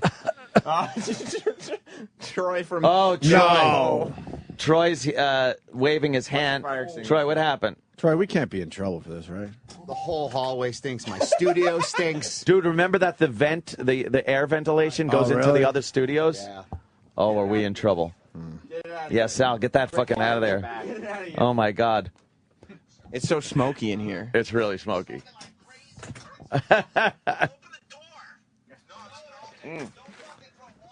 Holy shit. Well, oh boy, am I going to do it? I'm going to do a spliceroo to make believe that's all one video. Make it one piece, sure. I'm bringing it to Ron Howard Studios. People are going to see that we set it for 30 seconds and ask why it's counting down from 8 minutes in the splice. No one will notice. This Shut is up, Sam. terrible in Microwave's here in now. a different spot. It's really bad. Yeah, it is. I'm going to open the door again. Why? We can't open Just the door? turn the air conditioner down so it stays on, and it'll vent out of here. Can we microwave other shit while we have the microwave for a few more minutes? I don't really think we should push it. Really? Yeah. Microwave this can of V8 closed. Nice. What would happen? Man, I don't know, but it wouldn't be good. I bet it would explode. You know what the can of V8 going off in a microwave would This is a look bunch like? of kids who cut school for a day. Yes. Come on, man. We're making viral videos. And then we moved the that would be microwave bad. to a different room with Bimbo still in it. And why didn't we have just a cute kitten walking around as we did our fucking viral video? Damn it. Otters holding hands. You know what? Otters holding hands. A little kitten. Just wandering around in the background. Maui. Right. Oh, the kitten would have coughed. Would have been adorable. It would have been. Love a kitten. This is the worst of the Opie and Anthony Show. Sirius XM. What's this tape about? We're about to listen to. Yes. It's good. I hear it's really good. It's my first Probably is. TV appearance. Oh, what a First TV appearance. And what was the show? featuring cunts, starring me. It was Friday Night Videos. Friday Night Videos. I remember that show. Oh, it's fucking embarrassing. I might have watched this. I'll put the video up. I just haven't done it yet. You're rubbing your face. That can only mean that You're really proud of your work. I wish I had a gun to rub it with. This is truly embarrassing. Why? It just is. It was good enough for TV. That's where I get confused. I know, but a lot of things are good. Charlie Sheen is good enough for TV. Have you seen some stand-ups on TV? Yeah, dude, that's I so. Yeah, but you see that they're polished and doing something. Yeah. It might not be your cup of Joe. I was going to say that, but I know I say that a lot. It might not be your taste or whatever. Yeah. Right? Yeah. All right, let's listen to this from Friday Night Videos. Friday Night Videos. Friday Night Videos. Jimmy. What year is this, Jimmy? 1996. Anything we should be looking Thank for? You. Yes, bad you. jokes. How are you? Pause. Good. How are you? How are you? What are you doing? Wait a minute. Your legs are very close and tight together, like you're almost clinching your butt cheeks, and you're rocking on your heels a little and arching backwards and forwards and clapping your hands like, well, yeah. Yes, I am. All I'm right. doing all of those I just wanted to things. make sure I had it correct. Excellent confirmation job. I'm doing all of those things. All right. I was trying to be likable and well, it's coming across fine. I like you. A quirky character. A little quirky. But by this point, like you heard the 93 tape, which is worse. By this point, 3 years later, I was getting out of it, but I wasn't out yet. It takes you a while to find Were you still trying to find your voice? Exactly. Really is that. Little character thing. Not comfortable in your own skin up on stage, was it? So you had to put on a little. There's got to be a better way to say that. I hear that so many times, especially with stand-up comics. I actually was watching a documentary on Bill Hicks last night, and they were explaining when he finally found his voice. Do you like when they say that? I don't like the expression, but I get what it means. You understand what it means. Yeah. It just seems like there's a better way to say that, but whatever. All right, here we go. All right. I feel good, man. I'm in a great mood. I feel sexy. I feel sexy. Wasn't a joke, but thank you for laughing. I wanted to look sexy because it's my first TV taping and there'd be some hot women here and I wanted to look good, so I ran out and spent $15 on a haircut that I could have gotten for free in a mental institution. This is horrifying, isn't it? This is awful. I grew up with a military... Jimmy can't even look at it. Look at this. Why can't anybody is the question. She fucked me up when she went, woo! Oh, that got you? Yeah, because the joke would kill. The opening joke would kill. $15 on a haircut that I could have gotten for free in mental institution. And she went, woo, and just... she did me too. Yeah. That was Conan's old studio in New York. Well, she did. Was Woody Allen an influence? Yeah, very much so. Can you see it in this? I never saw that in that, but you might be right. Slightly, I think. Maybe. Might be misreading it. I love Woody. Not copying, but right. Like. Oh, yeah, it's very possible, dude. A bit of his cadence. Oh, I never even noticed. father, which is why I got this. And I hated that because my father was a drunk, and he was a very embarrassing what happened there? man to be around because he would take me and my mother out and introduce us to people. It was like, this is my wife, and this is my son, this is for fighting, this is for fun.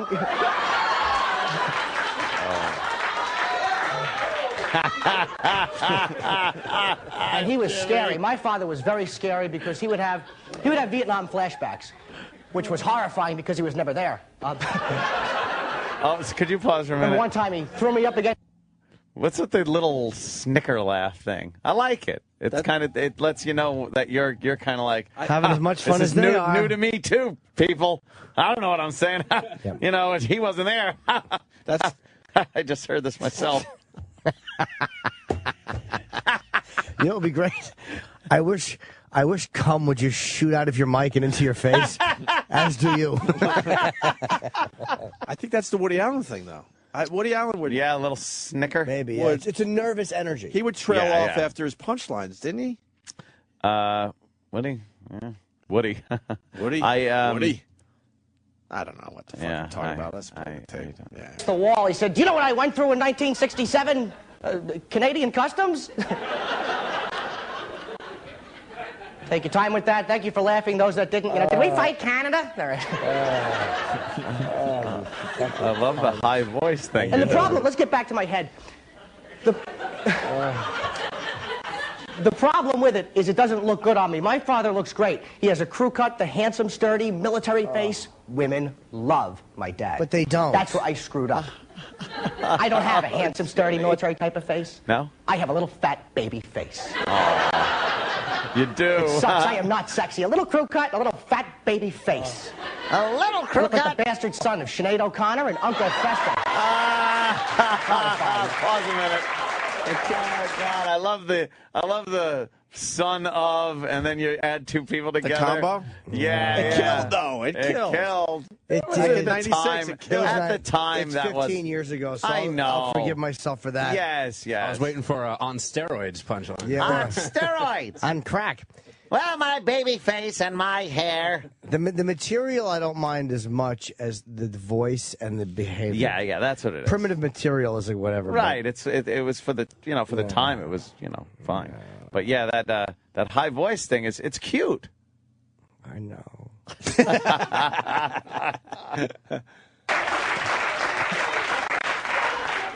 I look young, too, don't I? I hate that. I'm 27 years old. I look like a little boy. It's just the last woman that took me to bed tucked me in. That's funny. Average.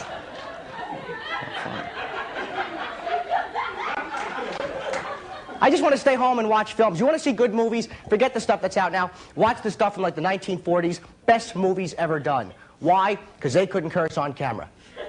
They couldn't, so they had to show like their anger and annoyance by overacting. They were great movies. Watch one of them. Every time they get aggravated, they wouldn't curse. They would just go.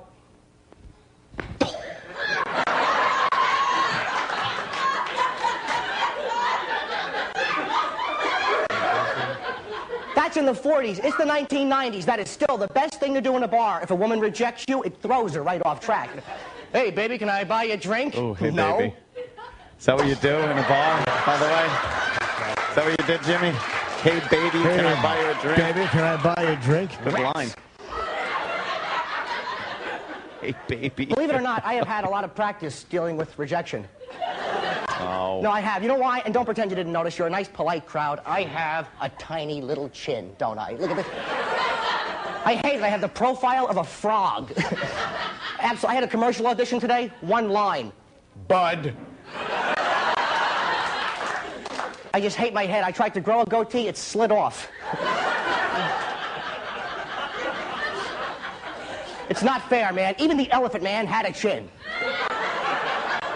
All right, granted, it was on the back of his head. I'm proud of that one. That's funny. You guys are good. It's okay to laugh. He's not here, and I'm sorry, but when your head is that big and fat, you deserve to stand in a cage while British children throw pebbles at you. British kids were great. They were ruthless. Look at him. He's got a big head. Pow! Pow! You're doing characters. I am not an animal! Yeah, well, you're not Mel Gibson either. Pow! Oh. You sounded like Can you tell I am so Catherine hyper right now? Hepburn. I drank like 6 cups of coffee backstage. I feel like I'm you're talking not like a Mel McDonald's Gibson hamburger either. tonight. You know? Abalones.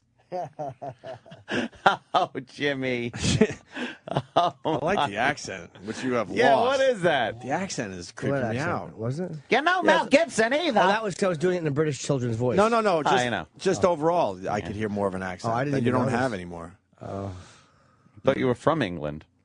Yeah. Well, that's what I tried to do. I tried to make it an organic experience for everybody. Jimmy's like cringing here. It's not that bad. The voice is a little high. It's not the material that bothers me. Yeah. It's literally. I actually like the fact that I was talking about making fun of the Elephant Man. Yeah. It's the voice is very odd. Where that came You're not from. Mel Gibson either. Your speaking voice wasn't that You should put this out high, on, was on it? Despicable. I'm going to. As in- I'm gonna put it on the line or something. Okay, like a hidden track or something. Do you like my belt? Well, it's the outfit of the times. No, you were just A tucked-in mock turtleneck. That's how people dressed. Look like Steve Jobs. Look like Steve Jobs. Yeah, I wish He's I got would the have bought same Apple genes. back then. No wonder women don't like me. It is not sexy to be this hyper on a date. You know, hi, how are you? Get away from me. You look like Cousin Ed after chemotherapy. You know? Oh, God. I would love to make love to a woman who is just as hyper as I am. That would be worth filming. You know, blah, blah, blah, bing, I can't sleep.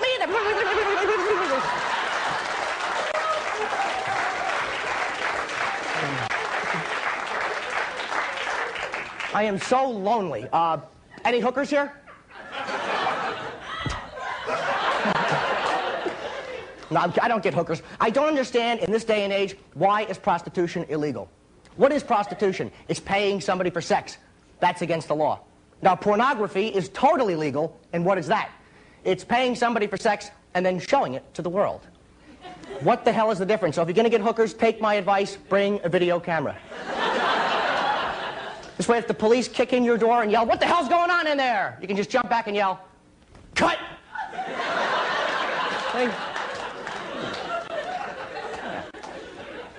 I want to talk about something that's important. I was almost killed today. This is true. I was cut off. Thank you for laughing at that. I was almost killed. My ribs. I was cut off by a tractor trailer. Now, I have an airbag in my car, a driver's side airbag. And if you are denying a you have an windbag. airbag, it is such a hazard to have. Because when you have an airbag, your horn is not where it's supposed to be, is it? Right? It's not in the middle of the steering wheel where it's been for 80 years, and that's where you need it when there's a truck coming. You want the horn right there. You know, you drive a truck, bonk, bonk. You don't have that with an airbag. You have these little crappy rectangular horns up in the corner. What the hell is that? It's not a horn, it's a chiclet. And it's not the same when there's a truck coming. It's like, truck! That's funny.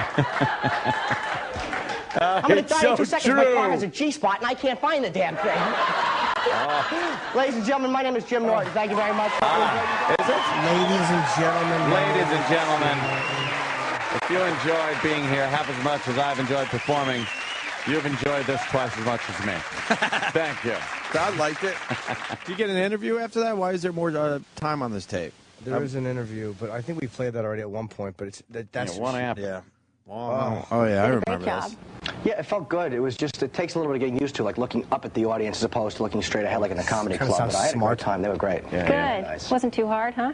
No, it was good. You just can't curse, so you got to like edit yourself as you You're so baby-faced. Well, how long have you been doing stand-up? About 5 years. You're trying to be very That's likable. not very long then? No, I started when I was 21. I was working in a warehouse, and I always wanted to do comedy. You know, Richard Pryor, 1980. I have to plug Pryor if he's watching. Which I know he is. I wanted to do comedy since I saw him.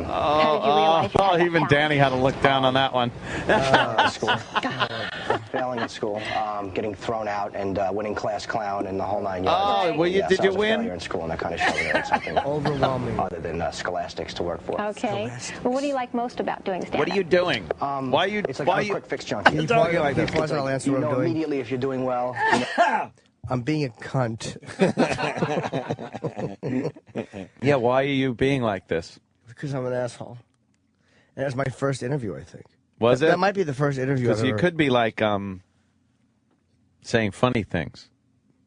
Allegedly, that happens during interviews. But I felt it was time to really be smart and likable. I was thin back then, too. You were very thin. We're looking at a very thin Jim Norton. And you're very fresh-faced. Yeah. Who's interviewing you? Young little whippersnapper. One of the co-hosts. Mm-hmm. And they showed the interviews from the other guys on the show, but they never showed mine. Yeah. Oh, why? Oh. No. Fair enough. Fair enough. You were taking it was like you're on fucking a political talk show. It's called being a bore. Barry was my manager when I did this, Barry Katz. Oh, was Barry. Barry. Someone is saying that exact hooker with Cameron versus porno bit was just on Family Guy. Really? Which obviously you did it a long time ago. 15 years Or the ago. Cleveland show. This guy forgot. I'm wondering I've if actually it's done close. that joke recently, but obviously much more subdued Ripping you and without off. all the, you know. Ripping you off. This sounds more like the Jimmy we know, by the way. This interview. Just your voice and stuff. Well, the voice isn't Yeah. that put on voice. Yeah. So. Let's see the end of this. Immediately if you're bombing. Whereas I guess with acting or anything else, which is another type of a skill, you don't know until it's released. I like that because I want to know now how I'm doing. What do you like least about it? Being judged by an audience. I don't even mind bombing. I mean, I don't mind that, but I hate when like you tell a joke and a crowd goes, The heckling and that kind of. Yeah, or if they're judging a joke. It's like, if you don't think it's funny, don't laugh, but don't groan at me because you know you're going to go home and rent Scarface anyway. Tough thing to do, so they shouldn't be judging you. Well, yeah, I mean, if you don't like something, I can accept that. I just don't like being, that. We got it. I got what you're saying. Yeah. Say it again. She goes, I got what you say. Yeah, right. Try to get it from my own experience. If not, I'll just watch Comedy Central and steal. Don't do that. No. I'm kidding. Okay. Now, if you weren't a stand-up comedian, what do you think you'd be doing for a living? I was in a warehouse before, Right. and probably that. I'm very lucky. I'm very grateful to be where I am right now. Where are you? I don't know what I'd be doing, to be honest with you. It was like, I know I wanted to do this since I was a kid, so it's either this or nothing. Right. Well, you're on the right track. So Thank you. Good luck to you. Thanks. Thanks for being here. Appreciate it. Okay. The smile. Very Yep. good, Jim. Thanks. Okay. Oh. Okay. Okay. Can you hear the little sniffle after? Yeah. Very good, Jim. Thank you. Both of you are under arrest for prostitution. It's not prostitution. You paid her to have sex. No, I paid her to have sex and we're filming it. So technically it's not prostitution, it's a porno. Oh, well, as long as you're filming and selling it, it's legal. Enjoy your day. Remember, kids, she's not a whore if she's an... Oh, that's the end of the clip. Yeah. I want to That thank is the same other bit. Lizzie on Twitter. That's great. Same bitch. That's the same fucking joke, Jimmy. Yeah, 15 years earlier. Which you did 15 years earlier.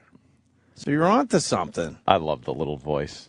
Yeah. It's just hideous. That was kind of sound like a progeria kid. Yeah, like a little. I sound like my name should be Seashell Boy. Seashell Boy.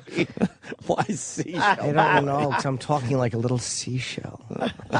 Do you have my? Wow, that's the original same copy? fucking bit, though, huh? It is, yeah. Thanks, buddy. Yeah, that is the same bit. That's it for the worst of Opie and Anthony. Well, gentlemen, another show. Well done. I knew what to expect. A douche chill moment. And boy, did you deliver.